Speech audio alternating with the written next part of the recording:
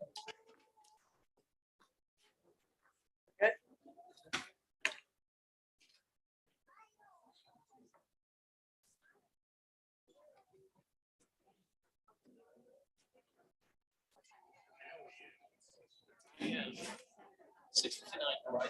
Seven. Good evening, everyone. Good evening. This is so exciting for me. Of course, I'm seeing everybody. If you're not 10 minutes early, you're late. So I like to start the meetings on time, and it is 7 o'clock. So in accordance with Section 5 of the Open Public Meetings Act, be advised that a notice of this meeting was made by posting on the bulletin board in Town Hall and forwarding to the officially designated newspapers that this meeting would take place at Town Hall at 7 p.m. on Tuesday, May 17th, 2022. Meeting details and the draft agenda were also posted on our township website. Please all stand to salute the flag. I pledge allegiance to the flag of the United States of America and to the republic for which it stands, one nation, under God, indivisible, with liberty and justice for all. Roll call vote, please. Ms. Prupus? Here. Deputy Mayor Thal Eglo? Here. Mr. Vinayak? Here. Mr. Wasserman? Here. Mayor Miggins? Here. Thank you. Thank you.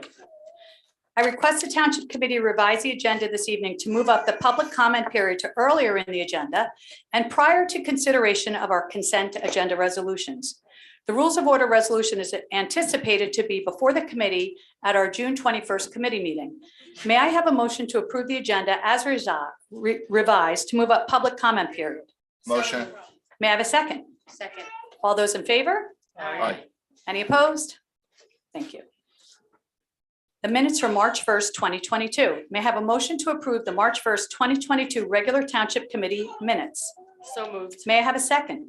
Second. All those in favor? Aye. Any opposed? Thank you. Abstaining. I wasn't here. Okay, thank you, Ms. Purpose. One abstention.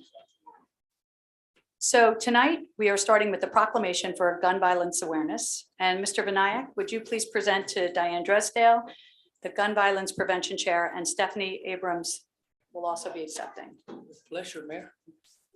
Ladies? Are they here? Diane? Yes? Who's here to accept this award? Jay, do you want to come up and accept on their behalf? Thank you.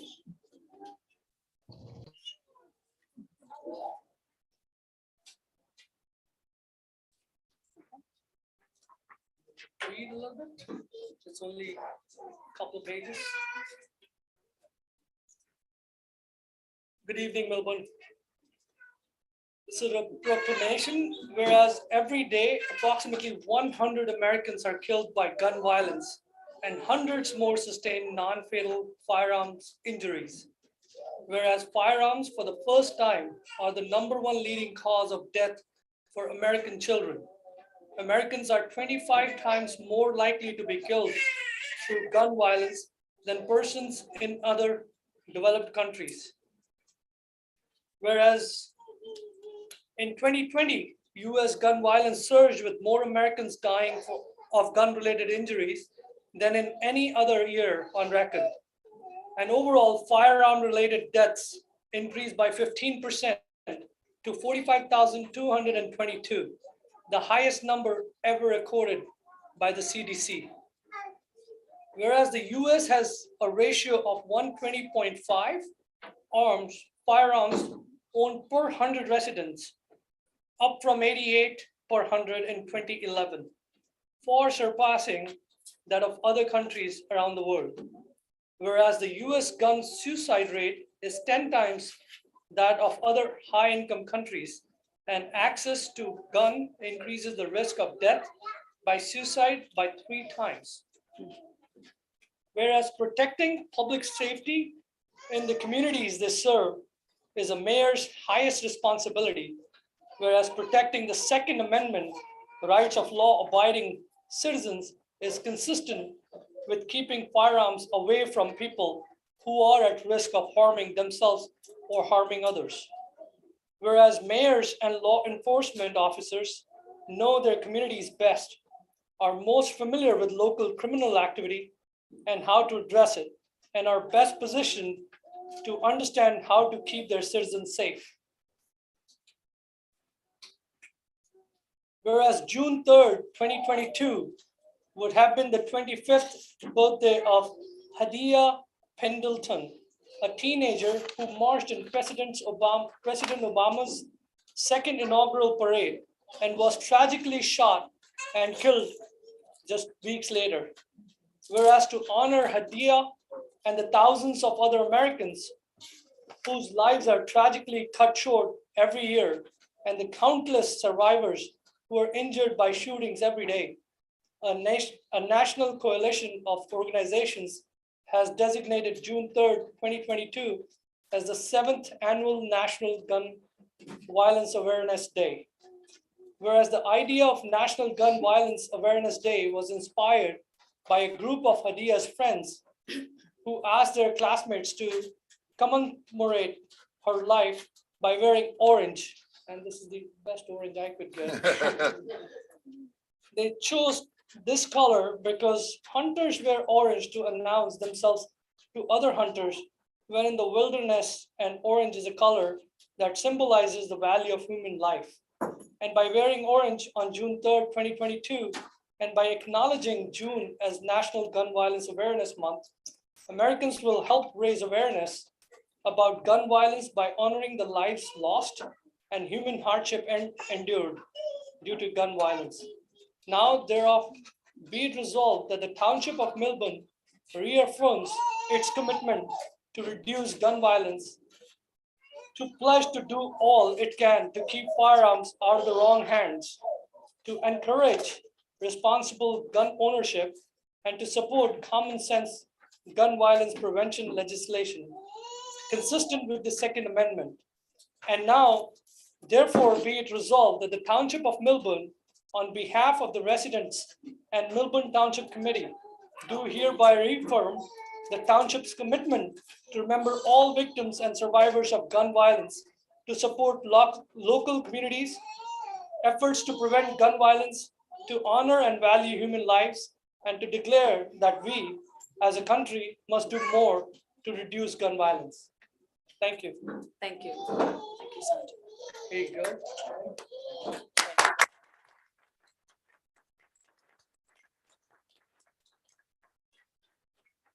Thank you, Committeeman Vinayak. Thank you, Mayor Miggins. Thank you, Town Council members. Those who wear orange pledge to honor the lives of Americans whose lives have been stolen by gun violence, and to help keep firearms out of the hands of people who shouldn't have them, and to protect our community from gun violence. I'd like to thank the Millburn Township Committee for recognizing Gun Violence Awareness Day with this proclamation, as well as all of our fellow residents that support us in the effort to reduce gun violence. Thank you. I just want to add, Jay, that Diane Nelson is in the audience, and you two have worked tirelessly to bring this to our attention in town, and I really commend you. And after what happened Saturday, and we have our almost entire police force here, this is so important. So congratulations for getting this done. Thank you. Yeah.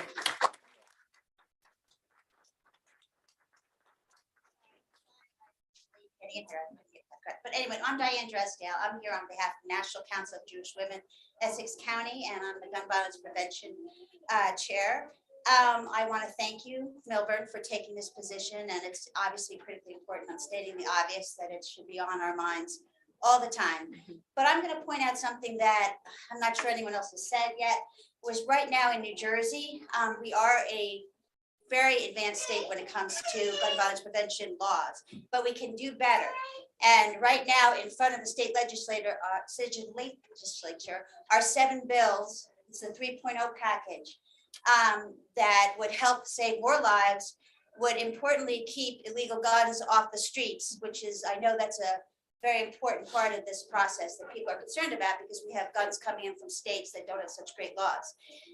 There's a safe storage law, for example, that would not only keep guns off the streets, hopefully keep guns off the street, because it would deter thefts. A lot of guns are stolen from that are not locked up, but we have a high suicide rate now. Obviously, we have children, unfortunately, heading in that direction. I want to be more specific. Safe storage is critical to saving lives.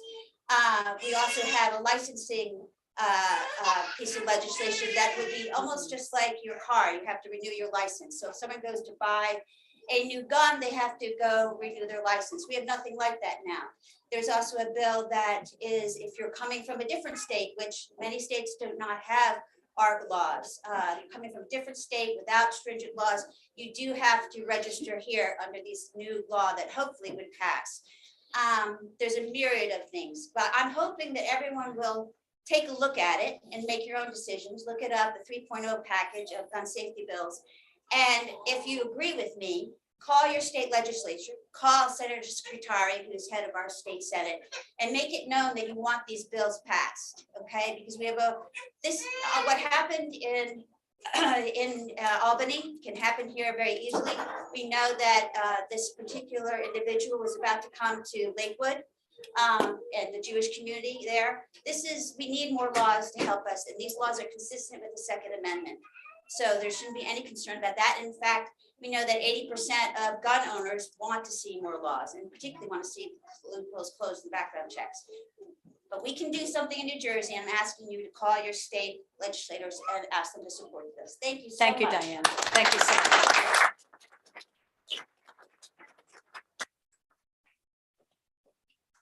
So before we move on to police department promotions, I would like to invite Steve Roth from the Millburn Short Hills First Aid Squad to present an award. Thereafter, our police chief, Brian Gilfetter, will present awards. So due to the pandemic, it has been several years since we've been able to have these awards presented. And we are such a blessed community, seeing we are served by the best volunteers and the best staff here. So Steve, take it away. Thank you. Thank you. Just before I start, I'm going to award 10 people. So if I could just ask them to come up and line up here, I can call them by name. Detective Royce, Sergeant Kaiser, Officers O'Neill, Officer Seabaum, Philip Fetcher, Michael Fishman, Elaine Katzman, Lauren Lisher, Kristen Ryan, and myself. And myself. And you. And me.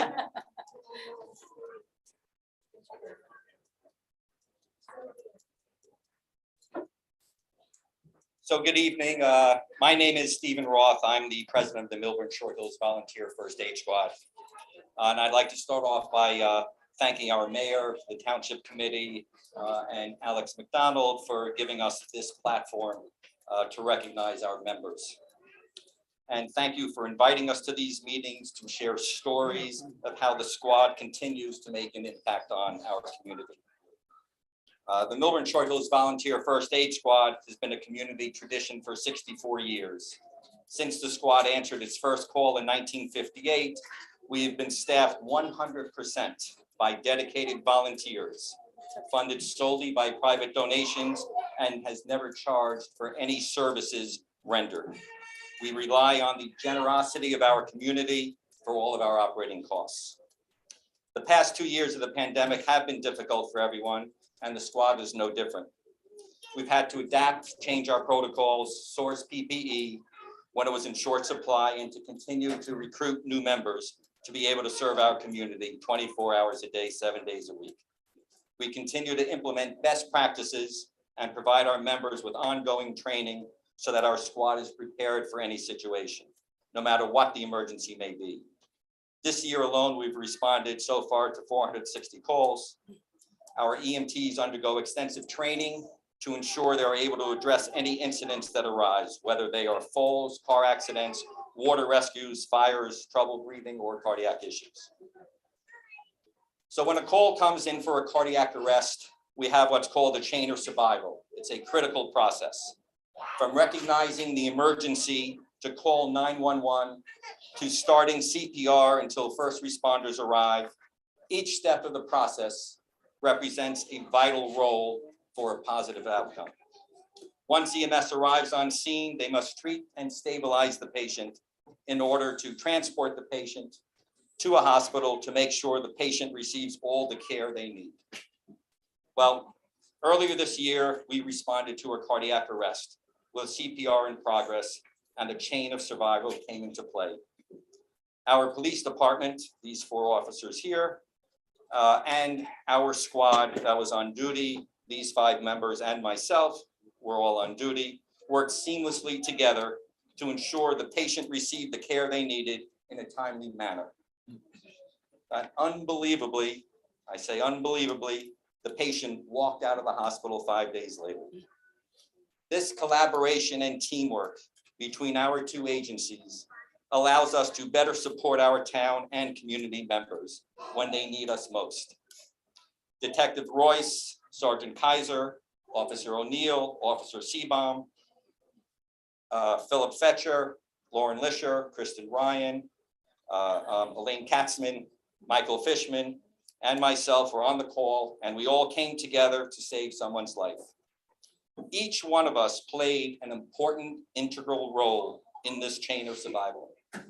Thank you for your dedication, fast action, partnership, and unity to our community. This is an example of how we're able to make an incredible impact on the lives of others when we come together. I would now like to call up our captain, Melissa Campbell, to present each of our members with a CPR safe pin.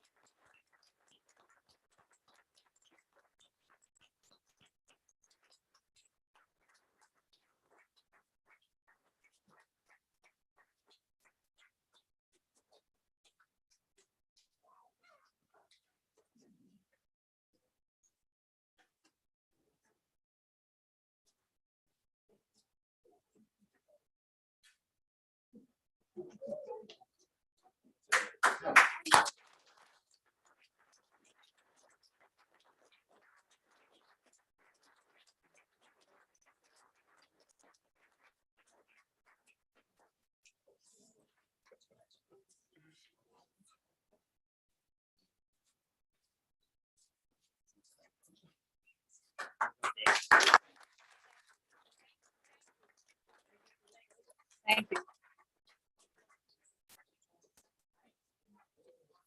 We have Chief Gilfetter.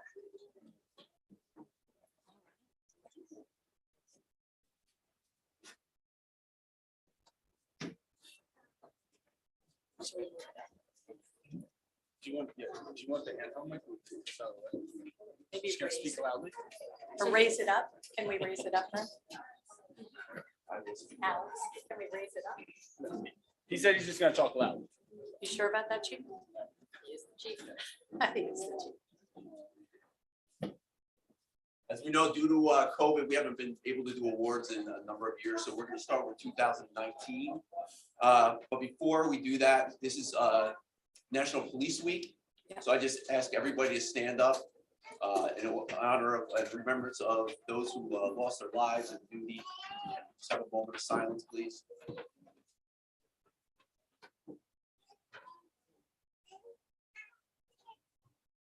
Thank you. So our first award, we're going to start from 2019 and work our way up to 2021. It's going to be for Officer Cron, Detective Royce, and Sergeant Delgado. So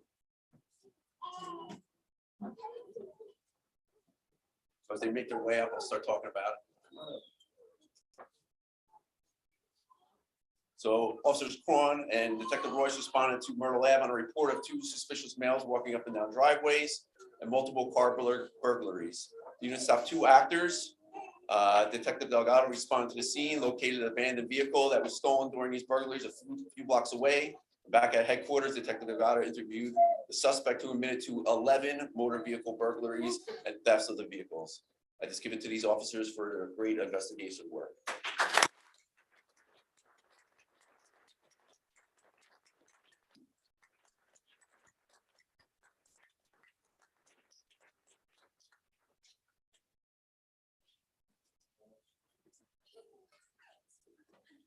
Officers will also be getting citation bars, but due to supply chain issues, they're not here. Detective Barbosa.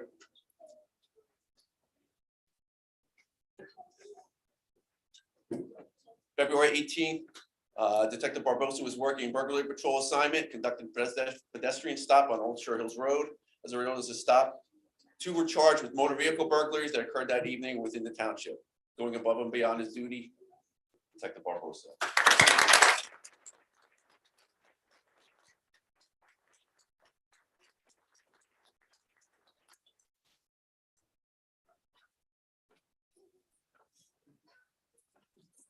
Officer Panero, Officer Manuag, and Sergeant McMillan.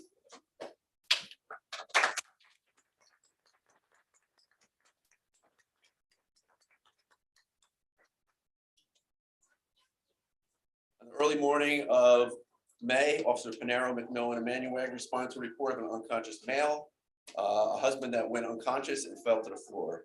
The officers checked for pulse and breath, and none was found. They immediately started CPR and working in effort together.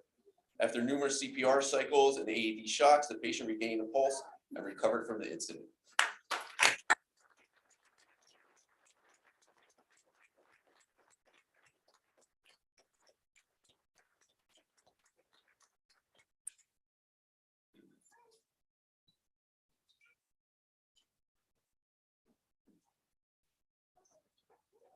Officer Goldfarb.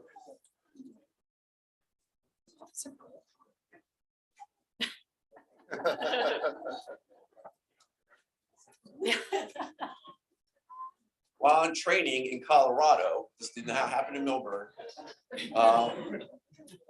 Officer Goldfarb was driving and saw a bus crash. He saw that it had heavy front end damage.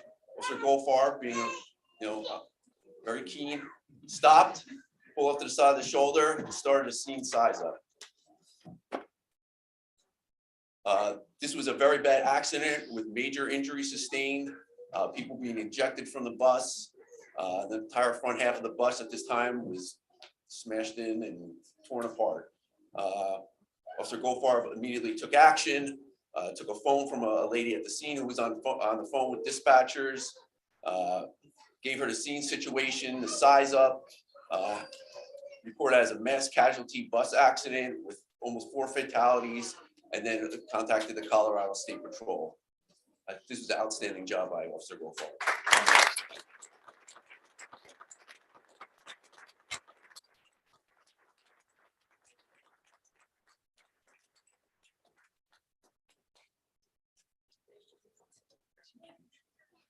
Sergeant Smeraldo.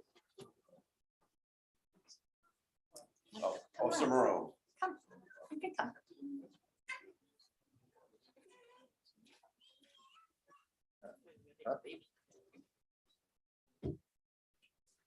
Officer Marone and Sergeant Smeraldo were assigned to a domestic violence case. The victim responded to police headquarters because she was in fear of her life and needed help. Both spent hours with the victim and her 2 young children while the victim was speaking with the judge, safe house, and DCP&P. This was a complicated call involving numerous notifications, contacting the judge, getting a TRO, making an arrest, and lodging the victim into a safe house. I received a specific email from the Essex County Trial Court Administrator Amy DeFall, who stated on behalf of the presiding judge, Judge Floria, that they thanked us, specifically to us, and stated that the Millburn Police Department had saved this victim's life. Outstanding job.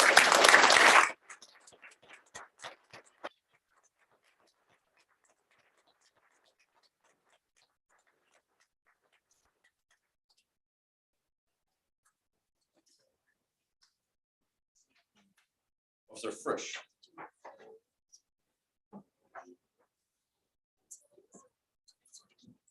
Officer Frisch responded to the East Orange Golf Course on a report of a male having a heart attack who collapsed and was not breathing. Quickly to the scene, he and EMS conducted several rounds of CPR, pulse was located, and the victim was transported to the hospital. The victim is alive and well, thanks to Officer Frisch and first responders.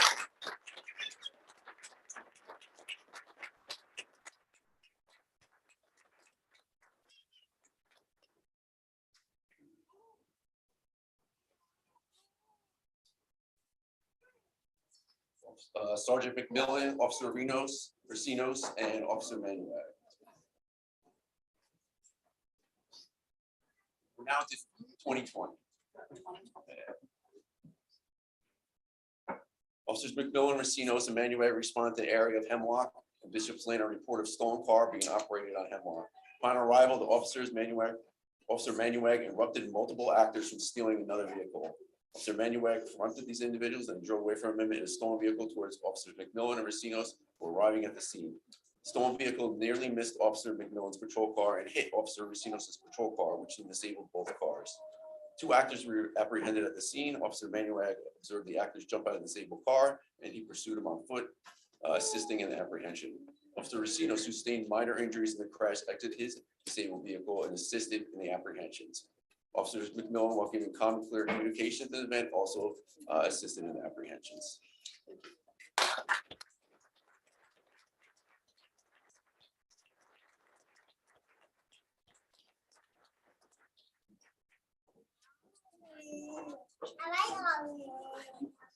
Officer Herrera.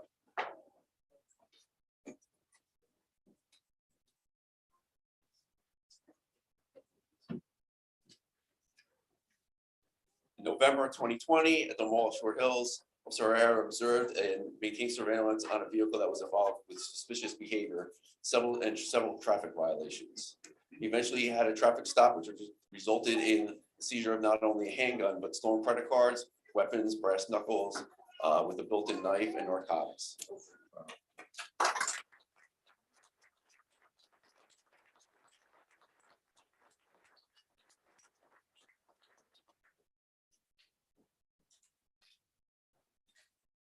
Detective Royce.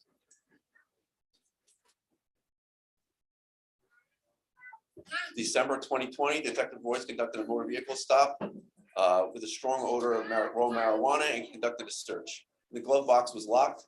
He impounded the BMW, and a search warrant was given. The search warrant was granted, and the vehicle glove box recovered was a handgun, and the driver was charged.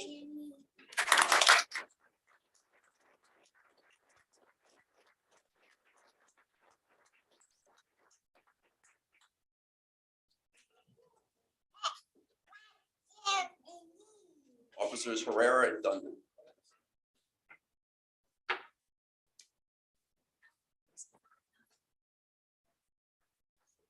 December of 2020, while patrolling the mall, they were alerted to a suspicious motor vehicle exiting onto JFK Parkway. Officers Dundon and Herrera conducted a motor vehicle stop. They found a strong odor of marijuana from the vehicle and searched the car. They continued a detailed search of the car, discovered a tactical fanny pack hidden with a zip-up sleeve. The fanny pack discovered holding a loaded Springfield Arms .40 caliber semi-automatic handgun and high-capacity 16-round magazine, raw marijuana, packing materials, and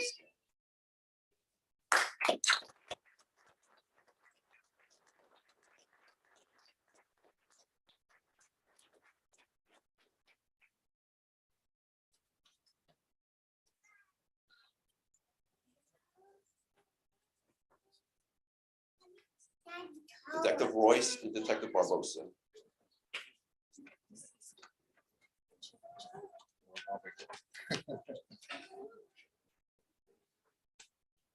We are now in the year 2021. Detective Royce and Barbosa located a suspicious vehicle at the mall. They attempted to stop the vehicle and they pursued the vehicle, but the vehicle was able to get away. Through their good investigation skills, they located a vehicle parked in Staten Island and recovered the vehicle. Found in the vehicle was a 9mm handgun, stolen credit cards, and CDS. The suspect was subsequently charged and arrested.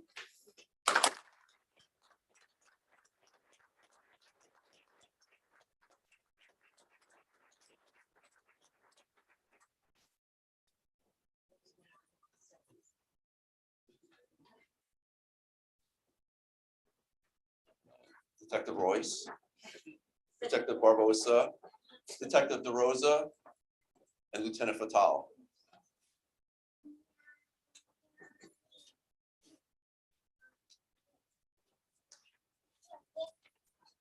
February 2021, Detective Fatal and Detective Royce were conducting a criminal investigation at the mall.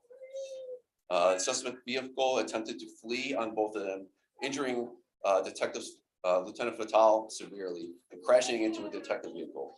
Vehicle fled on Ring Road and was pursued by other Millburn units, including Detective DeRosa and Barbarossa. The vehicle fled down the truck tunnel ramp and was trapped, and pursuing units resulted in the arrest of the suspects. It's a great job by all these units.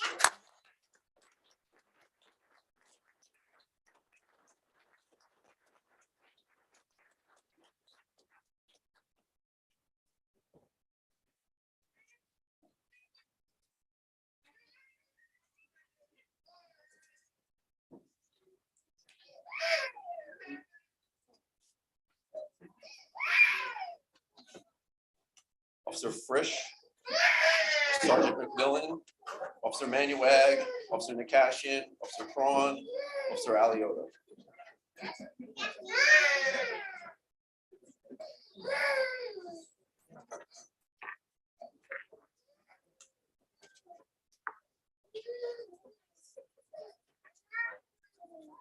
So our dispatch center advised the units on the road that Monmouth County was tracking a stolen black Range Rover in our town in the area of Silver Spring, and was pinging by Puritan Road in Keene. Officer Manuag observed the vehicle coming towards him. The vehicle accelerated straight towards his vehicle, ramming his patrol car. Officer Manuag attempted to pull on the driver's door. The vehicle went in reverse and drove off.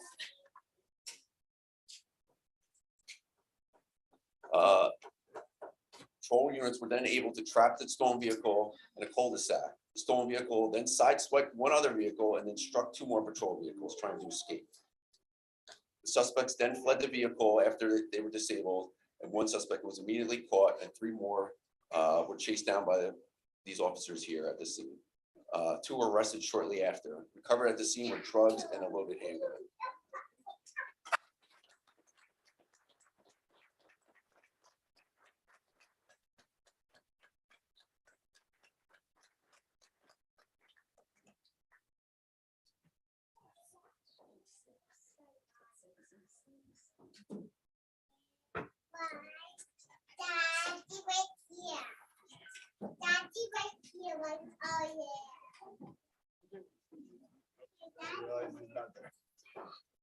Detective Barbosa, Detective Rebello.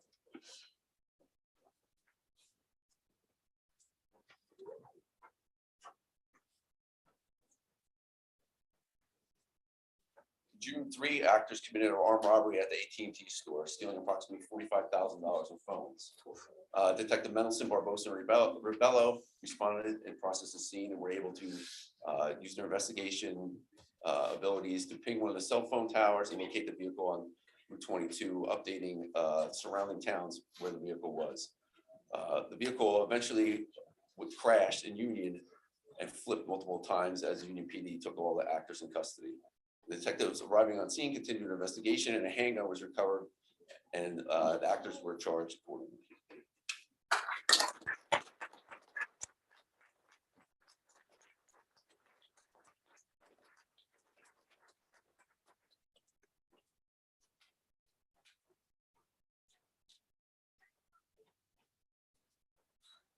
Officer Aliota.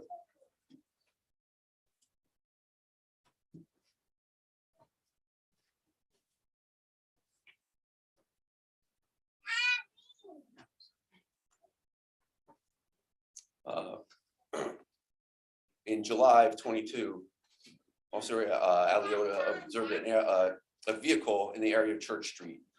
He also observed a male lying back in its driver's seat with his cell phone illuminating his face. After investigating, Officer Aliota was able to find out that the registered owner was familiar to him, that included prior incidents at that address, which was burglary and stalking. The vehicle attempted to drive away.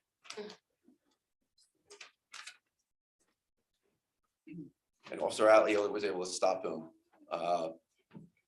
The suspect then gave Officer Aliota some fugazi story about delivering food, and wasn't able to provide any proof of that. After further investigation, it was found that this person had a butterfly knife on him, small lock pick tools, a wireless connecting jammer, which blocks our radio signal, black ski mask, and a black winter gloves. If it wasn't for Officer Aliota, some harm could have been caused by this gentleman.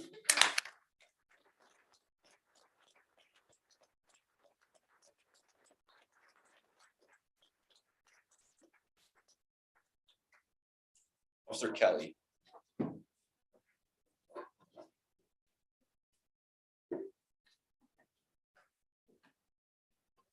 August 21, Officer Kelly responded to Woodland Road on a report of a girl who was was unresponsive and not breathing. He began CPR and administered Narcan. After 8 cycles of CPR, he administered a second dose of Narcan. The victim became responsive, and Officer Kelly was able to save her life.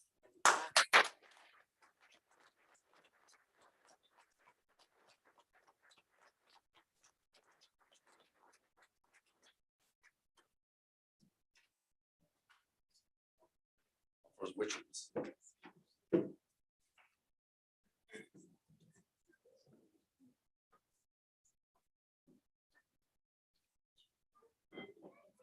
Which was involved with our Essex County Prosecutor's Office, and he also received a commendation from them.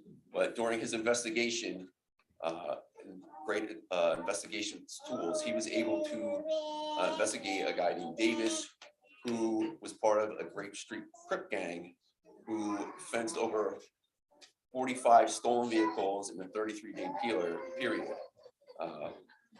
It was a great, as you know, stolen vehicles are a hot thing going on now, and he was able to reduce that with his investigative skills.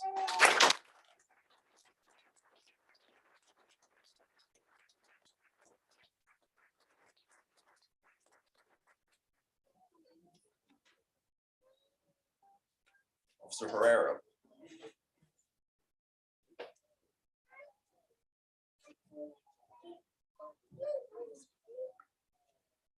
Officer Herrera observed a black BMW parked on the street near Chase Bank. He conducted a plate check, and the owner had to suspend the driver's license and warrants out of union. The front windows of the vehicle were also tinted, and Officer Herrera conducted an initial traffic stop. During the subsequent investigation, search of the vehicle for contraband revealed mushrooms, a fully loaded hollow point bullets, and a .44 caliber handgun, marijuana, a ski mask, and 2 sets of gloves.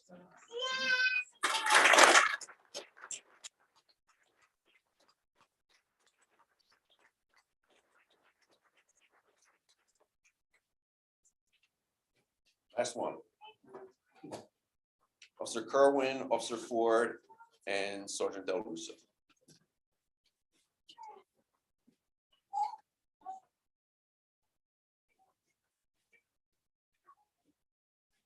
In December of 21, a vehicle pulled onto mall property and alerted our license plate reader that a male was wanted for a looting out of New Jersey and an armed robbery out of Staten Island. The male was an active gang member and had an extensive criminal history. The plan was set by all these officers here, and the male and a female was walking back to the car, which was parked at the time. The officers took control of the scene. When they went to get the vehicle, all 3 occupants did flee on foot, and all 3 were apprehended. As a result of these accident arrests, 2 handguns were recovered in addition to the distribution of crack cocaine and almost $3,000 in seized currency.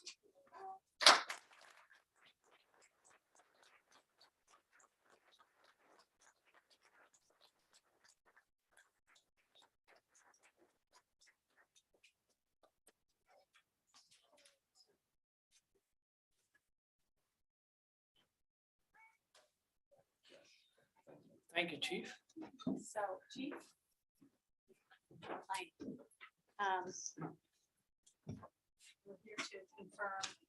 We're here to confirm members of the police department for promotions. It's very exciting.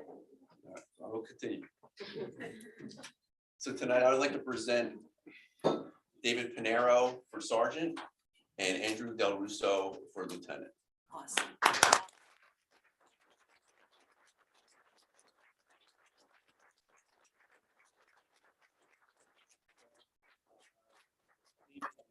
Both come up.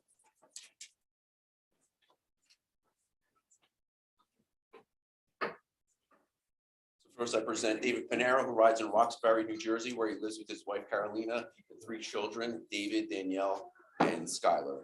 He has been employed with the Millburn Police Department for nearly 10 years before becoming a police officer. He served in the United States Marine Corps from 2004 to 2008, where he was deployed to Iraq in support of Operation Enduring Freedom and Iraqi Freedom.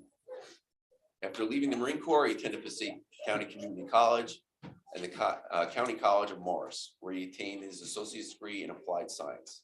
He continued his education at Centenary College in Hackettstown, where he graduated with a Bachelor of Arts degree. During his time with the Millburn Police Department, Officer Panero has been a field training officer, firearms instructor, and has been assigned to the emergency service unit. He will be assigned to the patrol division as a sergeant. Tonight with David is his wife Carolina, children David, Daniel, Skylar, and his mom, Lazita.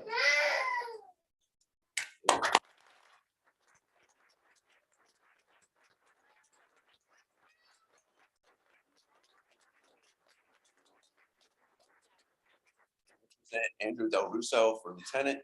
Sergeant Del Russo currently lives in Roxbury, New Jersey, with his spouse Michelle and his 4 children, Madeline, Grant, Natalie, and Juliana. He has been employed with the Millburn Police Department for almost 17 years. Before becoming a police officer, he served the United States Marine Corps from 2001 to 2009, where he was deployed to Kuwait and Iraq. In 2003, in support of Operation Enduring Freedom and Iraqi Freedom.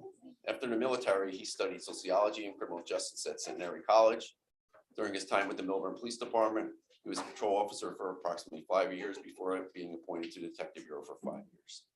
One of those years was spent working with the Essex County Prosecutor's Office Viper Unit, and in 2015, he was promoted to the rank of sergeant. During his career, he has served the Patrol Division as well as being in the Honor Guard, the Millburn Police Emergency Service Unit, and an officer or supervisor.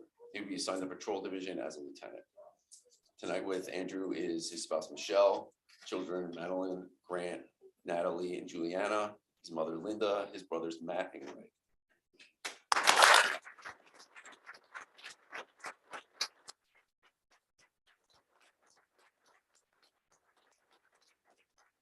Motion to approve resolution 22-129, which confirms the promotions. Motion. May I have a second? Second. Roll call, please. Yes. Yes. Yes. Yes. Yes. Thank you. Thank you. Thank you.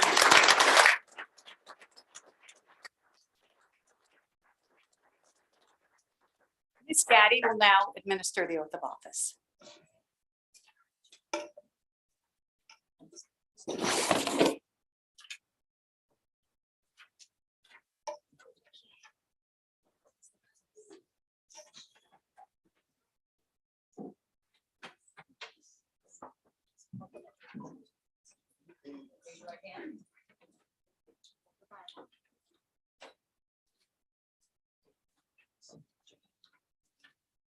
I state your name, I, David Pinero, do solemnly swear do solemnly swear I will support the Constitution I will support the Constitution of the United States of the United States and the Constitution and the Constitution of the State of New Jersey, of the State of New Jersey, and I will faithfully discharge that I will faithfully discharge the duties of Police Sergeant the duties of Police Sergeant of the Millburn Township Police Department of the Millburn Township Police Department according to the best of my ability. according to the best of my ability. So help me God. So help me God. Congratulations.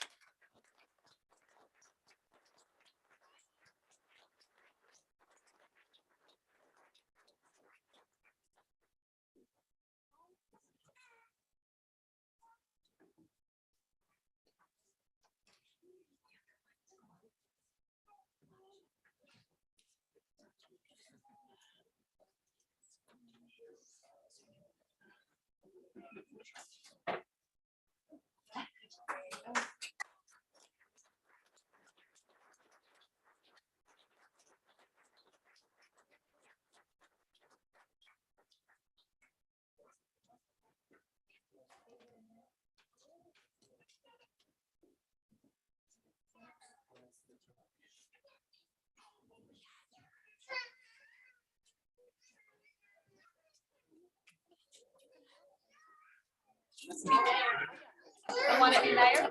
She wants to be mayor. You can have that. You can have that. Give it to her. It's on the page. Yeah, you can have that. That's your. Congratulations.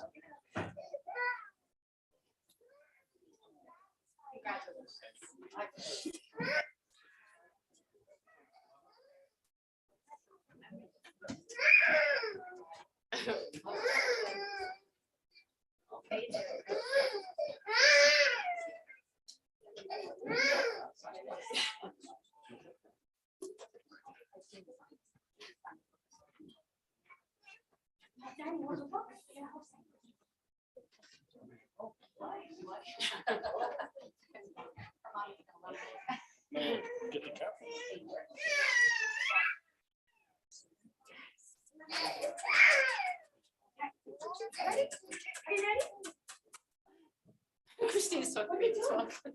Sorry.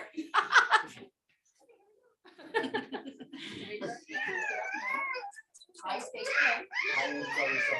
Do solemnly swear. I will support the Constitution I will support the Constitution of the United States of the United States and the Constitution of the State of New Jersey, and the Constitution of the State of New Jersey. and I will faithfully discharge And I will faithfully discharge the duties the duties of of police lieutenant the Millburn Township Police Department in the Millburn Township Police Department according to the best of my ability. according to the best of my ability. So help me God. Congratulations. All right.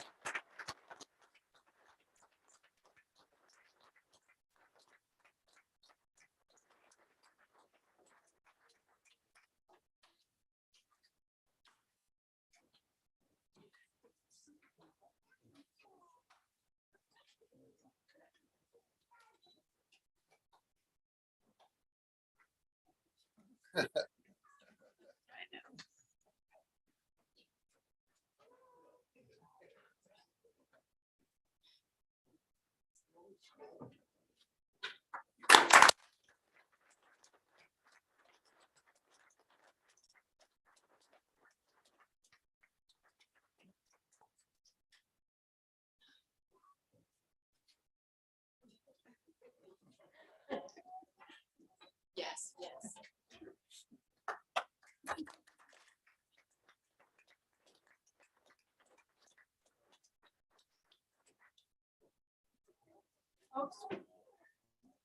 Ladies and gentlemen, we'll take a 2-minute recess. Thank you.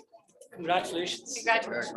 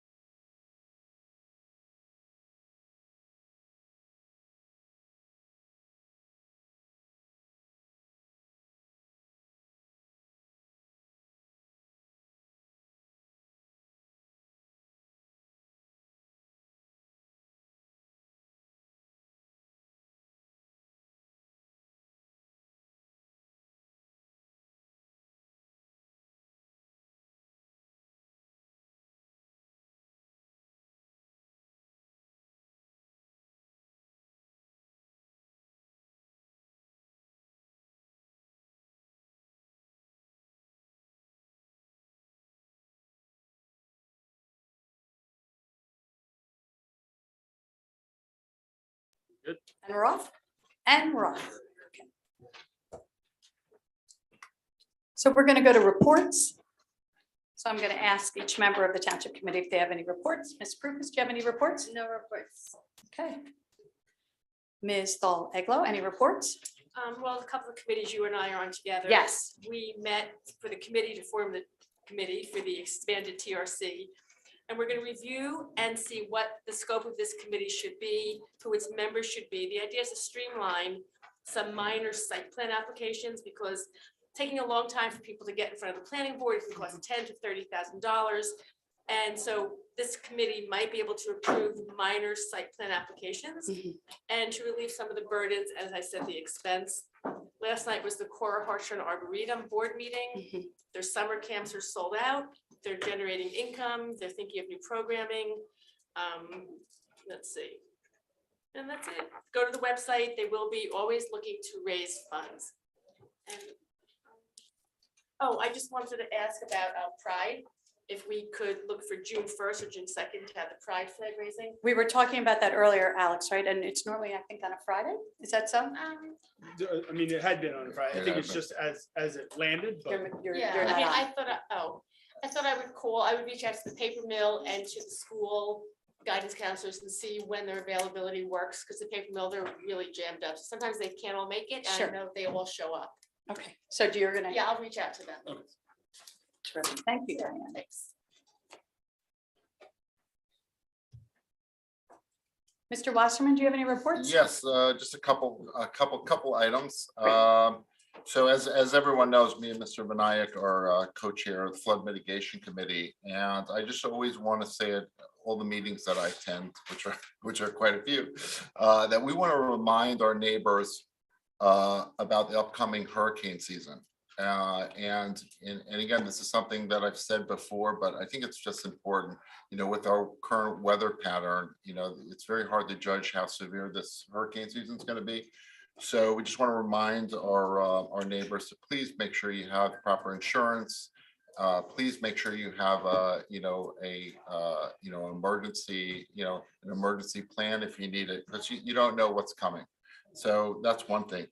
Also, I'm thrilled to report that the township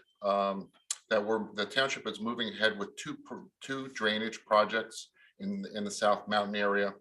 They're on the agenda for tonight in terms of the legal easements. I'm very happy that this culminates from flood mitigation work that Mr. Vinayak and I are doing. And this has been, I'm just so thrilled because this has been discussed literally for years. Should we do it? We shouldn't do it. And it's been going back and forth. So to finally get this work going, I think it'll be a big benefit to especially to our neighbors in South Mountain. Also, as part of my work on Explore Millburn, I was really sad to hear that the Book House, our only bookstore in town, is closing. Which brings me to the message that please, to all of our neighbors, please shop local, stay local, dine local, do whatever you can to help our merchants. The bookstore was a great place for our neighbors to visit, and it's closing, and it'll definitely be a loss to the township. And I just want to wish Nadej well. And we also had a girls' night out about 10 days ago. That was a big success.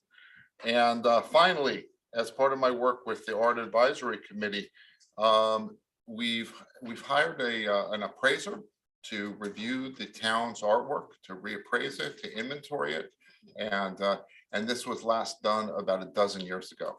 And so it's important that we understand the values and make sure that the town's property is properly protected. And those are my reports. Thank you so much. Mr. Vinayak? no reports, Mayor. No reports. Okay, I do. Just to remind everyone that the library is now open back in its original spot. We're thrilled about that. They are also collecting books for their book sale, and they'll be collecting them through May 21st. I happened to see Dorothy Kelly earlier, and she was very excited with the amount of books that they're getting. But just reminding everyone that if you have books that you want to donate to the Friends, that would be awesome. And then the library sale will be in June. And the Memorial Day Parade is coming, and it will be held this year on Monday, Memorial Day at 11. Tip-off is at 11 a.m. And the Grand Marshal of the parade is Dr. Richard Riva, and we're very excited about that. He's a great guy and his town in town all his life. So please make sure to clear your calendars for our Memorial Day Parade. Mayor, if you don't mind, Yes.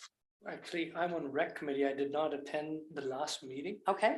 but if you're okay, I'll take this opportunity.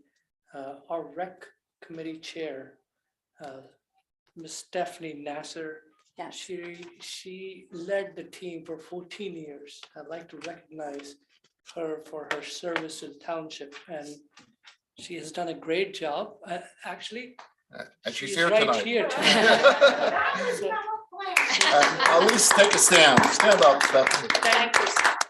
I've seen so many of our community people servicing, but you're right here, 14 years to the rec. Wow. Thank you so much. Thank you for your Stephanie. service. Thanks for your service. Thank you. Tara. The book seller, are they still taking DVDs and? I don't know. CDs? I don't know. I think it was just books, but I can ask Dorothy Kelly and I'll get back to you. Okay, Okay, DVDs and CDs. and CDs. I know they were like, I guess in 2019 was the last time they collected, so I'm just curious. Okay, we'll ask. All right, great, thanks. Okay. Mr. McDonald, do you have any reports? Just a report on the Short Hills Avenue Bridge, Oh. which is that the work that PSC&G had to do is now complete. So they are just looking at a mill and pave and laying sidewalks. They anticipate this being open by the end of May. The bridge that's in Springfield. Correct. The bridge But on that's in Short Hills Springfield, Avenue. that's on Short Hills Which impacts a Avenue, lot of our commuters. which affects our commuters. But okay, terrific. So end of May, Correct. end of May, hopefully that bridge will be opening back up. Well, that's exciting news. Anything else? That's it. Okay. I have a question for Mr. McDonald. The pilot, the dog in the park, Taylor Park Mhm. pilot, when is that? Was that a 6-month or 9? What It- did we They do? extended. Yeah, it's been extended, so I think that we could get through the summer months to see how that goes. But so far, it has been going well from the reports I've gotten from rec. Just some minor things, but nothing egregious or, but we'll make sure that we get a full report from them once we get into the warmer months here and through the summer, so. Okay, great, thanks. And that reminds me, I did get a call earlier today, and we've discussed this at different times along the way. Ladies and gentlemen, if you have a dog, please take your dog waste home and put it in your own garbage can rather than any garbage can you happen to find along the street as you're walking their dog. Somebody was complaining today, they had their garbage cans all empty, they went to go pull them back into their house and somebody had dumped some of their dog's waste in it. And so please, you know what? We all have dogs. We love our dogs. Please take your own dog waste home to your own garbage. Thank you. Mr. Carney, do you have any reports? No report. No reports. Okay, awesome. Okay, terrific. Before we're moving on to public comment, I'd like to make a mayoral appointment. I hereby appoint Josh Reeder to the Board of Recreation to the unexpired term of Stephanie Nesser as a regular member with the term expiration of December 31st, 2023. Josh is currently sitting as an alternate, and so he will be moving up. So thank you, Josh. Public Thank comment. you, Josh, and congratulations. Yeah, congratulations. Public comment. So we're going to public comment. Mr. McDonald, do you want to fix the microphone so it's back to where it belongs? Thank you, sir. When invited to speak, please come to the lectern, clearly state your name and address, and speak loudly so that your comments may be understood by all and properly recorded. For the convenience of our community, there is a remote option available. If you call in and would like to comment, please press *6 now. And if you're attending by computer or electronic device, please click the raise hand button. All members of the public wishing to speak will be put into the queue to address the committee. Whenever an audience or committee member reads verbatim from a prepared statement, please email a copy to the Township Clerk's office at townclerk@millburntwp.org. To help facilitate an orderly meeting and to permit all to be heard, speakers are asked to limit their comments to 1 3-minute session. You will be prompted when there is 30 seconds remaining. Each individual will be given 1 opportunity to make their public comment. Please be patient, and we will address each member of the public that wishes to speak. This is a business meeting, and please do not address professionals or staff directly, and please direct all comments to me. A reminder that we are all neighbors and personal attacks will not be tolerated. I will now open the public comment period. Thank you. And I also, just in case there are, normally I let people go over, I'm pretty easy about this if someone wants to go over the 3 minutes. But since we do have a lot of people online and we have more than we normally have in the audience, I'm going to really limit it to 3 minutes. Okay, thank you. Hi, Stephanie Nesser, 79 Stony Lane in Short Hills. Nice. First, before I actually say my prepared comment, I just want to just applaud the committee for all of the work that you have been doing. Instead of being reactive, you've been proactive, and I applaud you for that. Thank Good for you. So a few days ago, I received a township notification that there is a do not knock list that I can register for. I'm wondering if there is an equivalent registration for politically motivated, alarming, anonymous text sent regarding township issues. I am specifically asking because of a text that I received yesterday evening around dinner time about the fair share housing development at 11 Main Street that I found particularly intrusive.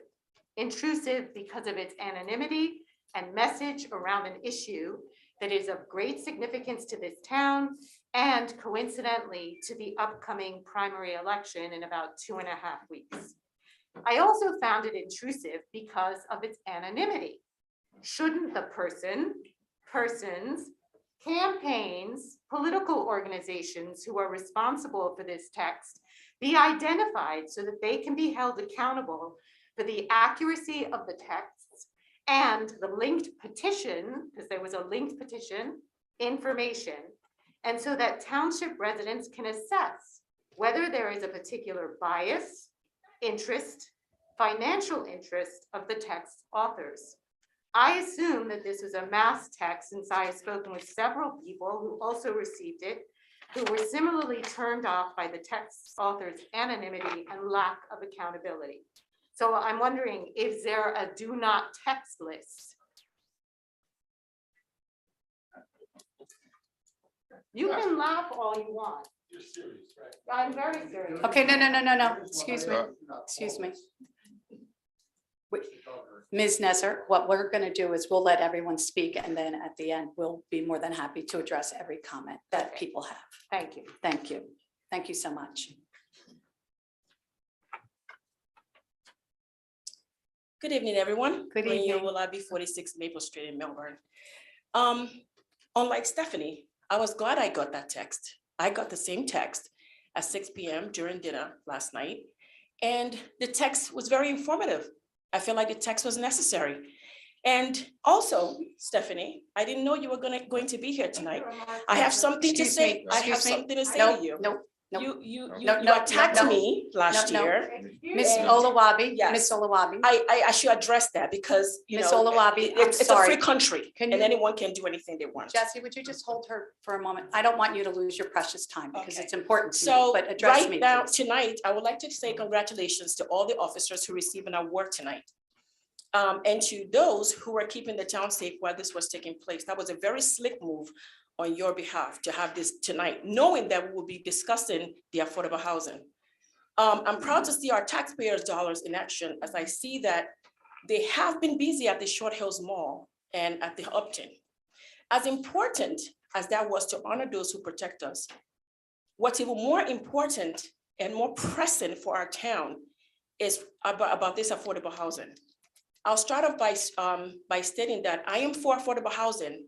What I am not for is the way that it's been addressed. We have 3 of the township committee members who are not for this town. They may think they are, but they are not. Across the state, no one wants it done this way. I spoke with some of the people who would rather spend the money on lawyers than to go this route. I spent my Saturday morning at the DPW. I can tell you that I spoke to more residents than you guys have ever spoken to, and they all don't want this. These are the residents who use the DPW. We know the toxicity of this land. Why are we building? You cannot put your own children on this land. You cannot allow your own family to live on this land. Why are we building on this land? We also still need to maintain we need to be transparent to the residents of Millburn. Residents of Millburn, these are the people that you vote in office. You have the right to vote them out. You need to wake up. I said this last year, I'm saying it again this year. You have to wake up and vote for person and not party. A petition was passed around, and so I was the first one to sign this petition. Now it's over 800 residents who have signed this petition. I would like you all to also remember that you all were elected by the residents of this town who are signing this petition. They don't want this. You are voted by Millburn residents, not by Essex County. So why do you owe allegiance? Who do you owe allegiance to? The residents who vote you in or Essex County? Who picked RPM as the person to build on this land? Did you all make that decision on your own? Or were you given an order to pick this person to come and build on this land? It is disgusting what's happening. And you all need to make a change, and you need to make the change now. Thank you. Ms. Olawabi.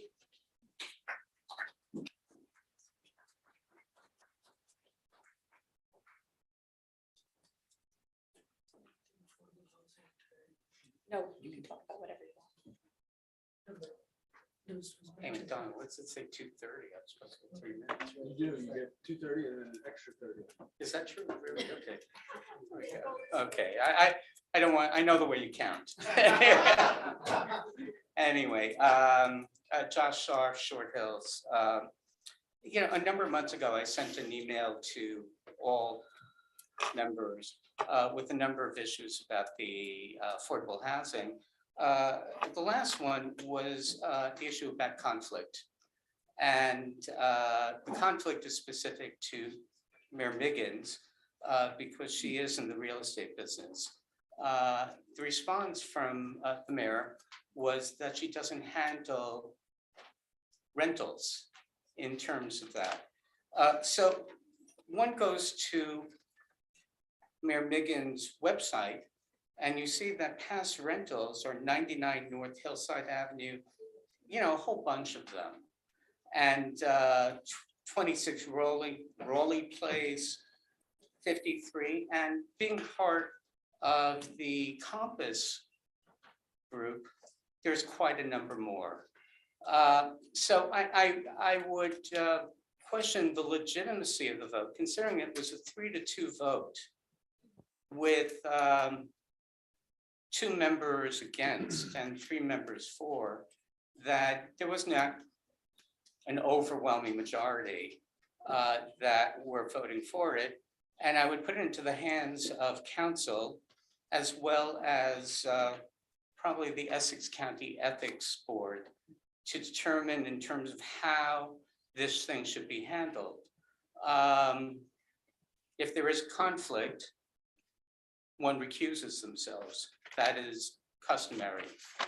And here in real estate, you shouldn't be voting on that.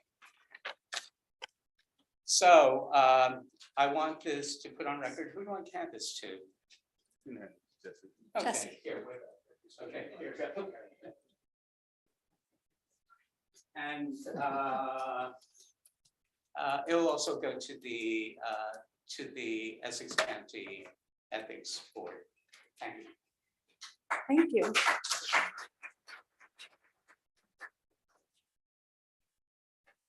Good evening. Good evening. I made it. Perry Urso, 514 Millburn Avenue in Short Hills.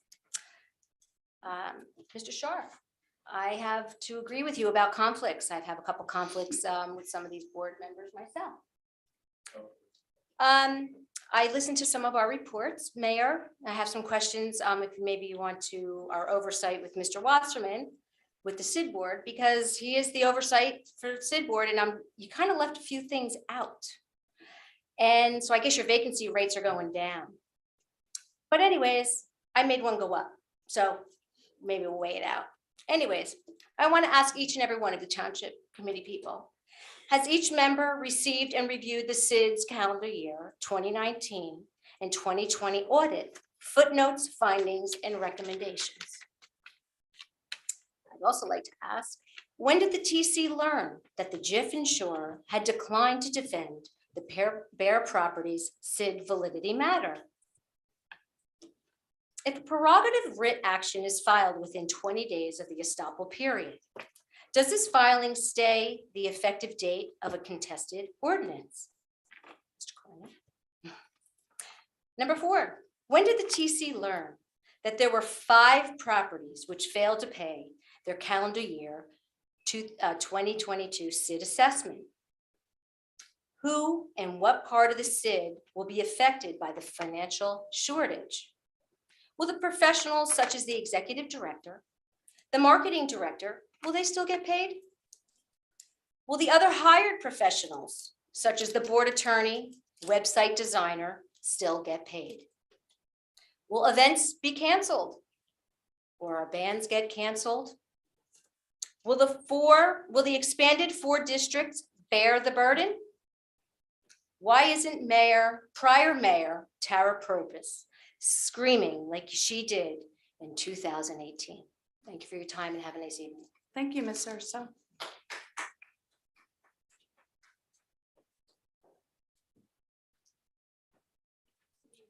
Good evening. My name is Christine Best. I live at 15 Fairfield Terrace in Short Hills with my husband Ira. And this is probably, I haven't been in front of you guys in a really long time. I actually have 3 issues, so we'll make it really short and sweet on 2. One of them is a key issue for me. The first issue is I actually support, recusal Maggie that he suggested on the issue with the building on the township dump. I support Tara's position, and I think Richard, I'm sorry, no, the other, I don't know everybody on the board, so I'm kind of embarrassed, but so I support where Tara stands on that, and I just want to make that evident in support. I don't need to go into details about it. And then the other thing I wanted to talk about that's really important to me, and I'd like to just really ask a few questions if possible. You can think about it, maybe get back to me. I'm happy to talk through email. I'm very concerned about small cell technology coming into the township. It is a countrywide and worldwide phenomenon. I don't know if you've been paying attention to all the high power lines that have been going through Livingston and Chatham, where they're doubling up. They're putting 5G cells everywhere. It's happening slowly. It's been happening throughout the pandemic, under sort of the cloak of darkness, actually. We actually have 5G cells that I just noticed. Actually, I don't know the address, but it's located right on the corner of Main Street and Millburn Avenue on the red brick building. So they've been disguised and painted sort of a red brick color. So I was wondering, is there any oversight to 5G cell installation on private property or on businesses? And are people who are actually frequenting those businesses, residing in those houses, residing next to those houses, being told that when you take an EMF reader to these places or nearby? I'll give you an example. When I have my EMF reader, and it's a lower quality, a triphasal meter, if I go 150 yards from the cell tower that's near the L.A. Tahari building, I forget the name of the street that runs close to 78, where they have, sort of all those near the shop, right? I think it was at 13.5 RF reading. And when I'm just floating around in my neighborhood up on Fairfield Terrace, I'm at a 0.03. The hospital, St. Barnabas actually installed these 5G cells. For what reason, I have no idea why somebody would install 5G cells in a hospital. So the reading there was very, very high. And so when you go from a 13, I think the reading in town was probably sort of at a mid rate, but I'll make it really fast. Can I just say one last thing? So what I'd like to do, instead of I don't want to complain to you about it. I would like to work with the committee and maybe try to start a committee, because I want to make sure that there's oversight and there's safety, and there's not like a wreck right now, except for on the large scale cell towers with the zoning board that I'm aware of. Thank you. Thank you, Ms. Best.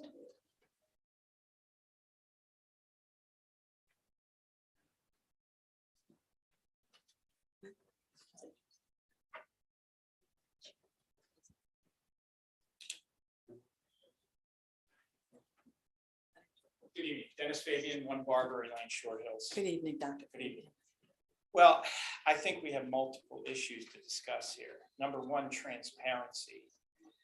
Based on the fact that there's now close to 900 people who have signed that petition concerning the DPW site, I feel that probably there wasn't much transparency in town noting what was going to be put there. Number 2, we still haven't seen any feasibility studies for that property or the town based on the influx of people. Number three, the EPA reports are still basically relatively hidden, and now they're in a second stage of testing. Does everybody know what a second phase testing is? Okay, that means that they found something on the first phase. They're looking for more on the second phase, and if they find hot spots, then you go into a third phase of testing, where the toxicology may be too high to even build anything there. So since we don't even have that yet, we have no alternatives in mind if you cannot build on that site. And as I said several months ago here, this town is too wealthy to have an Erin Brockovich moment. Think about that. Your reputations, everyone up there is on the line. You will own this. Everyone here, from the town administrator to everyone on this committee. So be very careful what you put on that site. The last issue is it is even against fair share housing's rules to put 100% affordable housing on a site. Okay, 100% affordable housing. How that occurred, I have my thoughts, because we have two other building projects in the middle of town, which probably circumvented some of their responsibility for the lower income units. So be very careful what's going to happen. Thank you very much. Thanks, Dr. Fabian.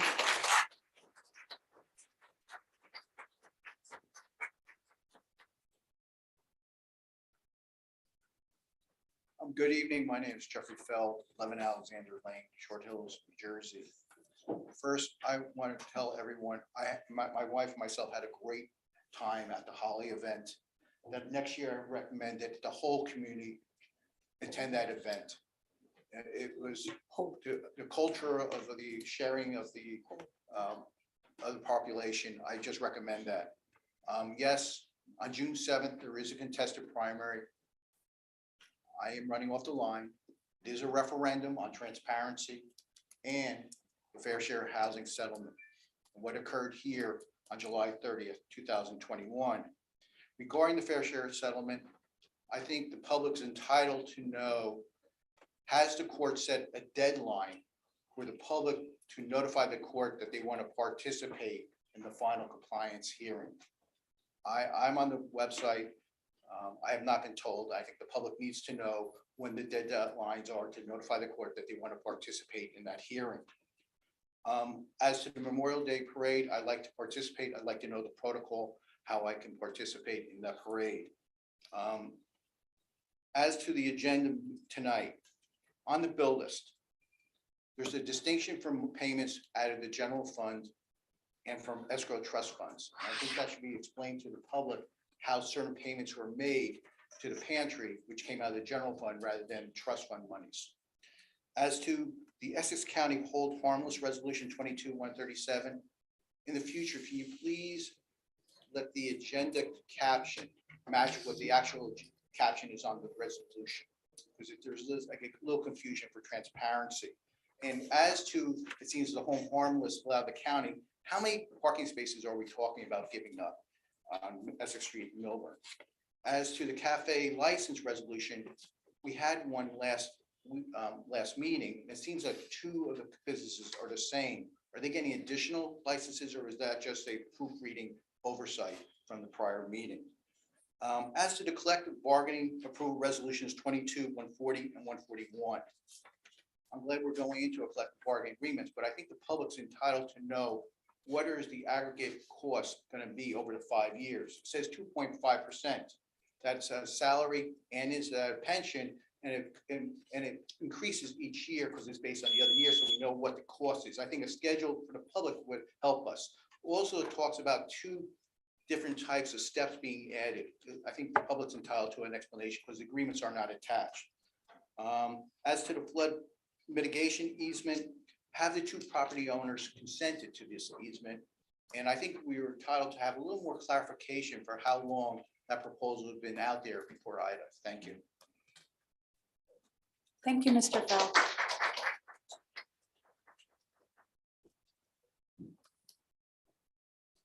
Good evening. Tom Cash, 2 East Lane in Short Hills. I want to do is register my opposition to the fair share housing proposal.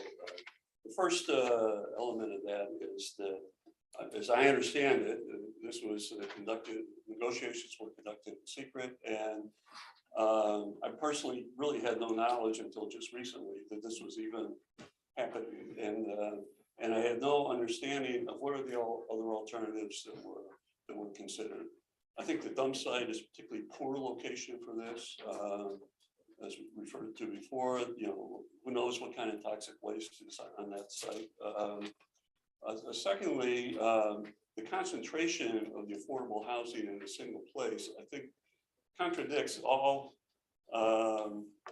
experience with public housing. To have everyone in a concentrated place, there'll be stigma associated with the people who are there. I think that's going to be really bad for the residents, and we should be interested more in dispersing them so that the residents who take advantage of the fair share housing have the ability to not be stigmatized in a way that they're concentrated in a single place.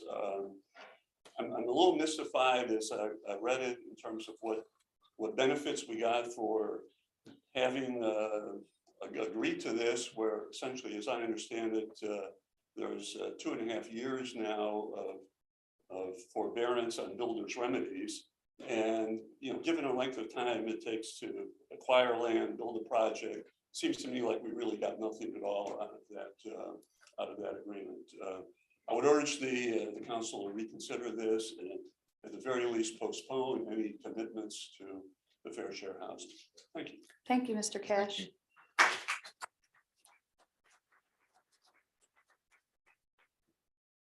Good evening, everyone. My name is Jerry Kung, and I live on Lee Terrace in Short Hills.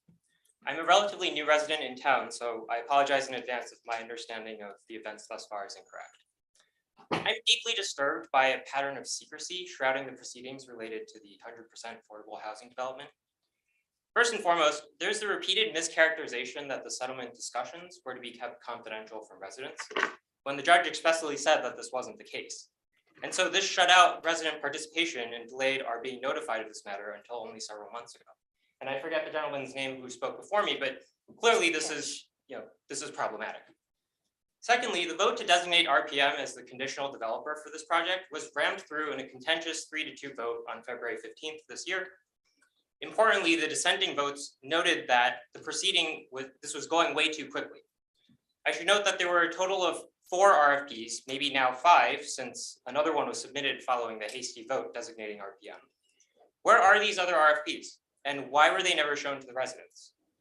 Even if we decided not to go with them, surely we could have benefited from seeing the other ideas generated by other qualified developers. What was the rush to designate RPM conditional? There's too many problems with the currently envisioned development for me to state here. I'm sure all of our friends and neighbors will point out the multitude of issues today. Thirdly, the lawyer the town council has hired has also represented RPM in the past. So whose interests is he actually representing? I'm going to return to a word that I used earlier, which is secrecy, and I'm being generous here. Perhaps we may need to downgrade that to outright deception.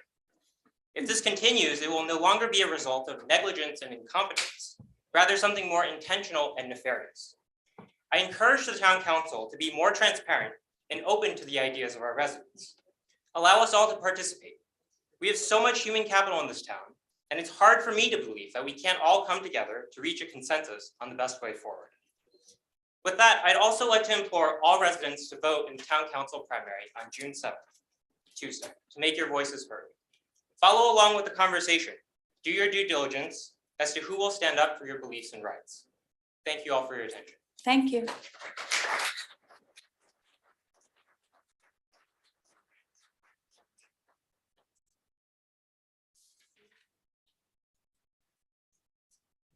Anyone else in the audience? Thank you. Are you talking on 260122 this evening? Corner property? 26, say it again, ma'am. 260122? Yes, ma'am. You are? Yes, Okay. ma'am. Okay, I'd like to speak on that. Yes, ma'am. My Hi. name is Linda Lindsley. I'm a resident of town, 18 Dorset Lane. I missed the last meeting and learned that this would be discussed So I just want to make a few comments. Just as a background, I saw the agenda, but I didn't see certain things in the packet because I wanted to, read up on it because I missed the last meeting. I noticed that you referenced 2019 zoning board adjustment in the agenda. And I just questioned, I was not able to see that report. I didn't see it on the website. I didn't see it in the packet. I don't know if I missed it, but I'd like that to be commented on. I then also looked for more recent ones because I thought that was an annual thing. So for background, where you might change the ordinance for corner property, and it was based on what was in this report.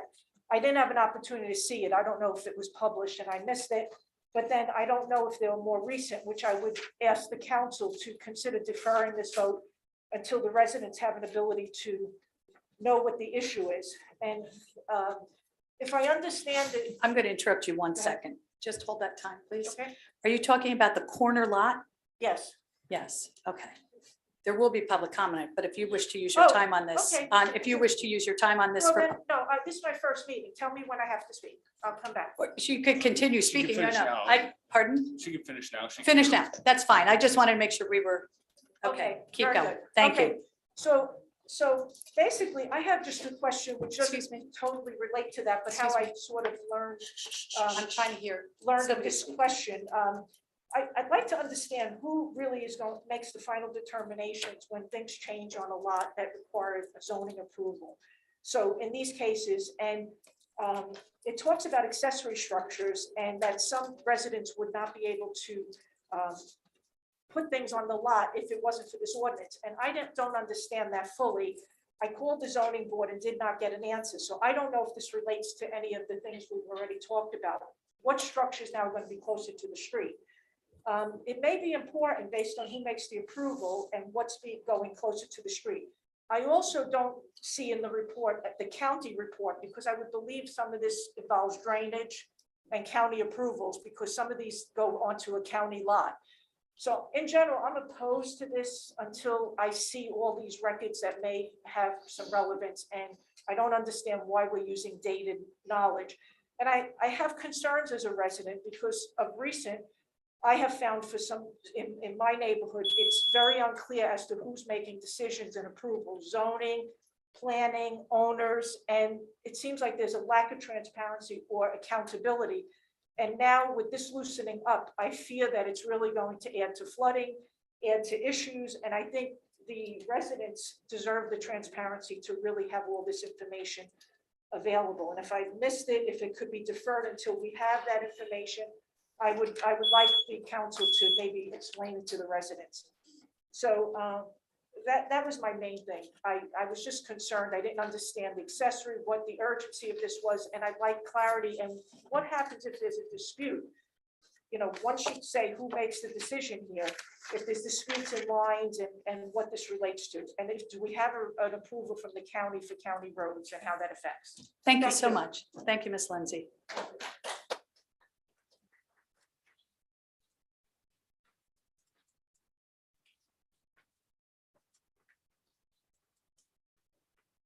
I am Ted Kuntz at 108 Forest Drive in Short Hills. Hello, Mr. And Kuntz. my question is really on the transparency issue that everyone else has addressed, but it goes more to the finances of this project. You've approved a project that we really don't know what it's going to cost the town. We've got a site that's has to be cleaned up, and I assume the town's going to be responsible for the remediation of that site. And we don't know how many millions of dollars that's going to cost us. And also, if a developer is putting in 75 low-income housing units, you can't possibly make that an economic viable without subsidies. So we'd like to know what is the town's, what are we on the hook for here? What is the township on the hook for? I know there might be state money, there might be county money helping to support this project, but we don't know. We have zero numbers, and we have zero idea of what this could cost us. It could be tens of millions for all I know. And it'd be nice to know that before we proceed with the project, to really get a sense of what it's going to cost the township. And so I'm asking you to kind of consider postponing a decision until you kind of have your arms around the cost, if that's possible. Thank you, Mr. Khan. You guys.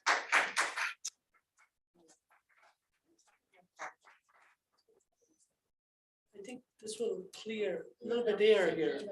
I didn't ask you. I'm asking the mayor.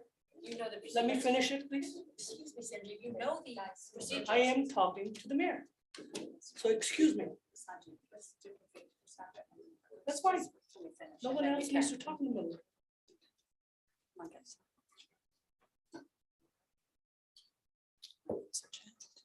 Okay, all set. Yes, good evening. Good evening. Good evening, everyone. My name is Catherine Feld, 11 Alexander Lane in Short Hills. And I'm standing here to express my grave concerns around the proposed development of housing on our recycling center, the DPW site. It is well known that that land is quite toxic. There are pending EPA studies. And from the perspective of health and safety, I am here to say that I fundamentally object to putting any housing on that property. Also, as was just articulated, the cost of remediating that site has not been determined. The feasibility studies are not complete, and the EPA continues to study the property as well. If indeed we erroneously develop that site with housing, I have heard no discussions as to where the recycling center will be relocated in our town. And I think that is a very critical issue as well. So I'm asking the town council to slow down, to revote, to reconsider. And I urge you to vote no on putting housing on our DPW site. Thank you.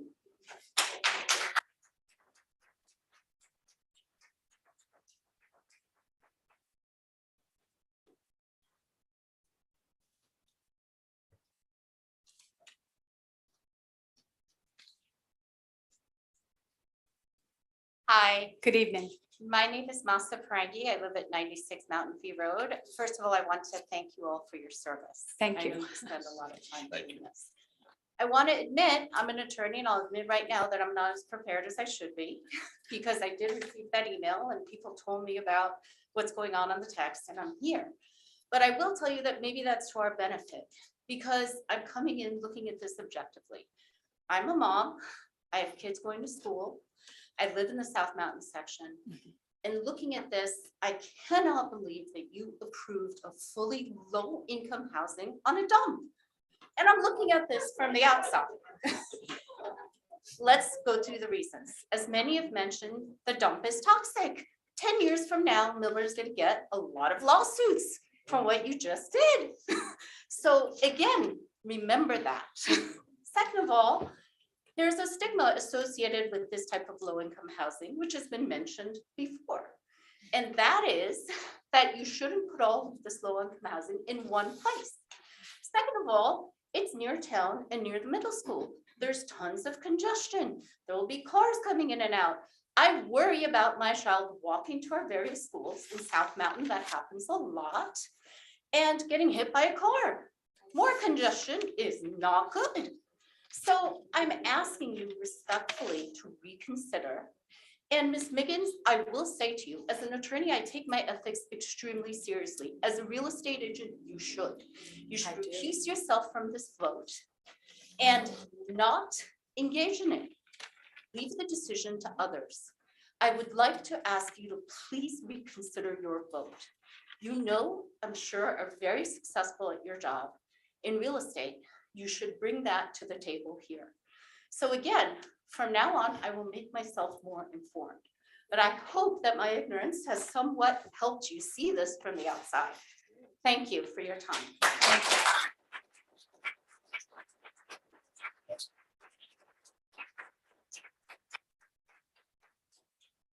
Hi, Greg Smith, 60 Hillside Avenue in Short Hills. Okay. So I just got this text, just yesterday, and I didn't know anything about this. So, I'm not sure exactly what your duties are with respect to transparency, frankly. I don't know if it basically to understand what goes on here everybody has to go on the Zoom thing or whatever, or whether there ought to be some more formal, notification of what's going on. February 15th is not a good time around here to be taking votes. Everybody's out of town. But in any event, I'd just like to echo what the speaker said right before me. I practiced law for 14 years. I was in-house to a couple of oil companies, and I can tell you things can go south in a hurry. Okay. And, so again, building residencies on a town dump, okay, is potentially a gigantic problem, okay? Because somebody mentioned Erin Brockovich earlier, and, that couldn't be more true. I mean, it could be a mess beyond belief, okay? So I would just urge you guys to take another look at this, okay? 3-2 vote in February, give me a break. So, I think you guys should take another look at this. And I wanted to ask you if you could, like point by point, as to that particular text, right? Address the truthfulness, okay, of the factual statements, okay? First of all, is it, only low-income housing, and, or below low-income housing? I'm not even sure what that means, to tell you the truth. What really are the standards there? And I think there is legitimacy to the issue of stigmatization, of people, and that's about it. I just think that the public here in Short Hills is just, I just don't get the feeling people are informed about this thing. And I think that, you guys need to do a better job at that. That's all. Okay. Thank you so much.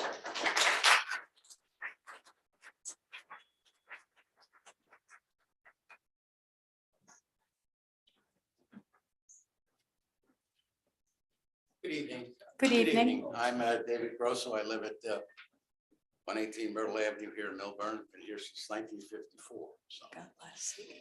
been around a while. I'd like to support the comments made by the two previous attorneys.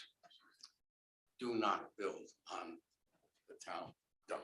The lawsuits will begin 2 years after the project is completed. As soon as a child gets a headache, you're looking at a $20 million settlement. You have no defense. The attorneys on the other side, as soon as they find out the project was approved and built on a dump site, even though you reclassify it as a recycling site, the court will not hear that. They'll say dump site. Every paper from New York all the way to San Francisco will be here. You're looking at a huge settlement. And in the end, the project will be condemned and the project will be torn down. That will happen within 10 years. So you really have no choice. You have to withdraw. You have no choice. I cannot think of another attorney anywhere who would advise you to build any type of housing on a former dump site, no matter how you classify it. If you classify it as recycled, that the court will not hear it. It'll be classified as a dump site. Please withdraw. Thank you. Thank you.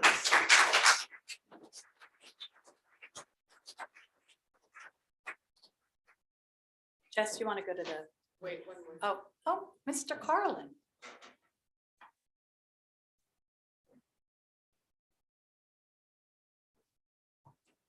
Redundant, but about a little over a year ago, I mentioned recusal.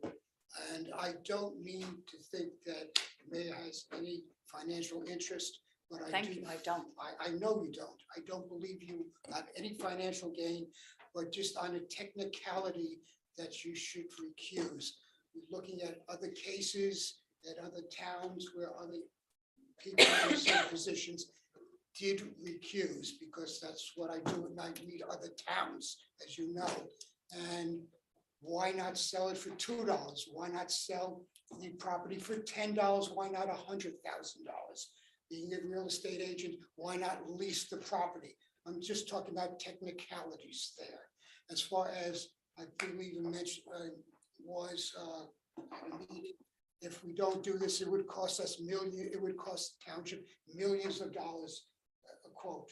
How many millions of dollars, one way or another?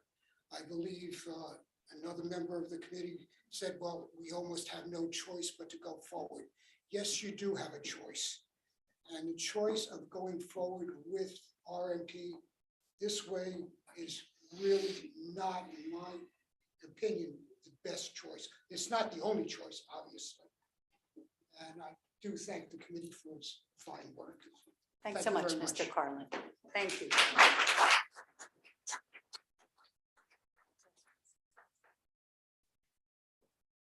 Hi, good evening. Good Dominique evening. Urso, 514 Millburn Avenue.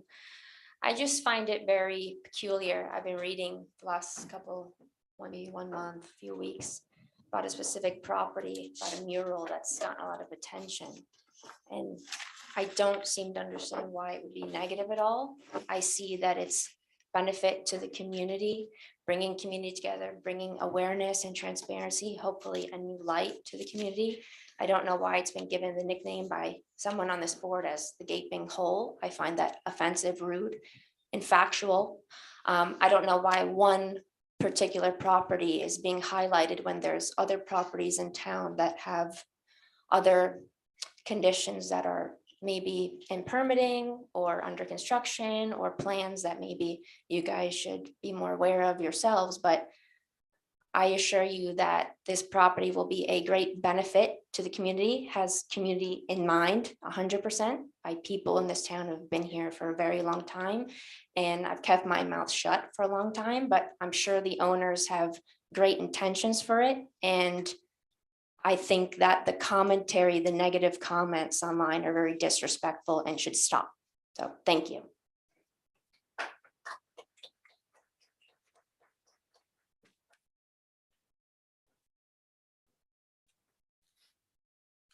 Jess? Oh, wait. Mr. Campy. Mike Campy, 55 West Road. I rarely attend these meetings. I too received this short notice about this whole housing and was concerned, came down. I'm a retired FBI agent, much success in the New York division.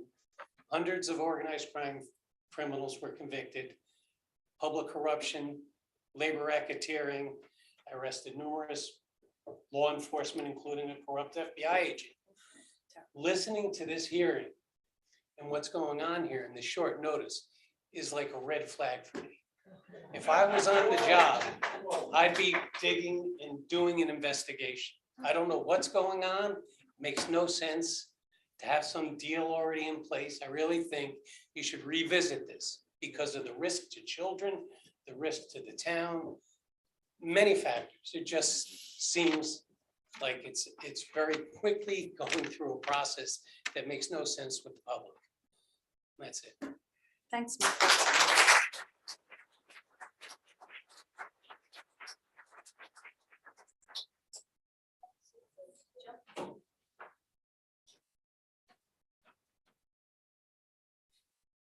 Jess, you want to see who's online? Great.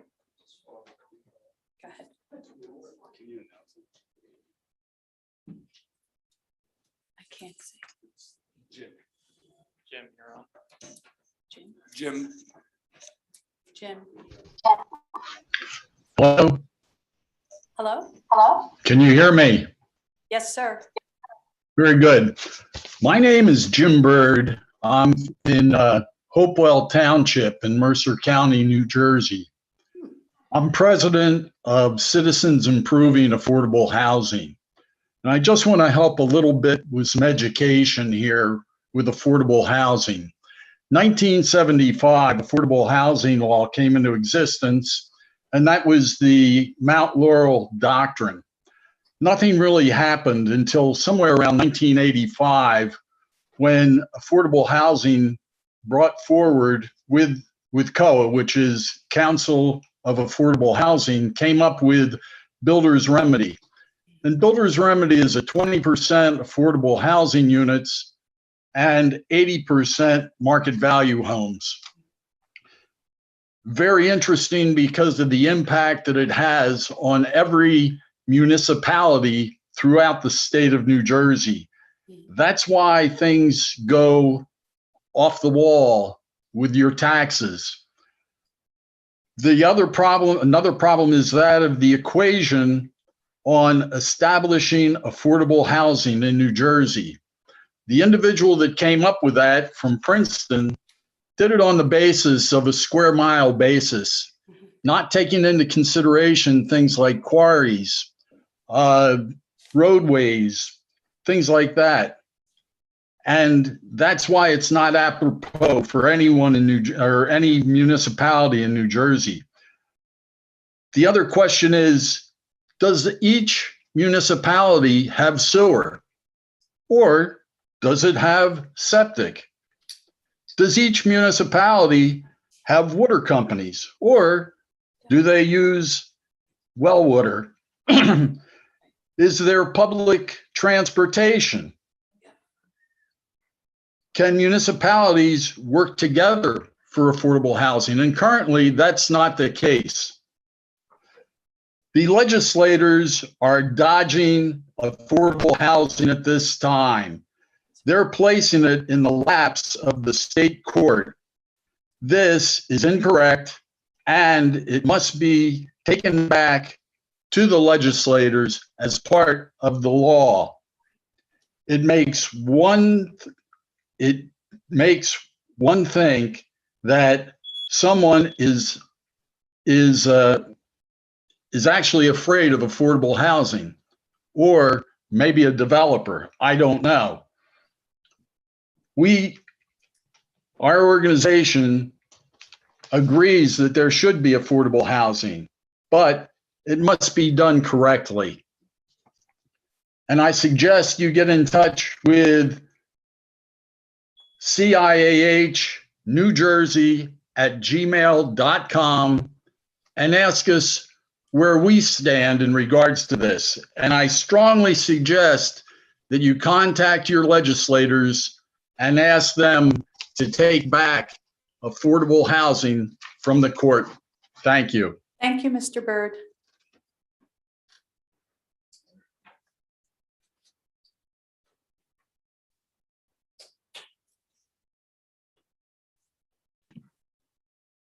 Good evening.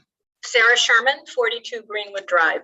Good evening. Like many residents who've been here for a long time, in my case, 30 years, we lament the loss of the item because we have no local news coverage. We have two online sources. One focuses on school issues and one seems to favor controversy.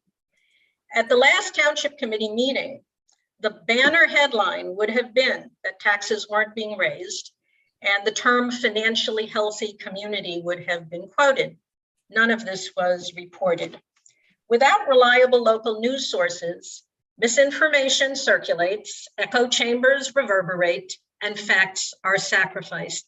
And in that environment, flyers and petitions can circulate with inaccuracies and little explanation. Affordable housing compliance is messy and controversial, and usually nobody likes the outcome.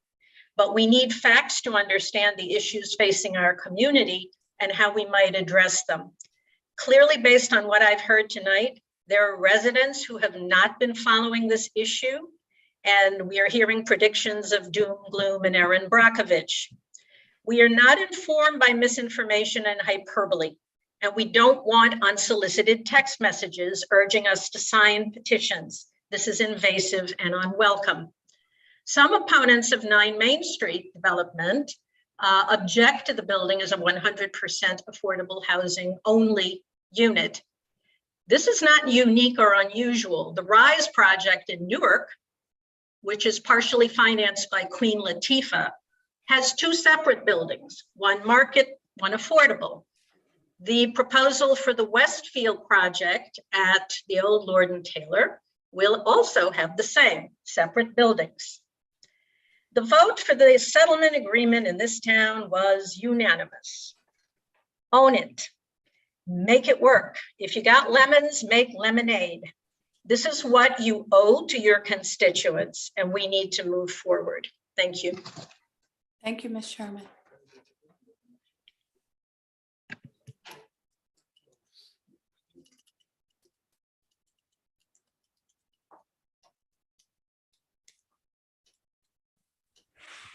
Jean Pasternak, 342 Hobart Avenue.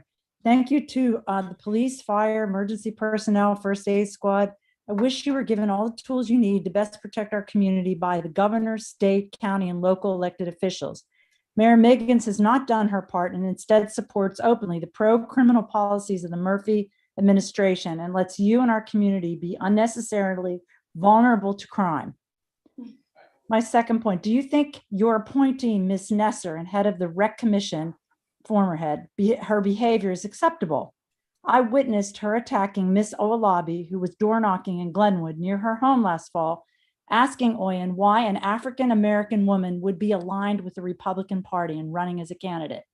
This is disgraceful, unacceptable, aggressive, harassing behavior, and she should not be rewarded in any way by this township committee for that type of behavior.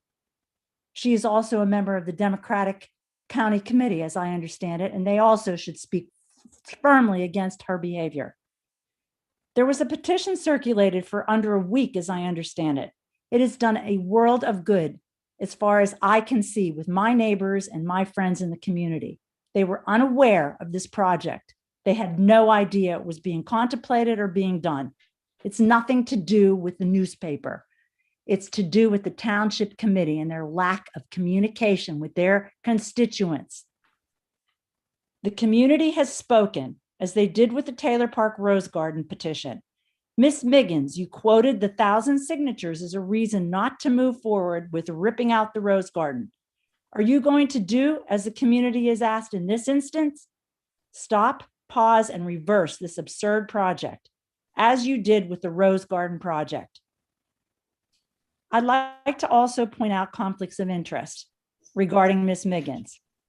I was told by some realtors in town that Ms. Miggins told a prospective client, where there's several competing realtors were bidding, that she let the prospective client know the blue house in the historic district they wanted to buy and paint white, it would not be a problem as she was mayor and had a good relationship with the Historic Preservation Commission, so she could strongly reassure them with her help, they'd be able to paint the house white. Any public official, elected official, using their position to help gain personal business is absolutely unethical. This is unacceptable and is an ethics violation. Thank you very much. Thank you, Ms. Pasternak.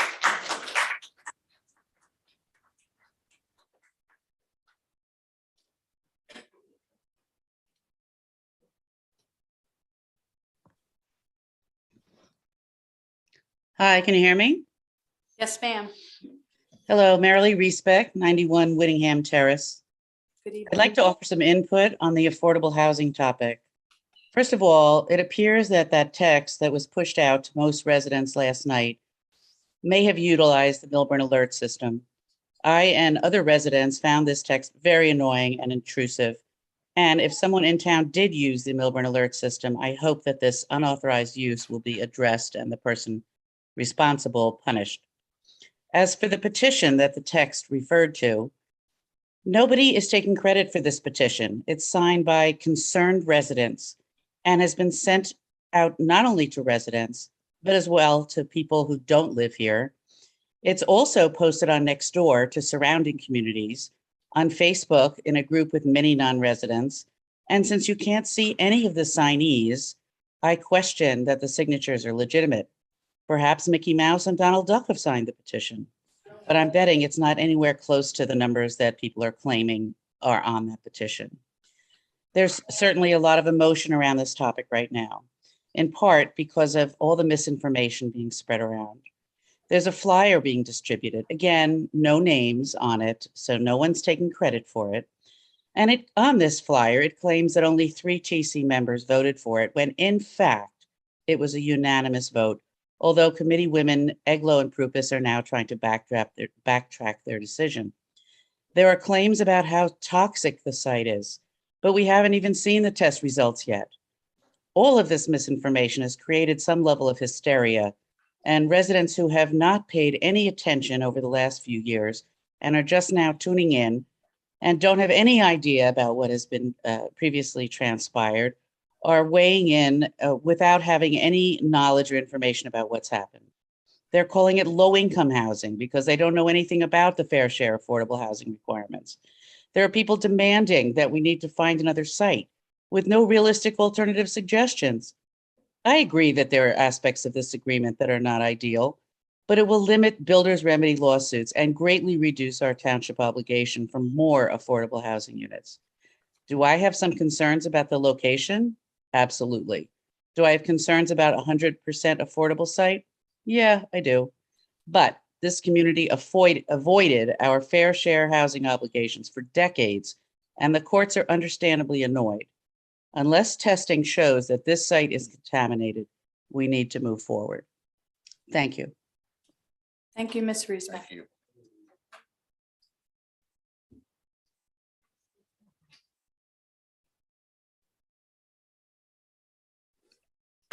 Hi, guys. Good evening. Regina Truitt, Hartshorn Drive. First of all, thank you for your service and congratulations to the EMS and police officers honored tonight. I think what I've observed over the past few days on social media and certainly tonight by some of the comments is that misinformation can spread more effectively than the BA.2 Omicron variant. This concerns me a great deal. Words about secrecy. This project has been discussed repeatedly at township committee meetings over the past several months. There was a negotiated settlement that the township committee voted on that passed unanimously. It was not 2-3.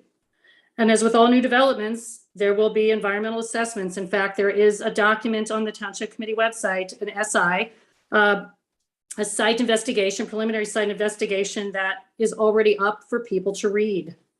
75 units of affordable housing will go a long way towards meeting Millburn's long overdue legally mandated fair share housing obligation. I don't know if people have thought about this, but if the township doesn't build this, developers could be permitted under state law to build multiple other developments. And at each one, they only need to make 15% rented or 20% purchased of the units as affordable housing.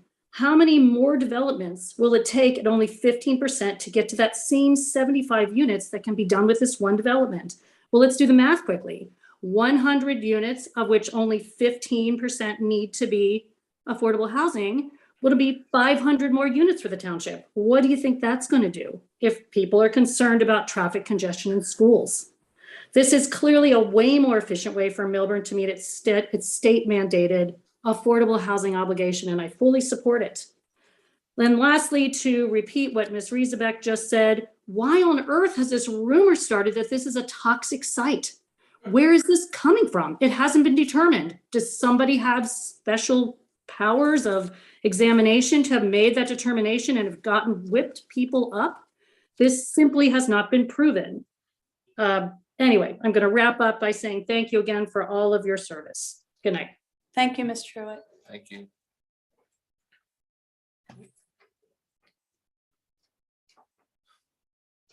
Anyone else, Jess?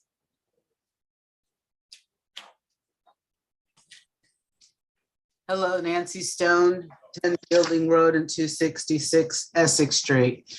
I want to start out by congratulating the police officers that were honored this evening and the EMT team that was honored. Their service is tremendously valued. And I do agree that I hope that Maggie, as the mayor, you give the Millburn Police full credentials to be able to move forward to do their jobs the best way they can. As the mayor, you are in charge and you should be spearheading our police force. I can tell you that I received this text and also was surprised to get it.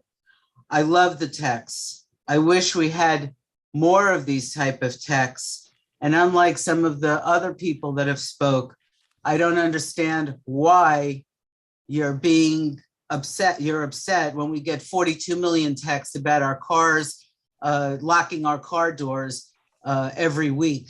I think a couple of texts to inform us it's affordable housing, one or two, and I'm looking forward to hopefully someone, whoever sent this, doing more of it.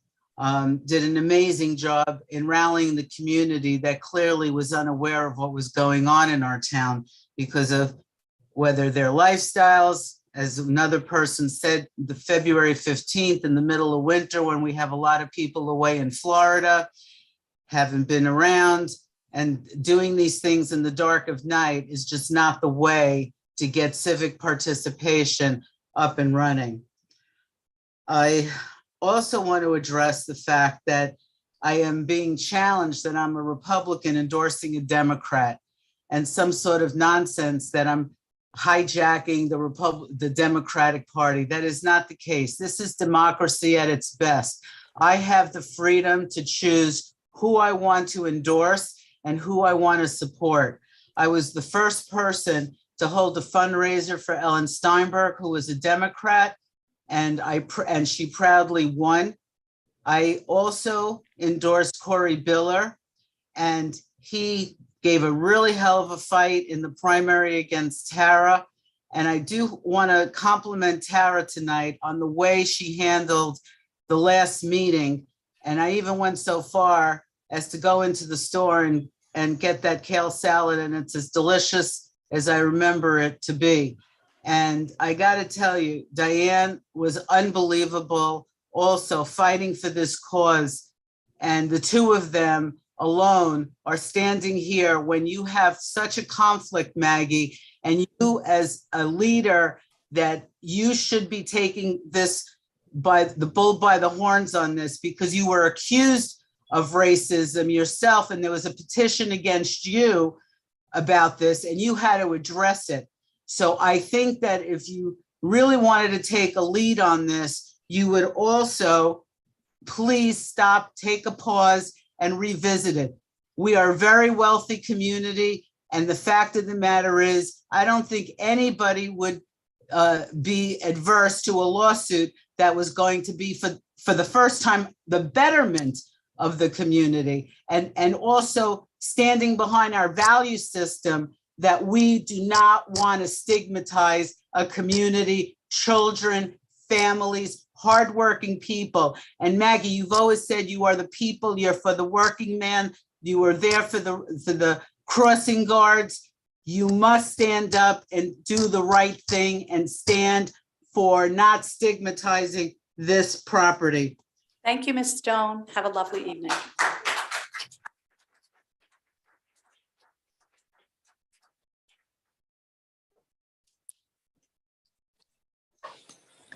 Hi, this is Dr. Li Wu from 58 Southern Slope Drive in the South Mountain section.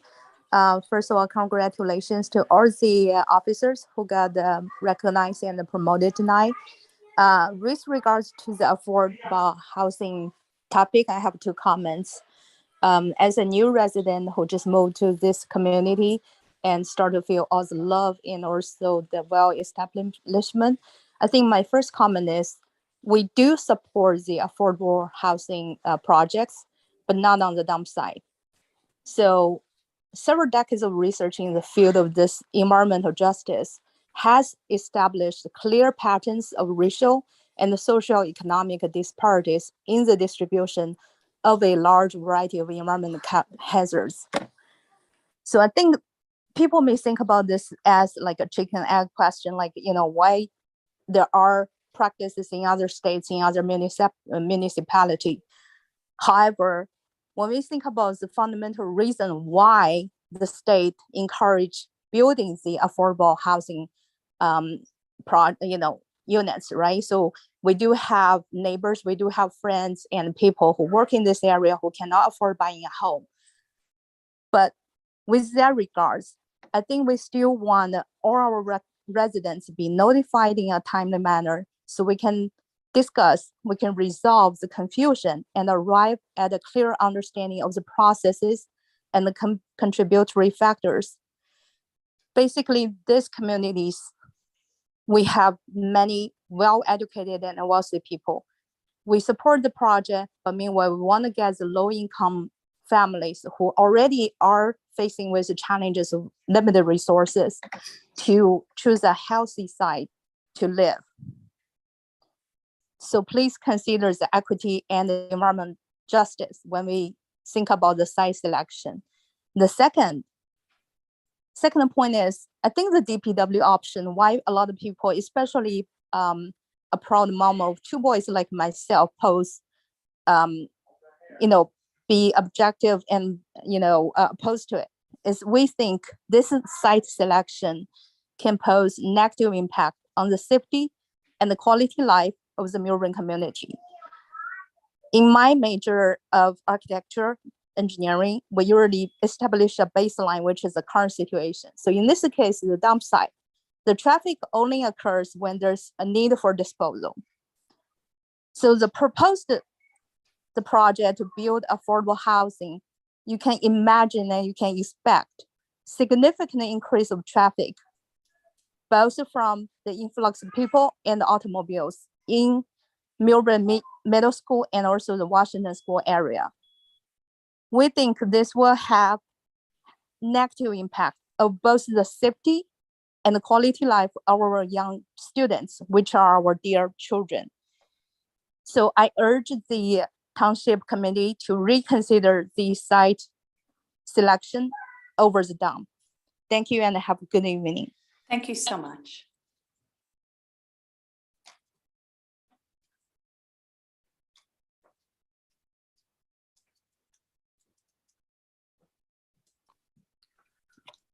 Good evening. This is Fran Feld. I live at 948 Ridgewood Road. It's going to be, I think I'm coming up to 39 years living in the same home in the South Mountain area. I've raised two kids here. They're grown and gone, but we love it here, so we're not leaving. Good. So I think I want to first thank all the people who came tonight or phoned in, who did not know anything about this project, the affordable housing on the dump site as it's proposed. Thank them for, it's never too late if we're still living and breathing to get involved. I'm a person who has tried very hard for the last 3 or 4 years to be involved in this township, in this coming to committee meetings, either in person or on Zoom. And so to the people who say that they have not known about this project, I just want to make a statement to say something that you might not know, that I've learned from going to all these meetings. First, I agree with everything that everyone has said, from the Erin Bronkovich person to the segregating everybody in a building that's undiversified, to the traffic congestion and all the other infrastructure issues. I agree with them, so I'm not going to belabor them here. I also think it's fine that people got text messages. I did not get the text message for some reason, but what I want to say is that we all know that we need to step up and have more affordable housing in this town. As a former social worker with a master's in social work from NYU, I certainly believe in people improving their lives any way we can do it that's legal. So I'm not against affordable housing, but I want to say that the way this project seems to have happened and why it was signed off and agreed on was because the lawyer who's involved, who was also in bed with, or if that's the wrong expression, who's very involved with RPM, the developer. The lawyer that was used and the developer that was picked ramrodded this thing in and used scare tactics on the township committee that did initially get the 5 of them to say yes. But 2 of them at leisure have changed their minds. And I really believe that people should be able to change their minds if they think they're in error. Because if that's not the case, how do we raise our children when they made a mistake? Do they go to their room and get punished and never come out? I mean, seriously, if you make a mistake, there should be a way to say, hey, you know what? I made a little mistake here. It's a big mistake, whatever size. I think we need to rethink this. And I was there the night that RPM spent hours showing pictures of their beautiful buildings out in the boondocks of New Jersey. But there's a big building that RPM built that's 100% affordable on Main Street in East Orange. And I suggest that if anybody's interested in what's going on in that building, they should go take a look. Because for some reason, we weren't shown that building. Thank you, Ms. Feld. Thank you so much. Enjoy the evening.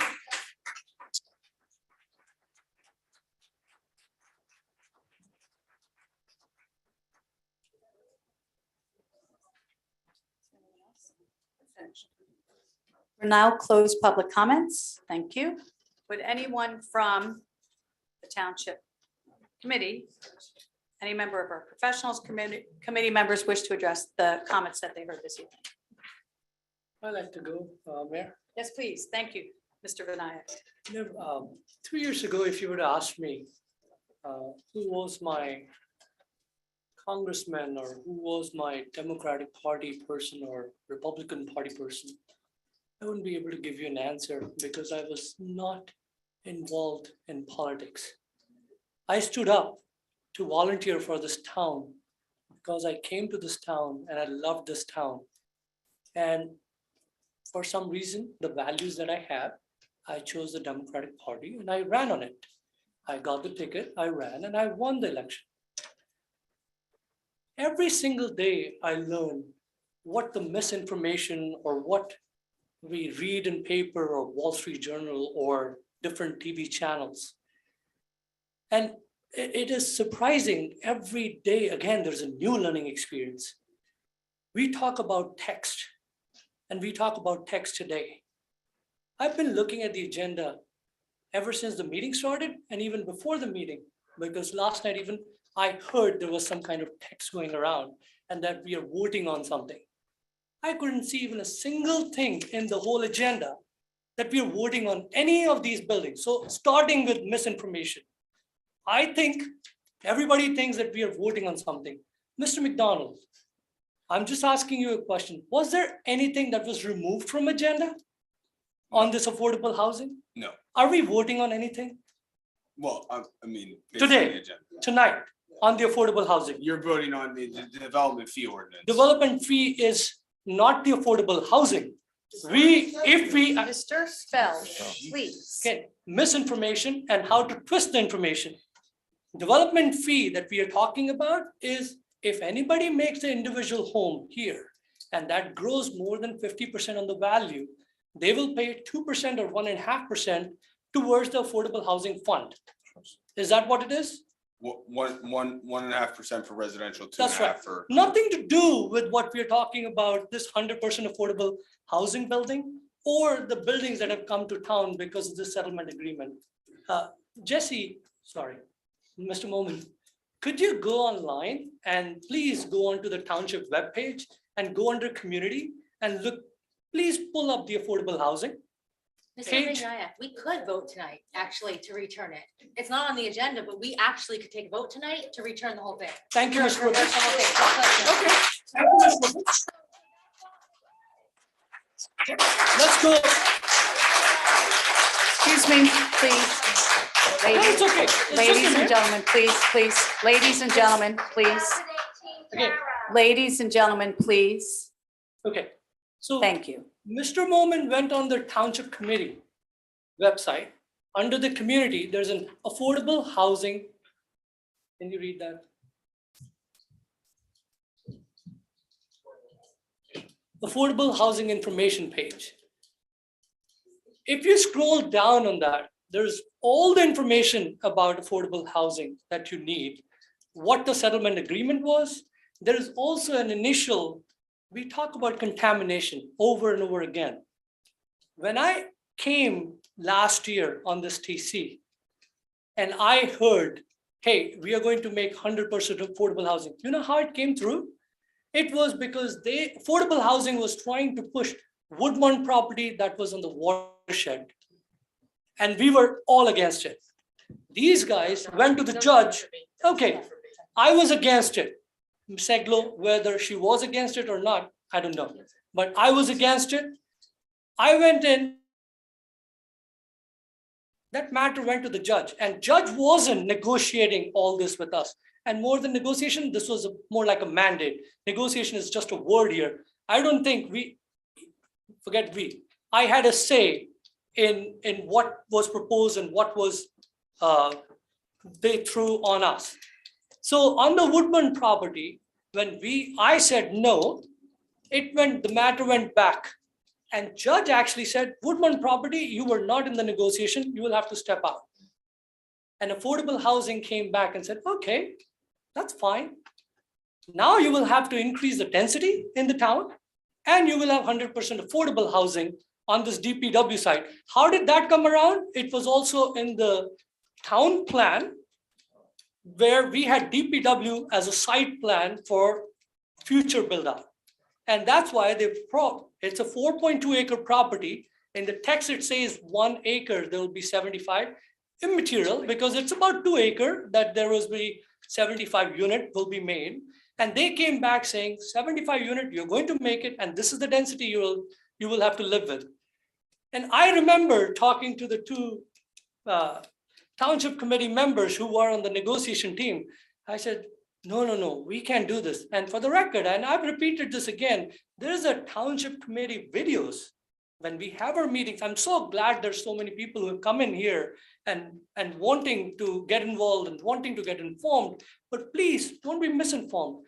I have a middle school child and I have a high school child.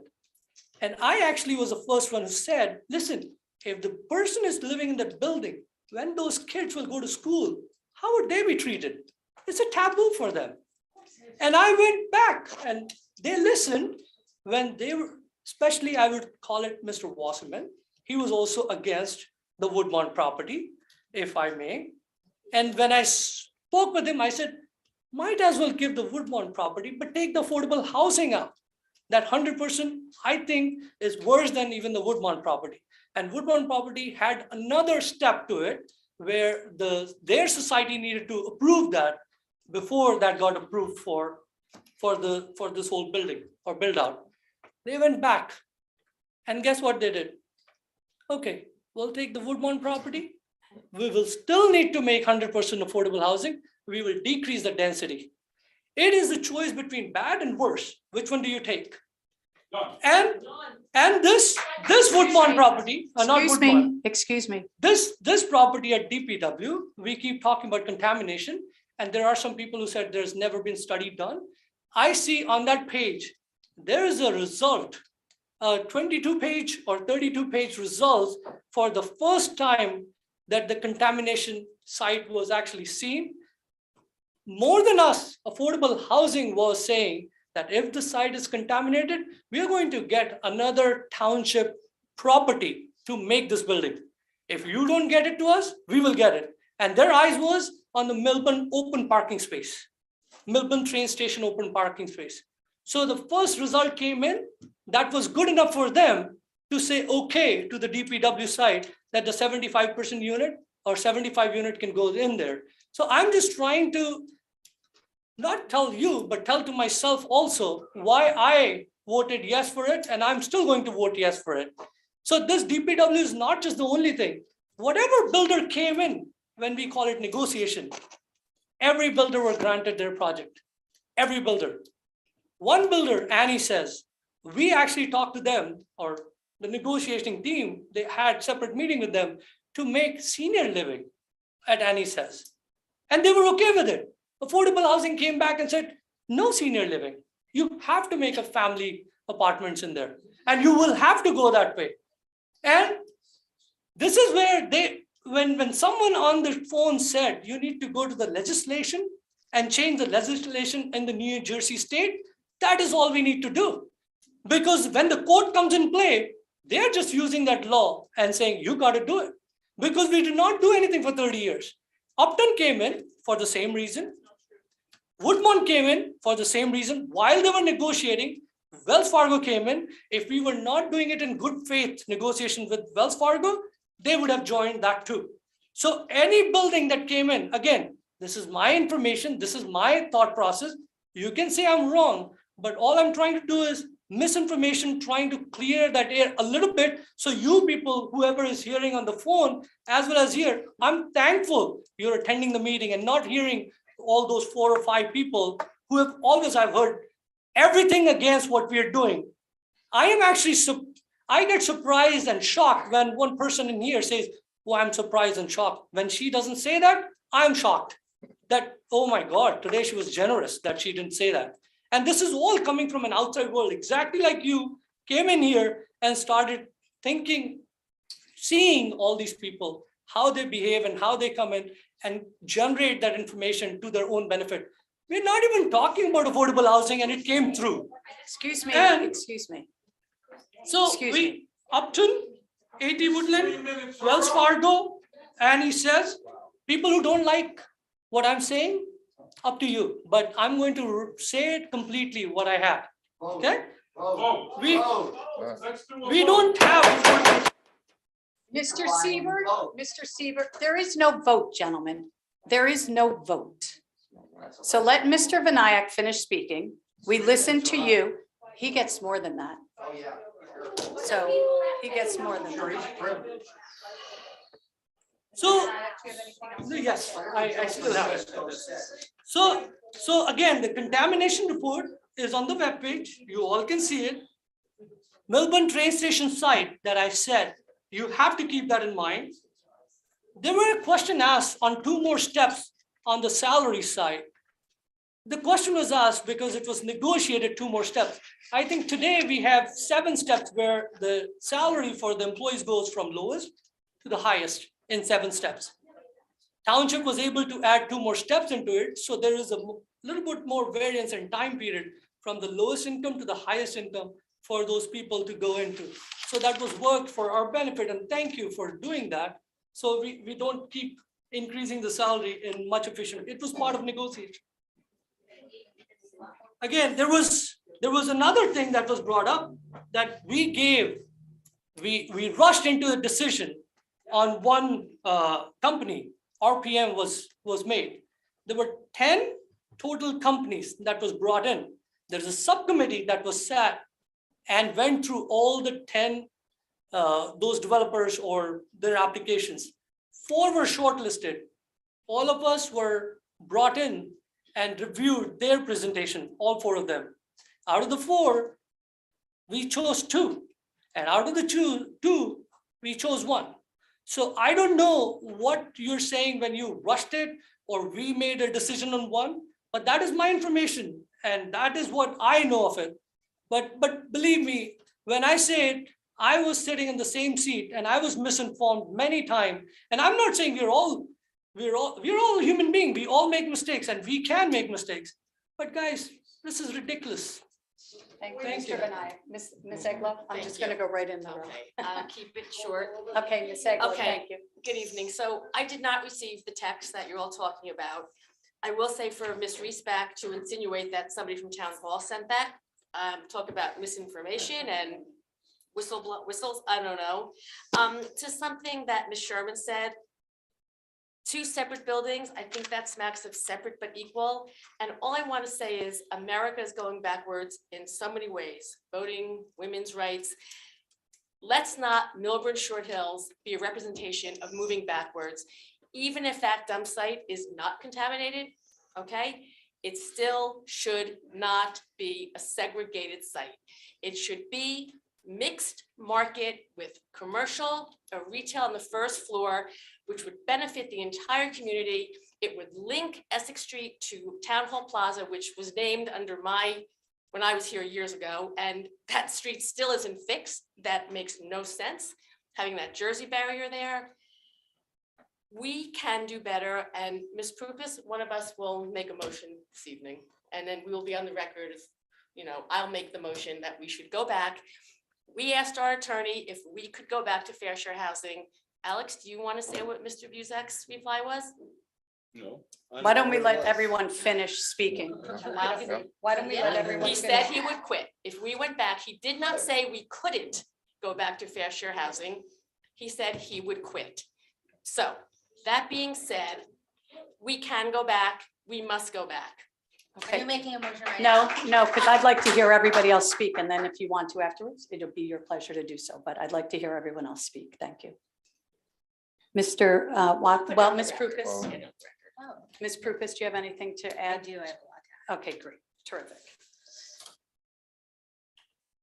So just for misinformation, we're clarifying things. It's a 20% set aside, Not 50. not 15 on the rentals. So any bill, and that is true for any building that gets built going forward. Now, 20% of that building, of the units, will be put to, or will be given to affordable housing if it's over 5. Correct. So that is that. I just want to echo, because just in case you didn't all hear it, the alternative site, if it's not the dump, would be the Millburn train station parking lot. So just so you all know that, that has is what was discussed.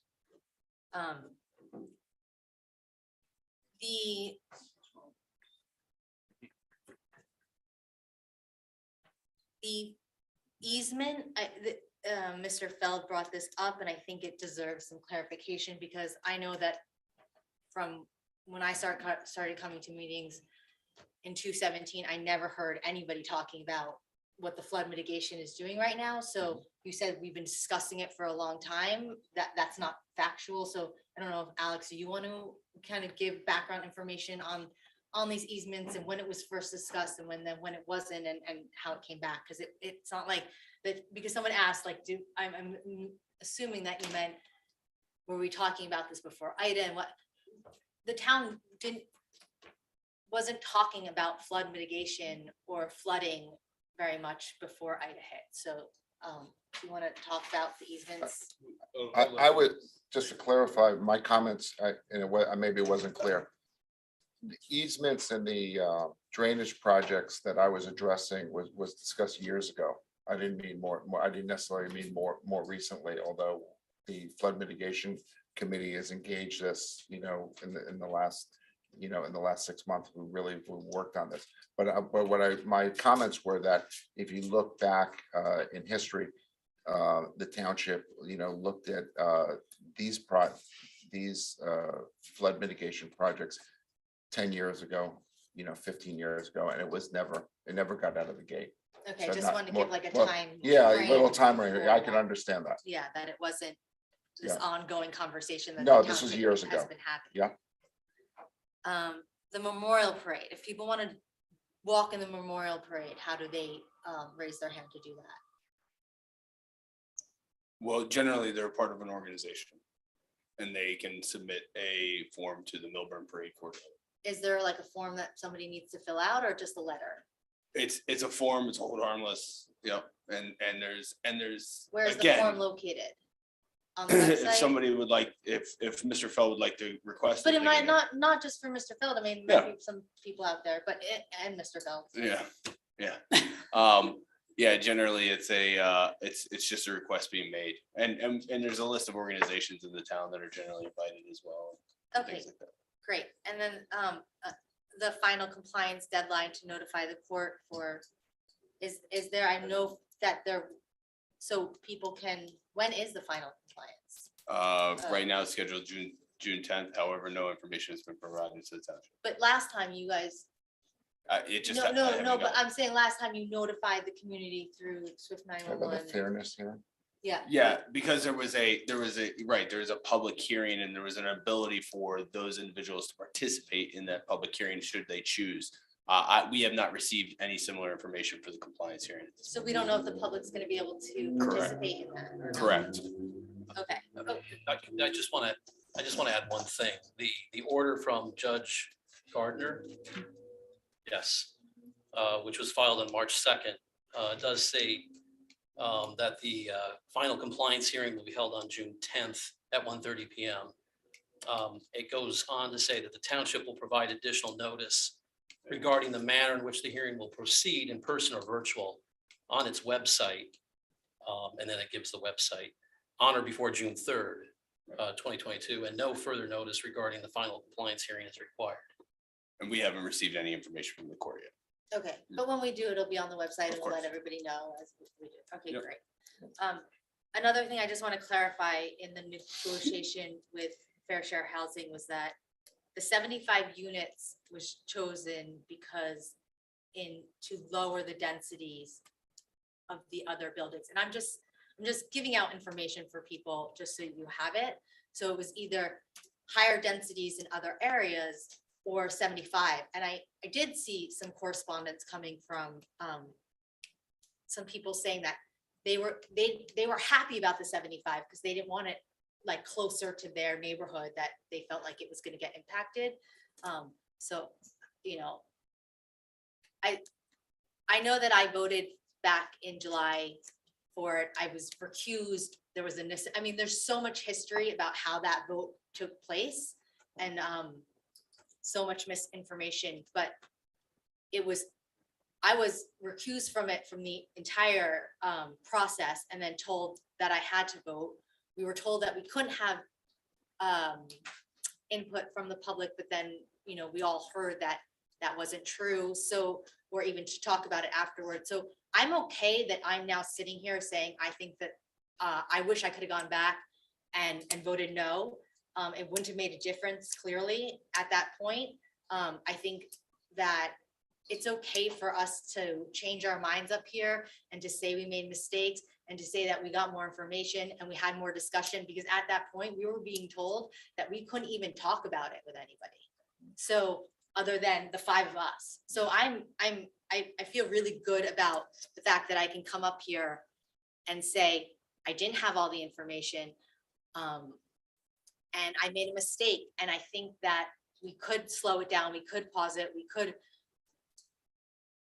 talk about this with our community in a very different way than it's happening right now. And at some point, I'd like to make a motion to take that vote, and it doesn't have to be right now. The feasibility study that people are talking about, is that when in this process, are we going to do some kind of feasibility study about all the housing that's coming into town? And who does that? Because how is it affecting the schools and just the increase of numbers and the roads? And is that something that towns do? And then being able to mitigate some of the issues that are going to arise because of all the new housing. Well, I think that each individual development needs to go for site plan approval, in which case they will have a traffic review or whatever other review, you know, sewer impact and things like that. However, there's not a holistic study that is being done to say this is exactly what's going to be needed from all of these. But can we do that? I mean, is that I don't think there's anything for I have not, I mean, Because I have we're not in- necessarily heard of it, but like, but I wouldn't say that there's anything that precludes the municipality from doing that. However, when you look at things too, like you have to have, and I think I've explained this a little bit in previous sessions, but when you're talking about impact to services and things like that, you're looking at it from what is built, what is there. You're not necessarily, because right now you have, let's say, just take the police, for instance, like there's staffing in the police that is adequate to deal with, you know, an increase in some population and an increase in some of these developments. However, that may change and you may want to do an additional staffing study. However, that does not necessarily mean that you're going to hire, you know, 5-6 more officers right now as a result of prospective developments, because also you don't know when all of these developments are going to come online. So you have to be sort of cognizant of that. But from a traffic perspective, from a sewer perspective, things like that, you may do additional or increased study on that, but there's nothing that would preclude the community from doing that. However, this is also done during the site plan process as well. Okay, but I think because so much is going to happen in the next 5 years, 3 years, maybe, in this community, that we might want to look at comprehensively and holistically looking at all these issues and how the development is going to affect it, and working with the schools to do that, so that we're not sitting here in 3 years when they all go up, everyone being like, where did this come from? How did this happen? Why didn't we plan? So I don't know what the next steps are to do for that, but I mean, Alex, maybe you can think about it and Sure. come up with some ideas about how we can address this as a community.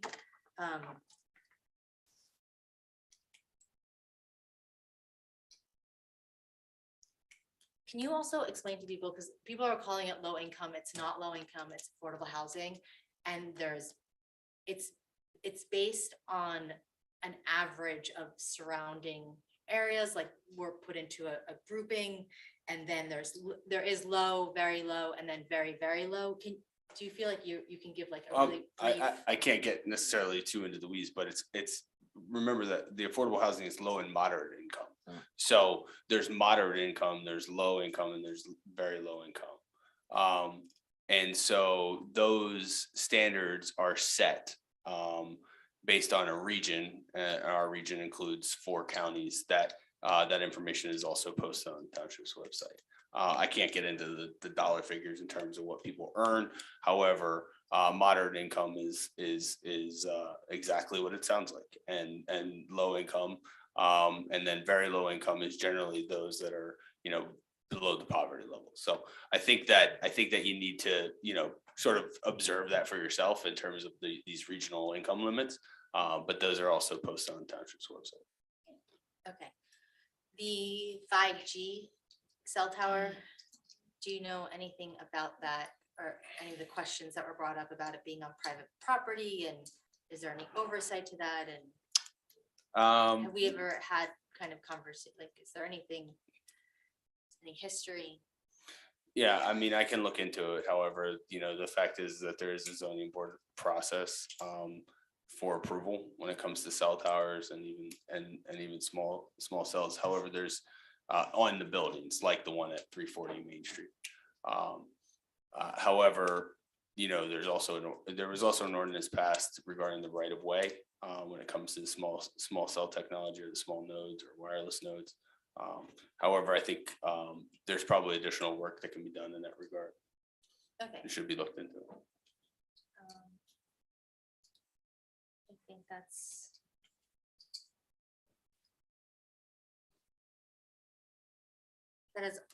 that is all I have for right now. Finished? Thank you. Mr. Wasserman? Yeah, thank you, Mayor. I'll keep my comments short. And it just to piggyback what we were just talking about in terms of the small cell, those waves. Is it something that we could ask our health department or health officer to look at in terms of whether there could be something that the health department could look at? Is that I mean, the question is whether it poses some type of health risk. Is that what we're thinking about? I mean, I don't know how other towns, engage this, but I'm just thinking if it's a health issue, maybe that's something that for our health department to, and our doctors to take a quick look at and see if there's an issue that they may, have jurisdiction over. So, so with that being said, I just want people to know that as one of the people that worked on, Fair Share, I've been involved with it now for, over 2.5 years. And I would say it was one of the most challenging, rip your hair out type of processes I've ever been involved with. It's very, very, it's all, I don't want to say all bad choices, but all very difficult choices. And they just want the community to know that there's no get out of jail free card here. Like, okay, you just say no. It doesn't work like that. I've worked with several of my colleagues on this, and this is going on for years. And I'm not even saying that it went on for 38. So some people say that we didn't do the right thing for 38 years. You can debate it. We didn't follow the COLA rules.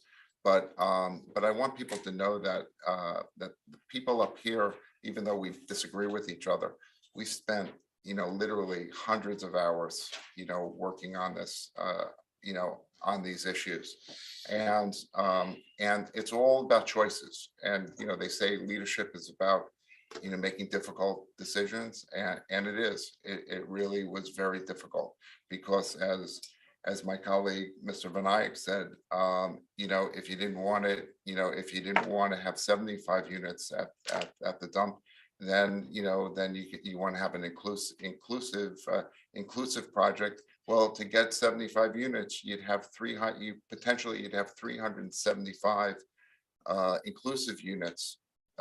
You know, maybe not at that part of the DPW, but you know, but spread out more. You'd have 375. And if you want to talk about, you know, carbon and cars and traffic and pollution, I'm just saying that that is something that we considered also. Excuse me. Okay, the other thing that I'll point out is that if it didn't happen at the DPW site, you know, fair share at this point has our town fully mapped. So there were other potential areas like Alex, what lot is it? It's lot 7. Correct. Yeah, so another proposal that was there was taking over the Millburn train station and taking most of that lot and building it there, and how would that affect our residents in terms of parking and transportation and traffic in the heart of town. So I'm just saying, I just want people to realize that it wasn't like there was a better choice. They were all very difficult choices. We went into, and I just want to restate just a couple things. We went into those negotiations with specific goals. One of our goals was to keep our density as low as possible. So if you look at the agreement, when we agreed, to have 75 units, we also got a discount on our density. We got approximately a 30% discount on the densities that we agreed to. So that could equal, it depends on how you figure it, but that it could equal a discount of about 1,000 people coming to town in the next few years. So there really were a lot of hard choices. The other thing that I want to address that I think is really important is, we talk about, why couldn't we have a inclusive, why couldn't we take over the DPW and have a larger inclusive site there? The fair share people said right off the bat that they were not going to wait 2 or 3 years, 4 years for us to move the DPW operations. Right now, it's right in the front of, right adjacent to Main Street. So if you were going to take over and people say, well, why can't we take it over and we'll make it inclusive? Fair share people said right in front, we're not waiting. Millburn has kept us waiting.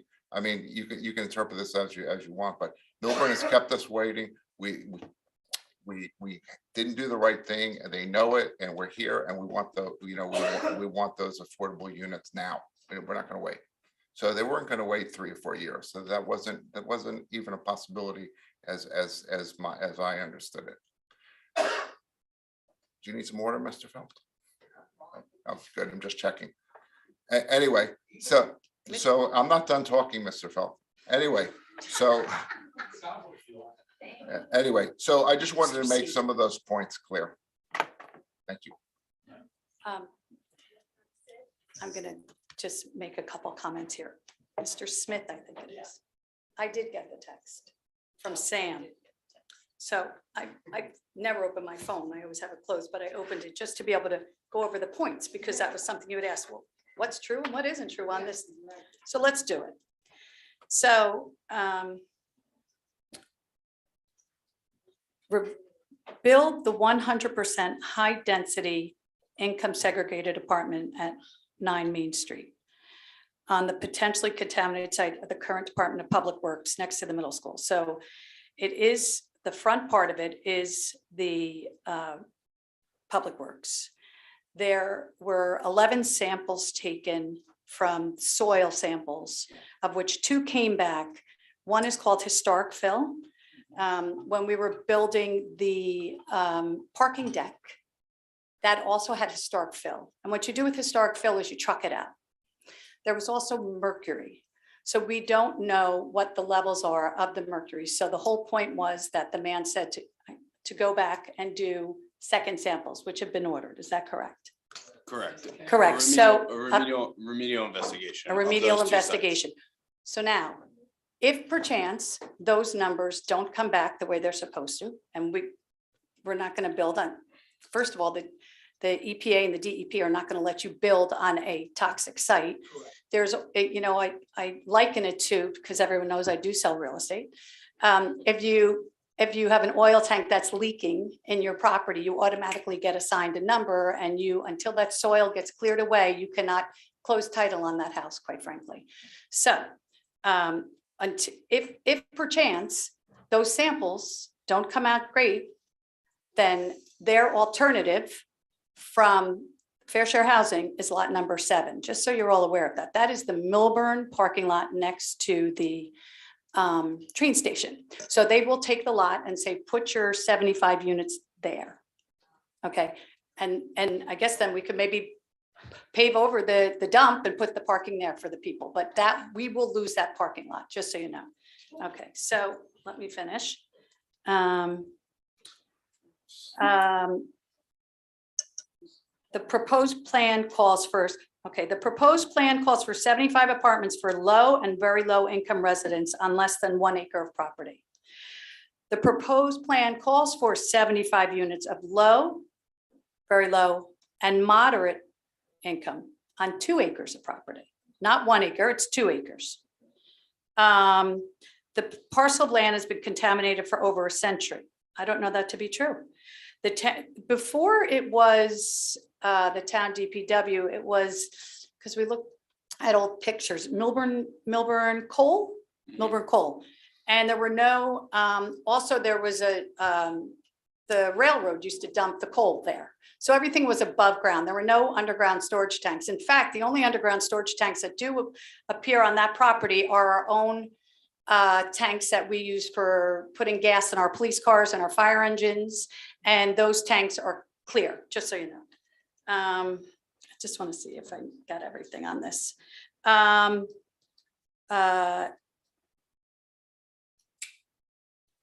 not quite sure what they mean by the building will also obviously segregate, which is a dog whistle word, I might add, its residents from the rest of the Millburn community on the basis of income and other factors. I'm not quite sure what those other factors are. I think that's a fair statement. I don't think so. True. I don't know what It's that an means. affordable housing project. On other, what are other factors? I'm not quite sure what that means. The property also, it says here, one of the things RPM did talk about was buying the property for $1. That's true. They did talk about that. I think a couple of the other developers did as well. However, right now, the phase that we're in is the negotiation phase with RPM. It doesn't necessarily mean that they're going to purchase the property for $1. Other towns have had to go out, like Chatham had to go out and buy property in order to do some of their housing for $5 million. We currently have property that we do own, so we don't have to go out and buy property necessarily, but it's all, every single developer put the project at, so as Richard alluded, I think Richard, it was you had said there were 10 RFQs that went to 4 RFPs, and then RPM was chosen. All the developers feel like that project is going to cost approximately $25 to $30 million. Is that correct, Alex? I mean, that's just, that's what they all came at us with in terms of estimates. That's what they all came, and then it's their job, and we've hired this crackerjack guy to negotiate the dickens out of them, and their job is to go out and get grants from the state and from the county, et cetera, et cetera. Bob Beneke. Oh, when did we hire him? And when Alex? did we talk about him? Speak to Bob Beneke, please. Bob Beneke is, so I believe I reported to the township committee that we received 2 proposals, one from Bob Beneke as well as from Acacia. And Bob Beneke was chosen. It was a $8,000 proposal. It wasn't anything that rose above even the professional service contract threshold. So. Okay. And I just want to add just quickly that I think that was in lieu of having a volunteer do it. Correct. I think if you remember this whole conversation, Right, that we wanted a professional doing it, and that's what I remember. Right. But let's just say, because Hold on. I'm sorry, Maggie, I'm sorry. I'm going to I was gonna finish. speak to Richard. No, I'm going to finish. Okay, so then I'm just going to go over some of the things that were said all along. that if they hadn't been touched already by somebody on the dais here. Mr. Scharf, talking about a conflict of interest with me as a real estate broker. As many of you do know, I am a real estate broker. However, I'm not a commercial real estate broker. So let's be clear about this. I don't do commercial real estate. I sell residential real estate and when we do rentals of homes. Do know that all of these companies that have like something like the Upton, there's I think 193 units at the Upton, they have their own company that handles rentals. We have absolutely nothing to do with them. We just don't. So I just want to put that out there. So yes, we rent homes. Also, we said that the vote was 3-2. The vote was 5-0 last year. Ms. Prupis and Ms. Eglo both alluded to it, but the vote was 5-0 last year to sign off on this agreement. That was last year. However, the vote of the 3-2 had to do with the hiring of RPM. That didn't have anything to do with the vote of approving it. So I just, excuse me, I'm still speaking. Tara, I'm speaking, please. Talked about the cells. Just want to make sure I copy everybody. Somebody had said that they had read, maybe it was it Dr. Fabian, that it's against fair share housing to have 100% affordable on one site. Now we're hearing about all these different projects. There's one in Madison, there's one in Homedale. There's other projects within the state that they are now allowing for 100% affordable housing. So just so you know that they are allowing it. Tara got the deadline for Mr. Feld because we don't know yet. The pantry money. Mr. Feld, you asked about money for the pantry. So Mr. McDonald, would you explain how that money came in to the township and then how it goes back out for the food pantry, that $2,000 amount? Could you explain how that works? If somebody wants to make a donation to the food pantry, which we've had people in town wishing to remain anonymous, but wishing to make donations of money to the food pantry so they can buy gift cards. How does that whole process work? Well, I mean, obviously, as I'm not necessarily prepared to respond to that. However, as I understand it, and we can certainly look into it further, an individual makes a donation, it gets put into an accounts receivable. That accounts receivable that is used to pay for whether it's ShopRite gift cards or that's really what that money is used for, is the ShopRite gift cards, to be able to provide gift cards to those that are in need. Okay. And then the rest of the food, people are so generous in our town, and they donate food to the food pantry for families in need, our own families in town. In fact, a few more of there's a lot of food deprived people out there, folks. It's terrible. I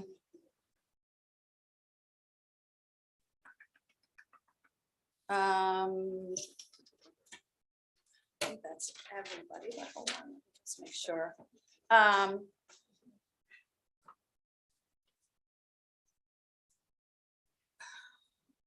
A lot of people talking about the EPA studies. It's all up on the website, but of course we make you aware, and we've been totally transparent with this. This was voted on last year, ladies and gentlemen, but this fair share housing has been going on since 2017, Alex, that they've been working with builders remedy lawsuits, and it's been part of it. It's just not, I guess, if you're 2018. And do we, in addition, put everything on the website when we're having these? So I put it in mayor's messages, which if you're not signed up, please sign up.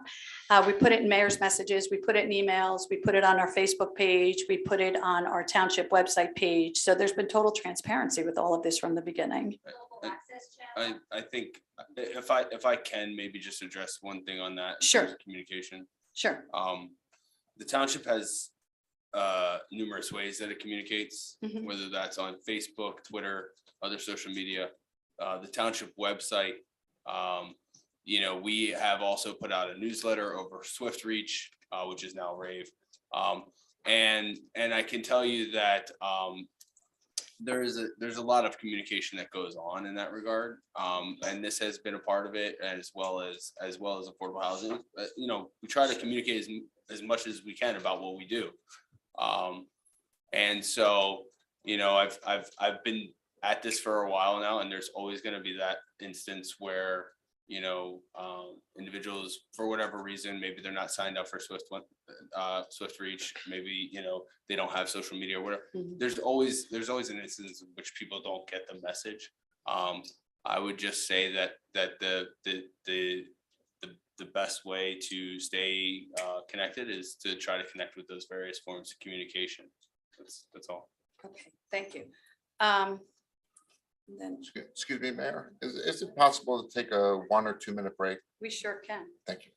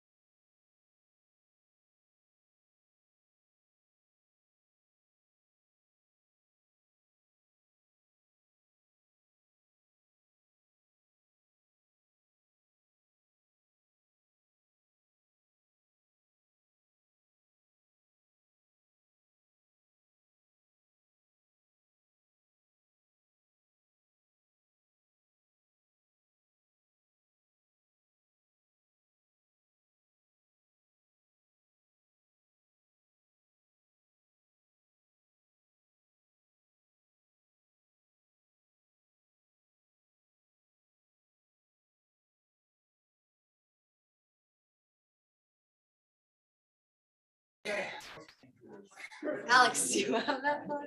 What book? I just see Sanjeev. What is that? Robert's Rules of Order. Robert's Rules? Robert's rules. Or is it the Prince? Oh, Machiavelli. Glen Rock. you should have that up at the desk. It's a very simple book. Thank you. All 700 pages. Oh, thanks.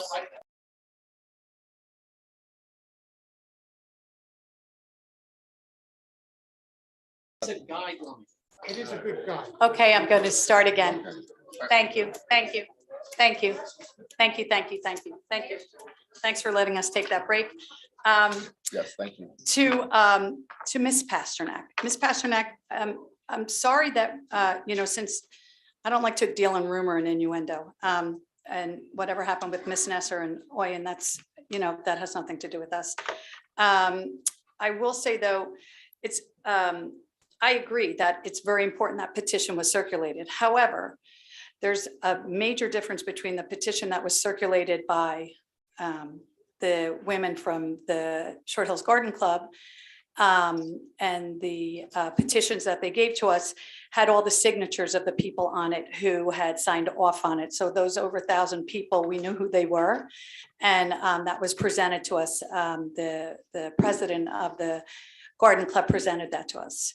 Unlike the other petition that was circulated that was anonymous, that no one knew who it was, has no signatures. We don't know. And it was false information, unfortunately. There was inaccurate information on that petition. So I feel terrible about that because it just wasn't true. So that's that. Oh, also, you talked, gosh, you like to talk about me a lot. I think you were saying something about painting houses and ethics violations in the historic district. The historic district doesn't care what color your house is. That's not a requirement. No, it's what the work you do on this house, the inside or the outside. But again, rumors, innuendo, she said, he said, bring the people here. If you really think bring the people here. Let the realtors come up and step up and say, that's what I said, because I would never say that. That's really silly.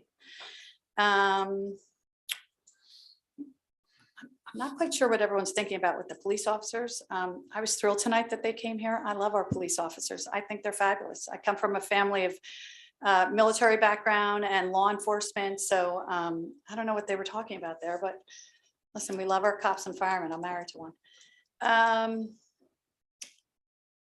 I don't know what Mrs. Stone wanted me to revisit with that. I think that's about it. I think that's everybody.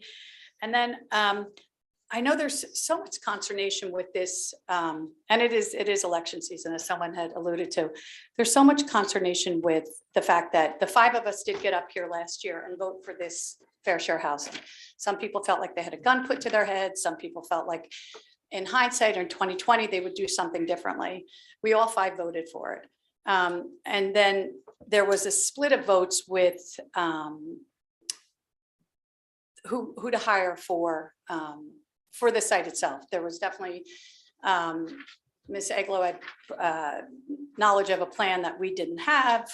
There were things that we didn't say.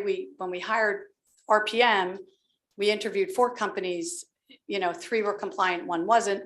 However, because there's so much consternation and so much difficulty here, it would be my suggestion that if the 2 of you are looking to reverse your vote, and for the people that are listening, that's what they're trying to do, that I think you should take, in my opinion, so we protect the town, because we don't want a lawsuit. We don't want any more lawsuits. We don't want any more builders coming in here. If we were to break our contract, it would be my suggestion that the 2 of you take the plans, whatever plan it is that you have that you think is important, and take it right to Fair Share and report back to us. And if Fair Share says, you know what, we'll go with that, then hallelujah, bring it on back. But I don't want to subject the 21,000 people that live in this town to any lawsuits and to more housing that could possibly get built. We have an agreement in place, but if you're so committed to it, and I appreciate that, I love the passion about it. If you're so committed to it, then I would suggest you take your plans and you call Fair Share Housing and you say to them, you know what, we are 2 members that we disagree with our other 3 members. Would this be something you would look at? And bring us back a report. And if they say, hey, have at it, then we can discuss it. But I don't think it's fair that we break our commitments that we already have. So I really mean that. I make Don't that. we need consensus? It's not like your decision to say, Sanjeev, are you okay that I go speak to Fair Share about this? Are you okay? You're allowed to. You're allowed to. Now I'm allowed to. This is amazing. So because you say that the 2 of us can go do this, we don't have to we could talk about it. Consensus as a committee Is anymore? it Are they allowed to? I Mr. can go talk Excuse to me, them. This excuse is me, amazing. are they allowed to go speak to Fair Share if they wish? I don't want us to break a contract that we have. Amazing. Are we going as residents or township committee That would members? be in their personal capacity. Yeah, Because it would not be, they would not be contacting Fair Share Housing on behalf of the full township committee. So all No, the but on their- residents can go talk to them? But I the mean, that's- township commit, but the Fair Share Housing people would know that they were from the township committee and that they. Speaking as township committee people, as a and that we would, that means that if they say yes, then we're a go? What I say So is is if your they say vote yes, bring us candidate- back our report, bring back Are you the okay with report. that? Ms. Megan, I'll make it simple for you. I'm not okay with that. Them going back to the Let township, them- no, I because- don't trust it. Only help that we'll get is by the builders. And they're talking about the plan. Well, we have 2025 to 2035. These guys are going to come back. But If they Mr. want to make any plan, proactively make that plan. So here's what I'm thinking, Mr. Vanaya. I'm amazed by We this have- procedural thing we going on have right now, because I thought you a- follow the rules. You're we- making up rules as you go. No, I'm This- not. Yes, I- you are. No, Yes, you No, are, Maggie. no, I'm not. Yes, you are. what I'm saying is, my suggestion is that you're so committed to that, that why Maggie, I not bring don't- it to it? This is We want a public- unreal. We want a public. All right, so vote why don't we just from take a the- vote on it right now? Alright. Well, I want to just say one thing before you do that. Richard alluded to that, the person, Mark McBride, was a volunteer, where was the only Right. person I was ever getting my financial knowledge. I didn't even know how Fair Share Housing works. He had a working historical relationship with RPM, as did Beth McManus, who was our planner. So there's How did so we get much. Beth McManus? That's what I want to know. I don't know. Because where'd she come from? Where'd the phone number to Beth McManus come from? The city of Madison. But who knew Beth McManus was in Madison? No, Who knew to contact Madison? In lieu of Paul Like, Phillips. our- right, you're just like, where did Beth McManus come from? she came from the city of I Madison. don't, oh, the city of Madison called Right. Millburn and said, we got Beth McManus for you. You No, need this Beth McManus? Is that how that happened? no, Alex, did you? no. Who? I called. Oh, you called. Amazing that you knew that Madison. How did you know Beth McManus in Madison? I didn't. What I knew that Madison was a town similar to ours from a socioeconomic point of view, and that they had started doing their fair share housing, and that Millburn hadn't done a stitch of it. So I called up Wow, and I, you had all that amazing information. Amazing. yeah, because I do my So research. It's Tara. amazing. Anyway, Amazing. Why I didn't you called- give that to Cheryl? Why didn't you give that to Richard and Jackie? I did Why- give it why to Well, Richard. Did like that come well, up? listen, I think during the negotiations, we felt like we needed more help to be, I mean, I don't think I don't think that was a secret. We were calling people like Mark. Who else did you?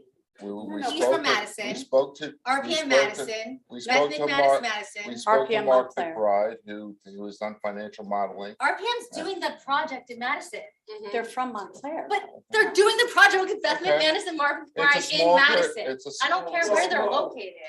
It's a small group of. But let's just Of also. people. point Beth out- McManus, And we were- RPM. Hold on, and we were like- okay. Ladies, you know, rules are Ladies and rules. gentlemen, okay, I would like to point out that, and I said this at multiple meetings, Beth McManus' first job is as a fair share housing mediator. I believe we got her, we never had a Millburn planner in the room from Millburn. Beth McManus did a great hit for fair share housing. I believe Millburn's interests were put seconds to Beth McManus's conflict and. Our planner quit when Beth McManus came, right? Correct. That's why he quit. because Mr. Guys, McDonald, we don't how know. long did Wait. Paul Phillips work for the township of Millburn? Approximately. 20, 25. Yeah, approximately 15 years. So 15 years. So he also did not, Because he was taking direction from Different all the ordinance. TC people. Don't put it on Paul Phillips. No, but when he quit, listen. Yeah, it's he a matter- quit because Beth McManus No, came in. we If don't we're gonna know. tell the No, truth, we should tell the truth. I don't know that that. wasn't the I reason. don't he know that. left. Oh He my left. God, that No, is the that truth. wasn't. Oh, Richard, Richard, by the way, he Okay. left us, Yes. wait, just for the Okay. record, he left us when we. It was like Ed Buzak, I'm No. gonna quit if you take a Okay, reboot. but he quit when we needed him. Nobody told him he was fired. We needed all the help we could get to make our deal. He quit. I know, it's unreal. Well, who Well- else did you want to, who else was supposed to help us? I By know. the way, Okay, so Beth McManus is also special master in a lot of, in other. Right, courts, she you works know? for the courts. Where she She works for the courts. It's a very small field. So I think we're finished. Alex, did you have any other comments? Okay. Wait, so Mr. we Fred? could go talk to, I think we should. Okay, we should, right, we should vote on it. You can vote on it, but I think you should go talk and see what they say. We're not gonna, you can't. But all break the deal. residents, I guess you guys can go talk too, because we're gonna talk as residents, so all of you guys can go contact Fair Share. I think the mayor just gave you all permission for that. They can talk as much as they're on the township. Right? Why not? Because she said that she couldn't get these right now. Yeah, but they could still say who they are. Sure, and right, they could say who they are and that they would not be calling on behalf of the township committee. It would be in their own personal capacity. Right. I actually tried to talk to Josh when I was mayor. I got some email exchanges and he wouldn't even talk to me when I was mayor about it. I wasn't allowed to, right? So, but I'm allowed as a resident. Sorry, I don't think that's gonna work. Okay, so Why don't we how just about have a we'll vote? put Why don't a motion on the table that the Millburn Township Committee revisits, goes back to Fair Share Housing and renegotiates this deal. I second that motion. It's a roll call vote, please. Roll call vote, please. Ms. Prupus, Yes. Deputy Mayor Thol Eglo, Yes. Mr. Vinayak, No, Mr. Wasserman, No, Mayor Miggins. No, Thank you. thank you. I have one last thing before we move on. When anybody's being hired, Bob Beneke, anybody in regards to any of this, and you're making that also public to us, can we just make it like public to the public as well? When things like that are happening in terms of as we're moving forward through this process? sure, of course. Thank you.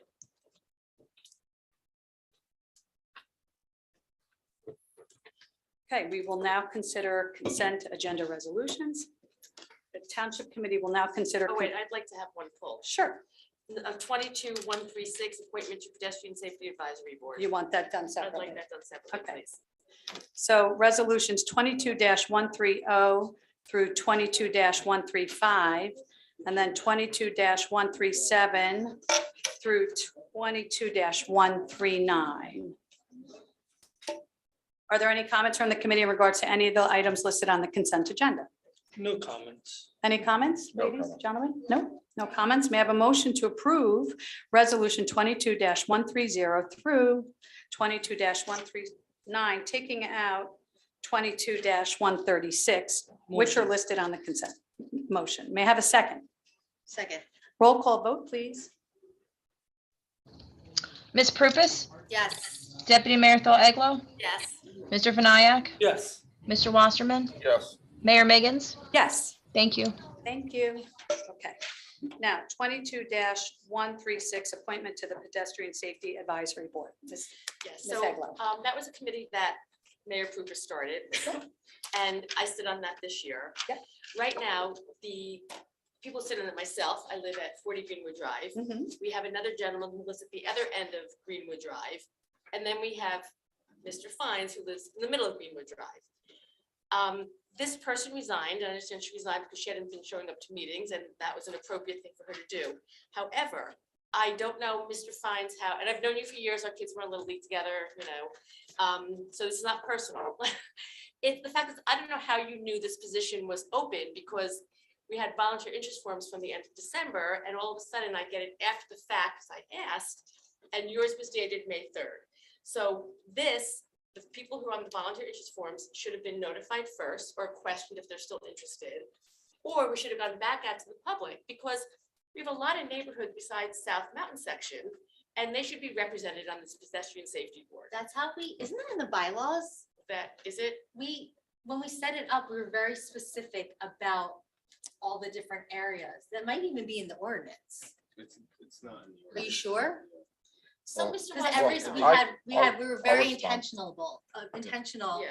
about making sure that all areas of town were represented on that board. well, I can address it. Mr. Fines has been coming to meetings. He is somebody like yourself. Like PSAT meetings? No, like township meetings. He's come to the last 3 or 4 meetings. He is somebody that I know for probably 30 years. I know that Jim and Anita raises kids here. He's just retired from being a teacher. He's probably one of the smartest people that I know. And he was kind enough to volunteer, and he's been coming to the last, I don't know, he's been coming to the last 3 or 4 township meetings. I don't know if you noticed them. Of course I did. And I he know wanted, Jim. so when the clerk, you know, announced that there was a vacancy, you know, he was at our meetings, and he came to me, and I thought he would make an excellent choice. The clerk announced it? When did the clerk announce it? When did the clerk? We got a letter as TC members that there was a resignation. So you went to Jim and said, hey, you want to be on a board? Well, And then you and, I understood that you and Sanjeev went to interview him. And then Maggie said, well, you've got consensus, we want him. I said, whoa, whoa, whoa, how did this happen? It's a TC decision. Well, it should have went out to the public. It should have gone out to the public. It should have also come offense. to the 5 of us, even though you said to me, we got the 3 votes. We were all told the magic number is 3. Get anything you want with 3, even a 75 unit, 100% development downtown. So what I'm saying is, Jim, as I said, it's not personal. There should be a public announcement. There's an opening on the Pedestrian Safety Advisory Board. It would be more appropriate to have someone from either Glenwood, the Poet Section, or Deerfield, or Wyoming to round out this board. And that is in fairness, and that is open. You want transparency? I think we're getting transparency. How this happened was absolutely inappropriate. Okay. Do I have consensus to move this vote forward? I would like to go forward. Okay. I second that. Okay. Roll call vote, please. Ms. Prupus, So no, and this is not good government. No offense, Jim. I'm sure you're like an amazing guy, He is an but amazing I'm sure you are. But this is not good procedural government on how we should be. Can we picking people. continue, So I please? vote- Thank I you. vote- I wasn't done, Maggie. It's a roll call I'm vote. talking. It's No. a roll call vote. Thank you, Ms. Jim, Prupus. reconsider, please. Deputy Mayor Thol-Eglo, Jim, reconsider. No. Mr. Vinayak, Well, just a short, brief comment on this. I've seen this last year, rec committee. There was a rec committee member came in. I That's was a on the mayor rec committee. appointment, Sanjeev. It's And a on the mayor pedestrian board. appointment. It's very different. Let him. Thank you, Very Ms. Prupus. different. Okay, thank you. So my vote for this is yes. You know, I Thank Mr. you for Wasserman? monitoring. Mr. Wasserman, Yes. Such bad company. So you have Mayor 3 Miggins? people Yes. running the- 3 Thank people you. Running the town. Thank you. 3 Okay, people next are running we the town. have- I don't think Okay, that's next great. item on the agenda, we have resolution 22-140, which is to approve the collective bargaining agreements for Teamsters Local 125. Are there any comments from the committee in regards to resolution 22-140? Any comments? Nope. May I have a motion to approve resolution 22-140? Motion. May I have a second? Second. Roll call vote, please. Ms. Prupus, Yes. Deputy Mayor Thol-Eglo, Yes. Mr. Vinayak, Yes. Mr. Wasserman, Yes. Mayor Miggins. Yes. Thank you. Thank you. Resolution 22-141 to approve collective bargaining agreements for the UPSEU. Are there any comments from the committee in regards to resolution 22-141? No comments, Mayor. Okay, may I have a motion to approve resolution 22-141? Motion. May I have a second? Second. Thank you. Roll call vote, please. Ms. Prupus, Yes. Deputy Mayor Thol-Eglo, Yes. Mr. Vinayak, Yes. Mr. Wasserman, Yes. Mayor Miggins. Yes. Thank you. Thank you. So now we have the ordinance 2600-22. Yeah. Mr. Wasserman, you're scheduled to sponsor that. Yes. I present for consideration an ordinance entitled 2600-22, ordinance supplementing the revised general ordinances of the Township of Millburn with chapter XX11 development fee. Statement of purpose. The purpose of this ordinance is to establish standards for the collection, maintenance, and expenditure of development fees that are consistent with state law. Tonight is the time set for the public hearing and final passage as advertised with the law. Alex, do you want to touch on that? I mean, just briefly, this is an ordinance that is required with the settlement to establish an affordable housing trust fund. The development fee helps populate that trust fund through, in this case, in our ordinance, a 1.5% fee with any residential property that does an addition or a tear down and rebuild that increases the assessed building value by 50%. And then it also is a 2.5% fee on any commercial properties. I declare the hearing open. Good evening, my name again is Jeff Feld. All evening I'm hearing about misinformation. I have certain questions regarding this ordinance, because basically our knowledge came out at new business discussion that occurred among 5 of you regarding the 50% that Alex just referred to. It's in 22-4, I think it's 4V. I made an open request because at the last time, I think when Graham was here, I feel for Graham because he's been thrown into creating template documents to approve an agreement that technically should have been done in 2018 when you did your first declaratory judgment action, like the Inclusionary Zoning Act ordinance and this fee ordinance. I don't understand. And I've asked him, what did you use as the template? Do other municipalities have that carve out? Because the idea is to create a fund. But if you have this carve out in here, are you ever funding the fund? And I've asked, where did you get that from? And you remember when there was the discussion, who requested it? All I heard tonight is that someone is not a commercial broker, but is she a developer? Because I know that on Browning, there was a house that she bought that she was listed as the developer. Who would benefit from that carve out? We're doing the project. Now, I've been asking, what is the template? Where did you get it from? I made an open request. I still have not received any documents. I think the public is entitled to know. Typically, when you're saying this is part of the fair share settlement, are any provisions extraordinary that the other municipalities haven't done? And I think some professional, that's not Alex, professional planner tonight should be coming here, whether it's Beth McManus or Graham, to tell us, is this a standard type of provision? And there's a stench here tonight, because we heard from the public for the first time that Mr. Buzak said he would quit if you went back to the fair share. There's things here today, a stench. An FBI agent came in. Tonight, you met Mrs. Fell, my wife. And I tell people when I go up to Cornell Law School, I'm Ron. I married Hermione. And when Hermione smells something, you've got a problem.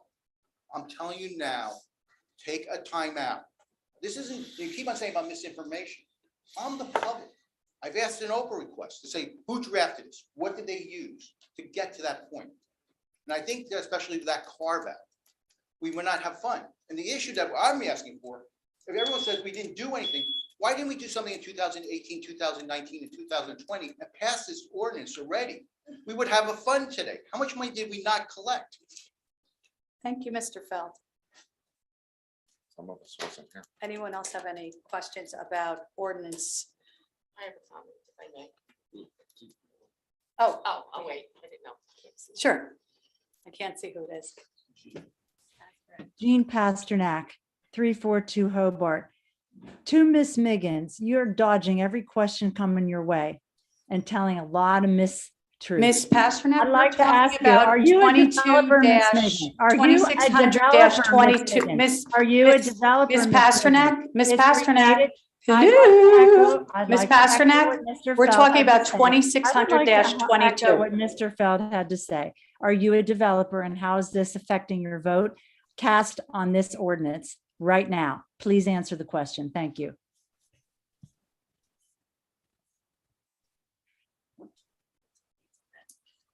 You're not a developer. I am not a developer. Not a developer. I am not a developer.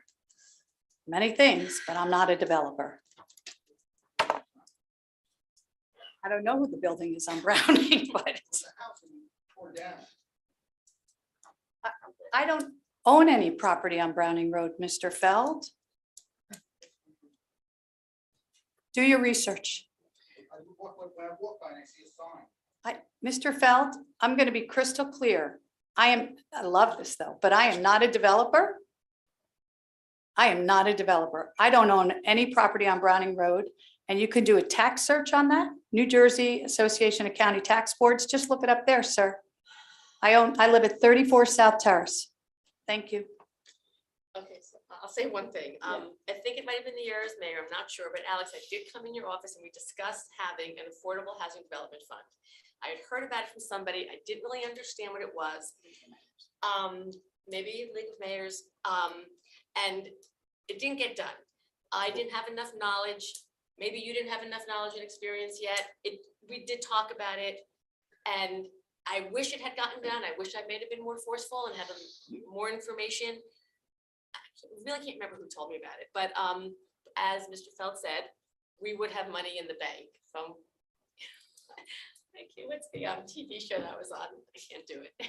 Anyway, in the bank, my daughter knows what I'm talking about, money in the bank.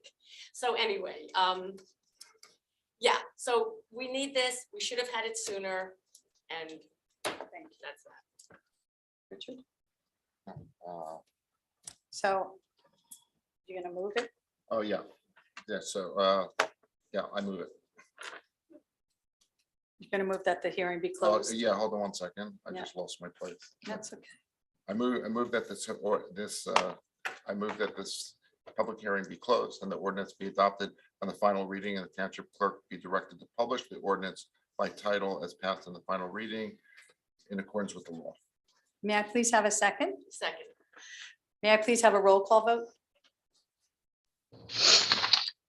Ms. Prupus, No. Deputy Mayor Thor Eglo, Yes. Mr. Vinayak, Yes. Mr. Wasserman, Yes. Mayor Miggins. Yes. Thank you. Thank you. Okay, so I'm scheduled to sponsor ordinance 2601-22 that this woman had some questions about. So Alex, can you just speak to this? It was Miss Lindsay, I believe, at 18 Dorset Lane with the accessory structures. Now, I know this went in front of, it was originally the zoning subcommittee worked on this, correct? That's And this, correct. and then this was brought up to, and the reason that this was done was because of the way the structures were working on the properties, right? So can you just speak to this? Yeah. And then speak to what we need to do in terms of if it is on a county road. Miss Lindsay was concerned about something about the county road and something about flooding. And then I'm not sure. I don't know either, but I just, So, I mean, certainly during the public hearing, she can get up and make any. and of her- speak again, sure. Could you clarify that? Yeah. I'm sorry, I'm not following about the public hearing. You'll be able to speak again, but what we were trying to get done, Miss Lindsay, was we were trying to see exactly, you had some questions about the accessory structures and about, you had talked about the county, and does the county need to be made aware of us changing our, our zoning ordinance if it's on a county road? I believe you said something about that, and that you had no records of the ordinance itself. Isn't that what you had stated? Okay, I'll, Yeah, a couple things. I had the prior meeting, I didn't see the report. I see a 2019. you should, yeah, this should be, This should be done because before that we was, open the public comment. It should be Okay, done during that okay. point. If you want to clarify before the public comment what Okay. this ordinance does, that's fine. Would you do that? Thank you. yes. So this ordinance, as the mayor had stated, was recommended by the zoning re-exam subcommittee. It's also was included in previous zoning board of adjustment annual reports as a consistent variance issue that they've run into. That properties that are on corner lots that wish to have an accessory structure would end up needing to seek variance from the Board of Adjustment. In particular, the current ordinance, which is being amended through this ordinance, requires that accessory structures on a corner lot be set back a minimum of 80 feet from both property lines. The proposed ordinance revision would eliminate the 80-foot setback requirement, instead require the accessory structure on a corner lot be no closer to any street line than the required front yard setback or the front building line, whichever is greater.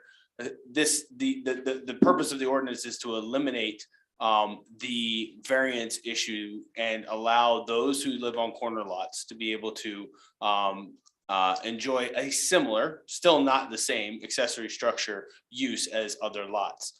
Again, this has been going on for some time, and Essex County is made aware of zoning changes. However, they don't govern the township's land use, and I don't necessarily understand what accessory structures on a corner lot, the impact that would have on flooding or water. But I'm not sure what that would be. Okay, thank you so much. So I present for consideration in this ordinance entitled 2601-22, ordinance amending and supplementing the Township of Millburn's development regulations and zoning ordinance. Tonight is the time set for the public hearing and final passage as advertised in accordance with law. I declare the hearing open. You may speak. Okay, so I ask my questions again? Okay, thank you. I'm a resident. My name is Linda Lindsley, 18 Dorset Lane. I have several questions coming here. The ordinance talks about a 2019 reference to some report, which I do not have access to. I did not see it amended to the papers tonight, and I did not find it easily on the website. So I don't know where that is, or you just mentioned a zoning committee that may have been discussing this. I could not find it. So I think that would have been helpful. I also question, I thought New Jersey municipal law required an annual look at this data. So as a resident, I would have liked to have seen more recent data, and would like to know, is there a 2021 and 2020 report that can be looked at to have more current information? I'd like to know who will make these decisions. Is this going to be more? It sounds like it's trying to lighten a workload for zoning, but I'd like to have clarity from the legal department and from the administrator as to who will make the decisions here on these changes and what accessory structures would be impacted by this. And if there's a question, who would be handling that? I'm not an expert in planning, but I did think because it butts on so much county property and there's so many complex issues, I thought that you did need to talk to the county board on these matters. There is a planning board. So I just felt, I tried to find the discussion from the last meeting, but there might not have been any, but I didn't find minutes or a video. I didn't make it. So I did find out about this issue. I happened to have been in town hall and I heard somebody speaking and I learned of it. So I just have some concerns with this because it does impact the other neighbors. And I think it's a chance for overdevelopment. And I think it's quite an impactful thing. And I think, I think just to say you have a lot of people coming in, I think the residents deserve to be able to look at the reports, look at the data and understand how this may impact their neighborhood. I don't think it's good overall. Thank you. Thank you. Thank you. Brad, do you Mayor, wanna can speak to I that? say something very at least here? I was just going to have Mr. Carney just respond to a couple of He's going things. to talk legality. Go I think I was just going to talk about what it means, that 80 feet. Do you want to just close the public hearing prior? That's right. I'd like to close the public hearing. Anyone else? Close the public hearing. Yep. Okay. Want to go first or I go first? All I'm gonna say is that the ordinance is changing an existing ordinance. Section 609.1 is entitled accessory uses in residential districts. So what this ordinance, if it's adopted, would do right now, what we have on our books is for the purpose of locating accessory uses on residential properties, they shall be no closer to any street line than 2 times the required front setback and shall not be located in the front yard. What this ordinance would do is it would eliminate the business about 2 times. It would take out and shall not be located in the front yard and add or the front building line, which is ever greater. So reading in its entirety would say for the purpose of locating accessory uses on residential properties, they shall be no closer to any street line than the required front setback or the front building line, which is ever greater. That's what the effect of this ordinance is. This is also because corner lot has 2 front yards. They can make the building, the build out could be 40 feet behind and it could be other also. For 40 feet, you can make the house, but you cannot put a deck 40 feet out. You have to go 80 feet inside. Most of the lot that are in smaller areas, they actually finish their lot size after 80 feet. So that's what is actually been talked here. How much lot coverage and all that, I don't think is changing from this. It is the 80 feet deep inside versus now you have an option of if the house is 40 feet, you can go 40 feet, or if the house is 60, whatever that is. That's my understanding. So if that makes it clear for you. So, and who makes that determination? I can't, go ahead, you go ahead.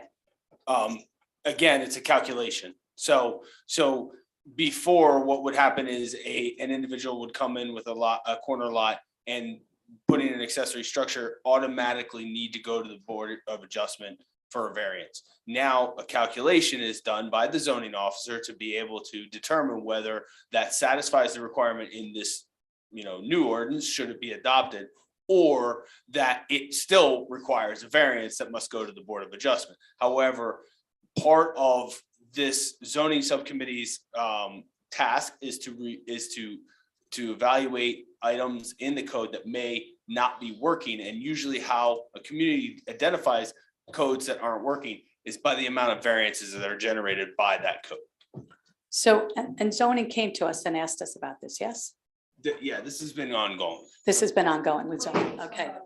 What do you mean somebody? This has been ongoing as a recommendation from the entire Board of Adjustment. The entire Board of Adjustment, okay, thank you. So can I ask a question? So Alex, what happens now? The zoning officer is the one that engages this first? to make Yeah, I that mean, it's a new initial- rule. So it's a new ordinance. It's a new law. It's a new policy that the zoning officer first, as the first sort of point of contact, needs to abide by. Now, when somebody comes in with a corner lot accessory use, they will take this new code and establish it to whatever is being presented to them. If it still doesn't work and it requires a variance, that person will be ushered to the Board of Adjustment. That's always been the case. You Correct. would go to a zoning officer, Mhm. and zoning officer will tell you it's That's the denied and you first have to go to zoning determination. variance. Yeah. Versus, that's process stays the same. I think what happens at the end of the year, we get reports from the planning board and the zoning board and all the different boards in town. And this is something that was constantly coming back as an issue. It wasn't individual people coming in and complaining. It's when the zoning board comes in and says, it's always a problem, like with lighting.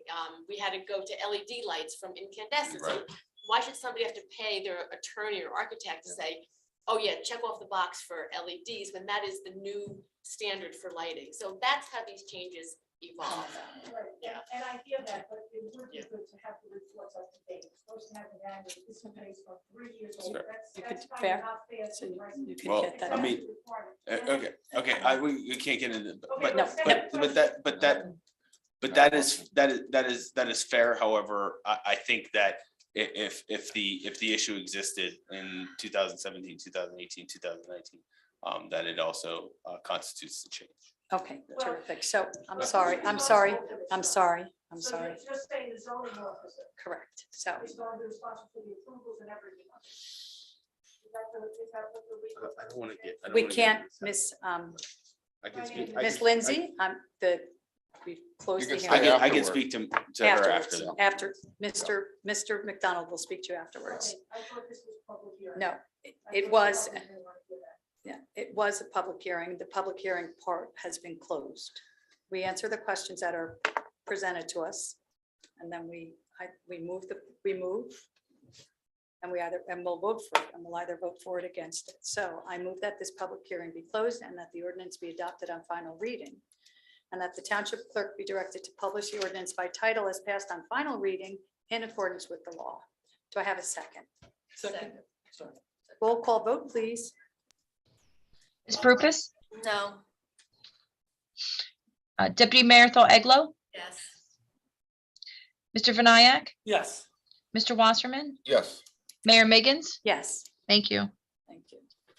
Okay, Mr. Wasserman, Yes. you are due to introduce 2602-22. Yes, I'd like to present an ordinance entitled ordinance number 26 02-22, an ordinance authorizing the acquisition by purchase of easements over a portion of the real properties located at 60 Locust Avenue, known as Block 606, Lot 8 801 Ridgewood Road, known as Block 606, Lot 15, and 799 Ridgewood Road, known as Lot 606, Lot 16, and appropriating the sum of $1 per easement acquisition to pay for the costs thereof. This ordinance is being proposed to authorize the acquisition by easements of a portion of real properties located between Bridgewood Road and Locust Avenue in order to undertake drainage improvements that will improve the overall drainage of this area. These improvements will have a positive impact on the post-storm recovery and quality of life for numerous residents in the area of Bridgewood Road and Locust Avenue. So when during my initial comments, committee comments, I was referring to these easements. These are the legal easements that will allow two projects to go forward in South Mountain. This is also being designed by, we're being helped with this by Mott McDonald. And hopefully this will give some relief to the residents in that on those blocks. After the storm. After the storm, right? This is not going to prevent the storm. All this is going to do is to help drain the area leading up to the storm and also after the storm. So this doesn't prevent anything. And actually, if Mr. Vinayak, who's familiar with this also, if you want to add anything. It's a drainage thing. Before the storm comes in, also it'll drain out quicker. Whether it's before or after the storm. Yeah. It's just drain. We hope it's going to be helpful. Right And now, it's set on their backyards. Yeah. Now there will be a drainage pipe that will be bigger than what it is now. So it'll drain How out. would it drain before a storm? because when the water is first building up before the storm hits, it also doesn't, it also relieves some of the Pressure. pressure and acquisition of the water that's there. So it does help before the storm, and it certainly helps drain after the storm, after it starts subsiding. You know, Drains are not big enough. and without it, there's just like a lake in their backyard, and the lake doesn't go away. It just stays there. You know, it just stays there. Right now, that there's either no drainage or very, very minimal drainage. And everybody gave approval, everyone signed off on this? So we have verbal approvals for those two projects. So what these are the legal easements are what people are going to have to sign. So can you explain this? Yeah, process? this is authorizing, this ordinance authorizes me to go out and get those easements. So it's not even the work. We're not authorizing the work. We're You're not just authorizing a project, yeah. You're authorizing. For you to go out and. Right, but we have the easement area, we have the meets and bounds, but however, makes no sense for me to go get signatures from them on a project that you're not approving. of. No, we're Yeah. approving, right, no, Right. I understand. So that's what this does. Yeah. And then. But everybody gave you. The 6 properties that are involved have Yeah. given verbal consent at this point. And so now with this document and the ability to, go through the easement properly, we will sit down with each of those residents. So what does that process look like? It's pretty standard at this point because the easement document states that, look, you're taking an underground easement, in terms of putting a pipe there. But I And mean, like physically, like they come into your office or you go to their house. I'm just curious how you do that. either way, it doesn't matter. We physically. Whatever is convenient for them, whatever, Got it, and then you just get sit down. their signature Mhm. and then Then we're authorized, this authorizes. authorized to do the work and everything. Sign off on the easement. Again, the easement is only a part to be able to do the work. Then you have to go through the construction part, which is construction documents, bid, all of that. Got it. So Alex, these are contiguous properties. They are. Okay, I think what's important to note is we tried to do this 10 or 20 years ago after one of the storms. There was a few people in the middle who didn't sign off on it because also, as you explained to me, the town was going to charge them. Yeah, that's right. Yeah. The Yeah. vast difference here is that back during that initial project, there was discussion about establishing an assessment against those properties, which is certainly within the legal right of the municipality to do if there's an improvement to their property. However, the best path forward in this particular case was to not, because also then you will pay for an easement. So the idea here is you pay $1 for the easement, but you also don't assess the property. Right, so it's a big difference. People understand the coming onto the property, and I think a lot of houses have turned over, so the city properties you haven't hit yet, it's really important that maybe as the summer and all these houses, people are moving in, to keep communicating with them. Yeah, we're actually, there is one other drainage area, which is between Greenwood and Ridgewood, that we will be doing a letter drop either next week or the week following. Still a little too soon. Does it, when the work gets done, do they have an idea of how fast that drain, like how much water it will drain? Yeah, What there's, speed, like, well, I don't know necessarily about speed, because speed can be impacted by a whole host of things like debris in the drain or different, different factors. However, they'll understand that there's a volume to that drain and to that pipe that will be draining that property. and then, and we clean those pipes. Correct. That's why we maintain the easement. Right. And I do want to mention that when we went out there, we actually knocked on their doors. We spoke to them. We spoke to everybody that's, that's involved with us. We knocked on their doors. Martha was with us. Our Mont McDonald was with us. We so people we spoke to do have an understanding of what we're doing. And this is all going to be done in person. So. Okay, thank you so much. Yep. You're gonna move? Yep. I move that this ordinance be taken up and passed on the first reading, and that the township clerk be authorized to have this ordinance published in accordance with the law in the item and for hearing on final passage on Tuesday, June 21st, 2022. So moved. Second. Second, roll call vote, please. Ms. Prupus, Yes. Deputy Mayor Eglo, Yes. Mr. Vinayak, Yes. Mr. Wasserman, Yes. Mayor Miggins. Yes. Thank you. Ordinance 2603-22, Mr. Vinayak, you were scheduled to sponsor this. Thank you, Mayor. I'd like to present an ordinance entitled ordinance number 2603-22.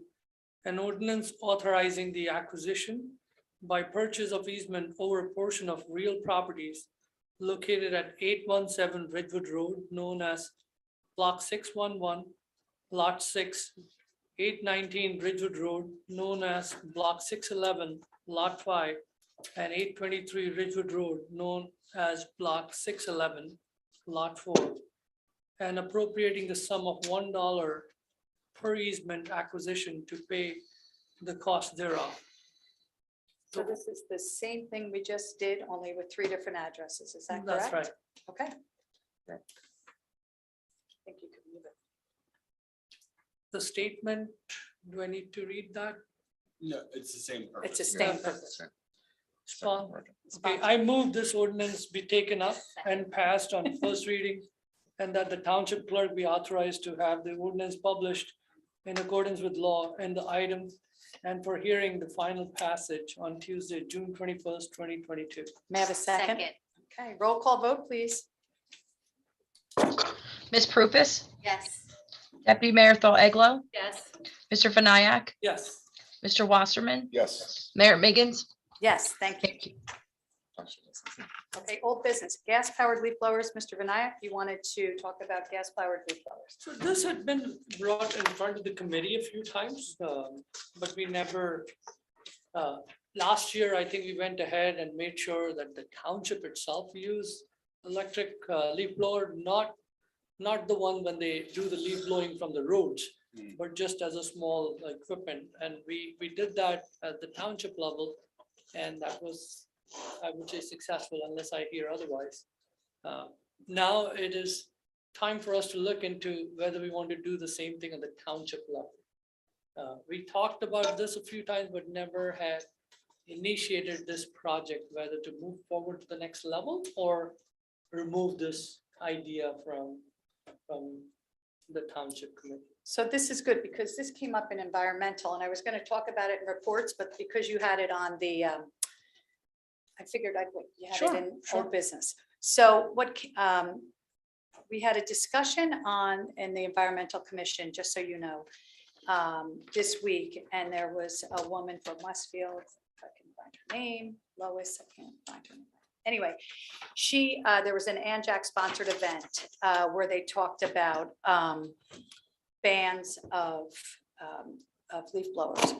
So one of the things they talked about, and they kept discussing it, was the whole part of the educational piece of it. So currently there are 564 towns in our state because the two Princetons merged.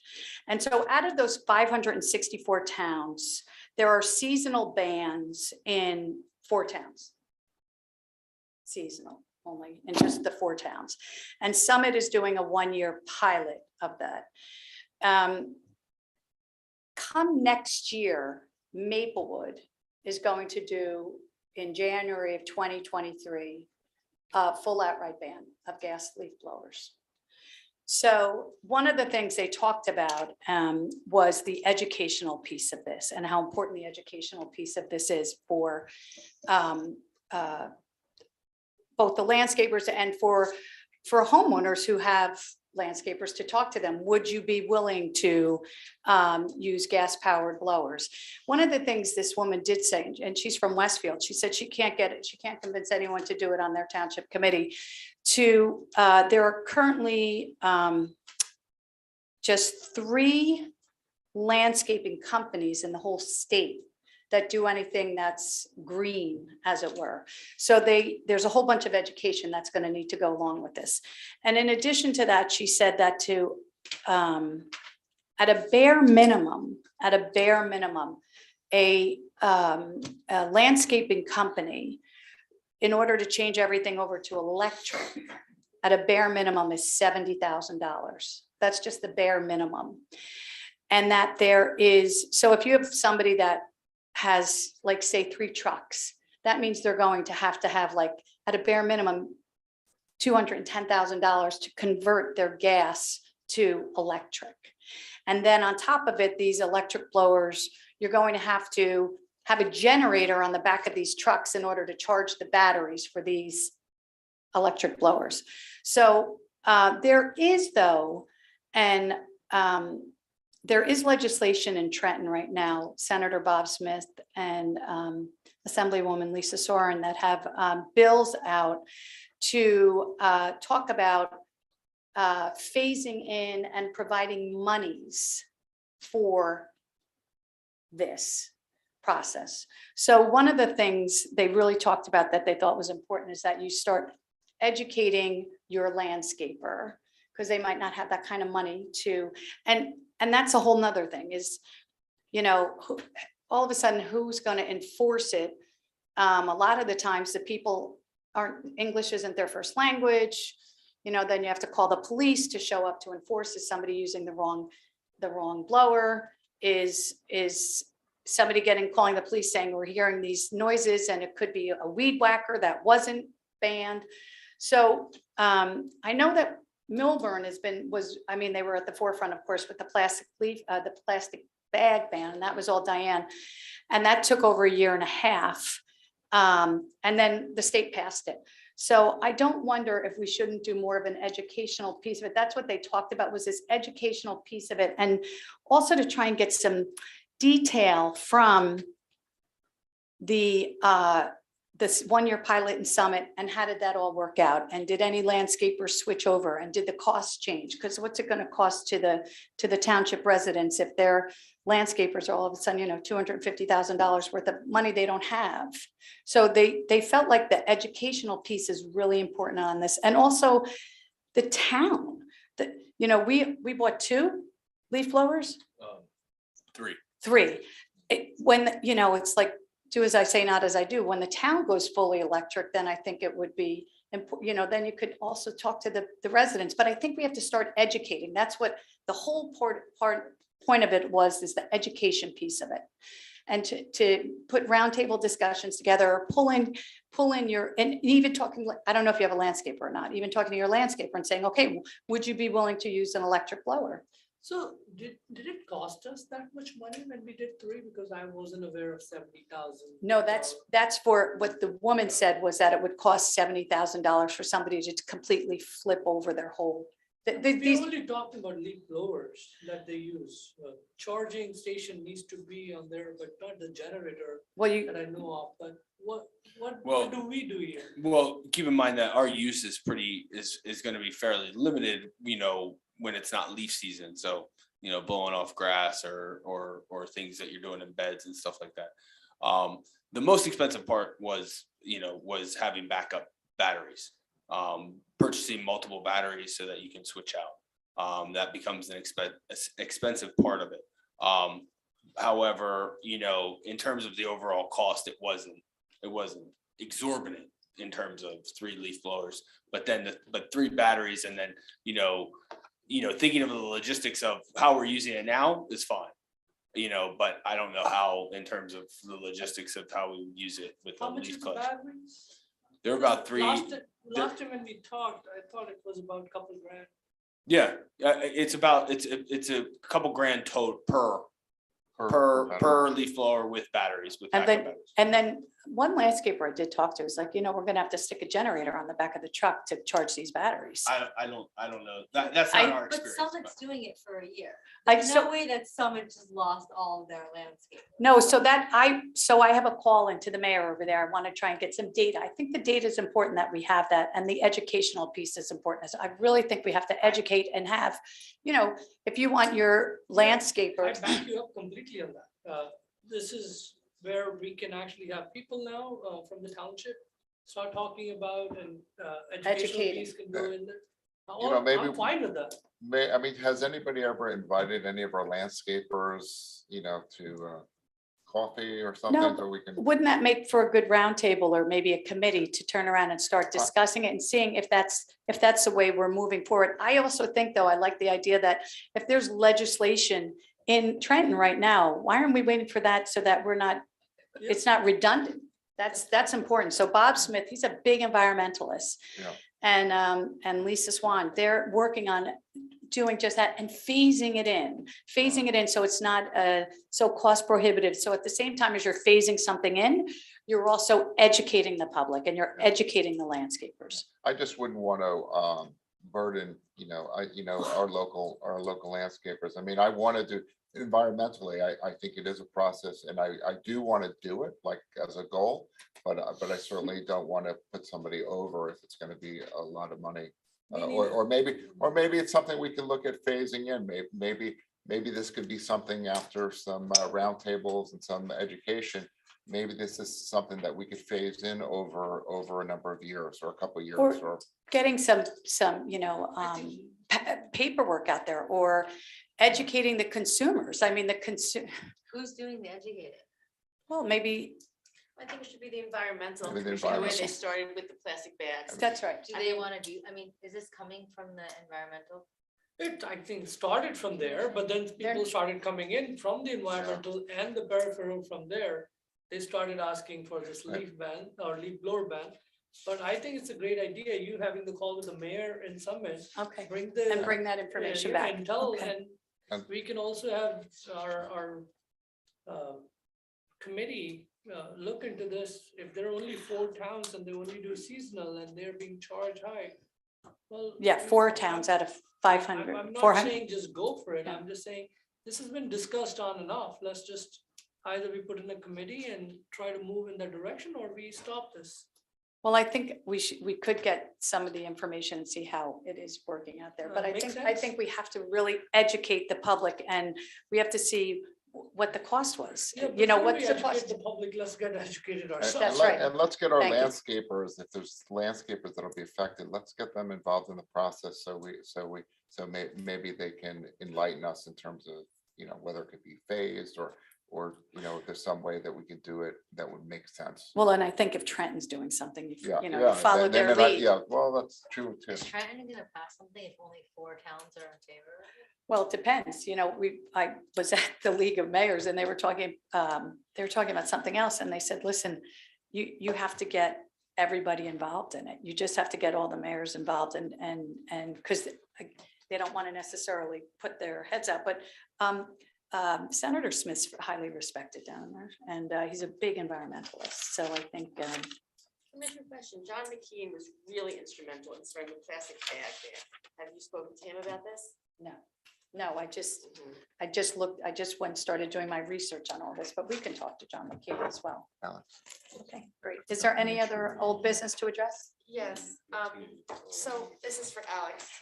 Mr. McDonald? So I can't remember how many meetings ago, it was after Ida, we talked about how the car went over the bridge and got stuck under there. So as I'm in Millburn, I'm seeing that there's these white vinyl fences that was behind the It's like the standing- barrier. A barrier. Did you see the barrier? Did you see the The gap stand with there the? behind the Yeah, stand. that's Mr. Rutter's. John Rutter's, yeah, property. Yeah, so we have to have a conversation with them. Is That fence was up there prior. And there, okay, because there's like a gap and then there was like a dumpster sitting right there. No, yeah, I saw that actually, and that's kind of like a, eyesore? Well, no, it was. No, it's kind of was- like it a, was, hey, look. Hey, yeah. dumpster, just go a little bit further and you're Right. in the Well, river. it was, yeah, it was more so. So, like- so you're saying those white vinyl fences were there before Ida? Yeah, it would be there No. before, yeah. Those white, oh, and they had to re-put them Yeah, back? they put 'em Okay, back. because Oh, they're they got really destroyed. unattractive, first of all. I Yeah. just don't think they have a good look. Are they functional? That- I thought- They're not, they're only functional for screening. Yeah, so how about there's so many dumpsters back there? Is there any, I know the restaurants have to pay for their own garbage pickup. Is there any way to coordinate? Like, I know behind restaurants, it should be screened in with like the fencing with like, kind of looks like green fake leaves. I think what's going on back there really needs to be addressed.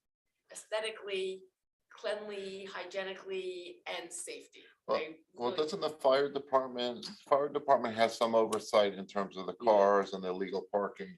I mean, it's been like the Wild West back there. Yeah. Right. Unfortunately, back there is, part of the issue is that it's private property, right? Mhm. And so when these businesses got approval, they should have been, it should have been stated at that time that, hey, you need to have, as a condition of your approval, you need to have a fenced in area to put your refuse container. Instead, it's just become parking. Okay, Right, so let's pass a new ordinance. Let's make that an ordinance that your dumpsters have to be screened in. And, because really going back there is gross. Yeah. Gross is a good word. Let's see if we can't get compliance without maybe. But you know what, Alex, without- without a rule, we'll comply for a minute, and we all like our restaurants, we want them to be successful, but I But- think this might be something we could make an ordinance. Dumpsters need to be screened in. Unfortunately, someone like Peter Nell, who owns the other building, does not have any space in which he could put something like that to screen and have those dumpsters put in. We can take a look at it and see but I think first and foremost, sort Get of that dumpster out of the eliminating the way. gap is gonna be important. Well, Mine's a gap. didn't we say at the last meeting that maybe you're gonna follow up with Mr. Rutter? We're gonna Yes. see whether we can get his, I guess, I don't know if you call it easement, but it would be nice to have a continuous, barrier there, so we don't have to worry about, extra dumpsters falling over or cars. But what we have now is better than what we have. Amen. Any other old business tonight? Yes, one more, I'm sorry, not finished, Sanjeev. So Alex, I had sent you some pictures. I was up walking around the reservoir and there's huge logs just waiting to go in. Now, I don't know if those huge logs can make it all the way down to Millburn, but we do know in the past, the floods have been exacerbated by debris and logs and things in the river. Where did So- you see that? Up at, you ever walk around the reservoir? Yeah. Yeah. Oh, So if you look over like one The of spillway, the spillway, yeah, there's these, they're just, I don't know if that log's gonna make it down to Millburn. We know if these things are not kept up and cleaned. And also behind Greenwood Drive, I was talking to some of my neighbors where Lakeside Village is behind Greenwood Drive. There's a dam there. Yeah. Now, they wanted to know, the dam historically would always be taken care of by Lakewood Villages. Then Lakewood Villages became condos. Is there the extending of responsibility for them? Because I was back there looking at it. There's a big piece of cement. And once these storms starts churning up again, come August and September, this needs to be looked at if it's the town's responsibility or is it Lakewood village. It's private property. It's Lakeside Village's responsibility, and the DEP has been noticed, and they're aware and they're involved with that dam. So they are involved. I can tell these few neighbors that this is being worked on. Yeah, I mean, I don't know the status of it, but I do know that it's private property, that we notified the DEP. The DEP came out, inspected the dam. They made them get their own inspection of the dam. They are now charged with making these fixes. Can we get a status update for these neighbors? We of can, mine? we can try to do so. Thank you. I believe just from our flood mitigation work, I believe Martha was in touch with DEP on this, and there was an inspector that has been out there more than once. As far as those pieces of wood that Diane talks about, I know what you're talking about, is that on property in Millburn, or is that, it's up at the reservoir, which is West Orange? So we would have to ask the county then to remove those Maybe the pieces. county engineer, Sanjeev, I don't remember his last. Well, I Well, think what you're asking Yeah, is. he's the one probably. Wait, that hold on. needs to go. I think what you're asking is, and I think this is how Diane had put it in the past, is just that everybody continue to upkeep their property. Mhm. Orange has been doing a much better job of Campbell's Mill Pond. So, the same from Orange or Essex County at the Orange Reservoir. So maybe you could send them a letter or something and ask them. Okay, thank you. Millburn next to the deli, all that's got to be kept clear, because once the rains come, have all the weeds growing. But that's our property. That's right. That's our property. That's We our need to property. do our share too. Okay. That's it for my offices. Mr. Vinayak, did you have old business? Yes, 2-lane traffic on Essex Street, we discussed, and I think there's a tragedy that happened with the planner, The traffic engineer. traffic engineer, sorry. So she's going to come back. She's going to come back with if just doing the Essex Street. This is from the 2-way traffic team. I think one meeting you missed. At that time, we discussed about instead of doing the 2-way traffic Yeah, we talked completely, about we it do here. it, yeah. So this is the status update, and I just wanted everyone to know this is because it's delayed, not because we're not following Something up, it's just that something Okay. happened. Okay, great. Anybody else for old business? Alex, and for our May, I just had to add one more thing. We're gonna discuss Main Street next meeting. Yes, we are actually, I will provide some additional information to the township committee about Main Street and potentially moving forward with the actions that took place in Summit. So. Okay, great. New business, we have proposed EV charging ordinance, either Mr. Vinayak or Mr. McDonald. For new business. So the EV charging stations, this is simply put, again, these last two new business items, they are as a result of discussions with the zoning re-exam subcommittee.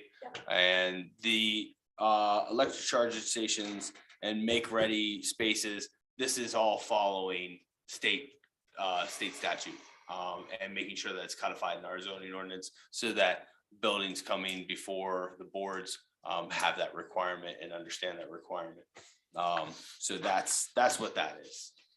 And then the proposed accessory structure ordinance? That was discussed in the subcommittee. Yeah. Zoning subcommittee.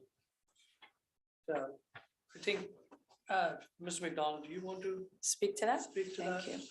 Yeah, I mean, I will be honest that this one is a little bit more complicated. And detailed? Yeah, for me, however, this is another instance in which the 2019 annual report has identified and previous ones have identified an issue with variances coming about because the accessory structure doesn't have the right setbacks associated with it. I see.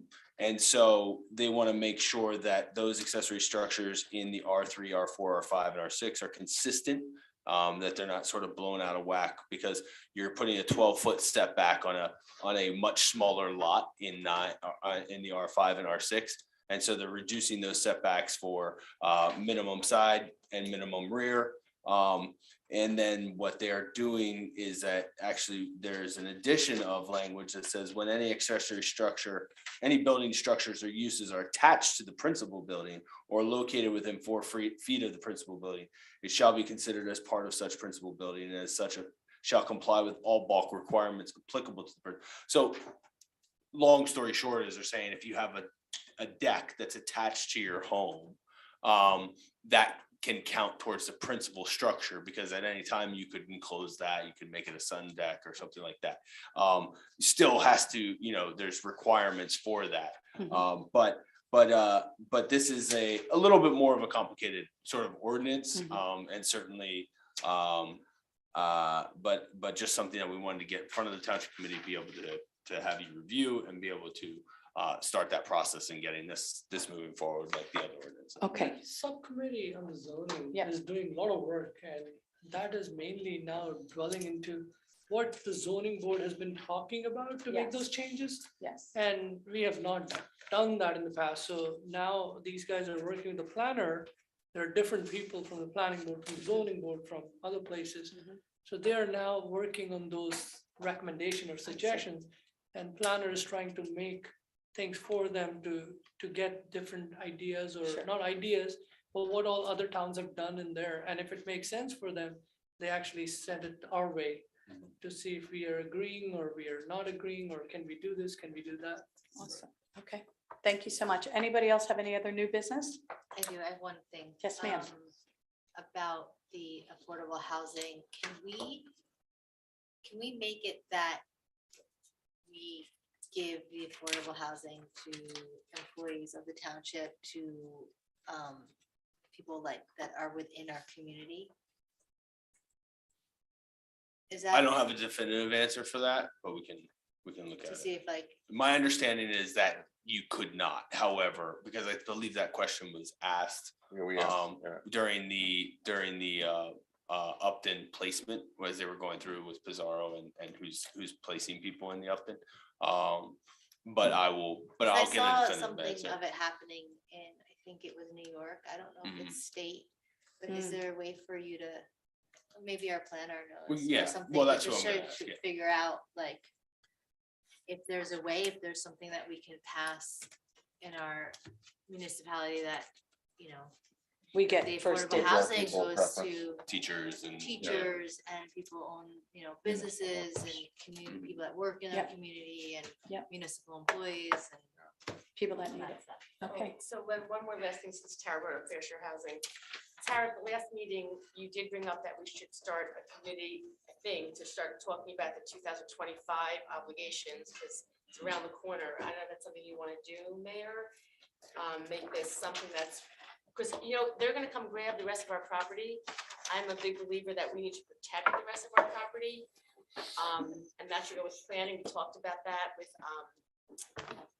just tired, I think, to protect our, Alex, I will say, invest in our municipal buildings, invest in what we're not gonna lose, because if they're gonna come by and start grabbing our land, I think we need to seriously consider what we wanna plan with our infrastructure and what we can protect. And is it true that if we sign on those ordinances that you have, that are coming around, let's say those ordinances are gonna be held fast for 2025, fair share hasn't come back and say, I know you signed that density and that setback and that height, but you know what? Millburn, you still haven't done enough.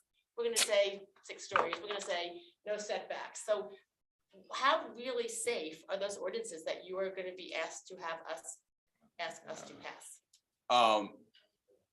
Yeah, I mean, I don't necessarily have an answer for that. However, again, that's something we'll look into. I might just make the suggestion that we get through our current, compliance before, and which will honestly be at the end of June, but prior to At the end of what, June? this June, like we have a compliance hearing in June.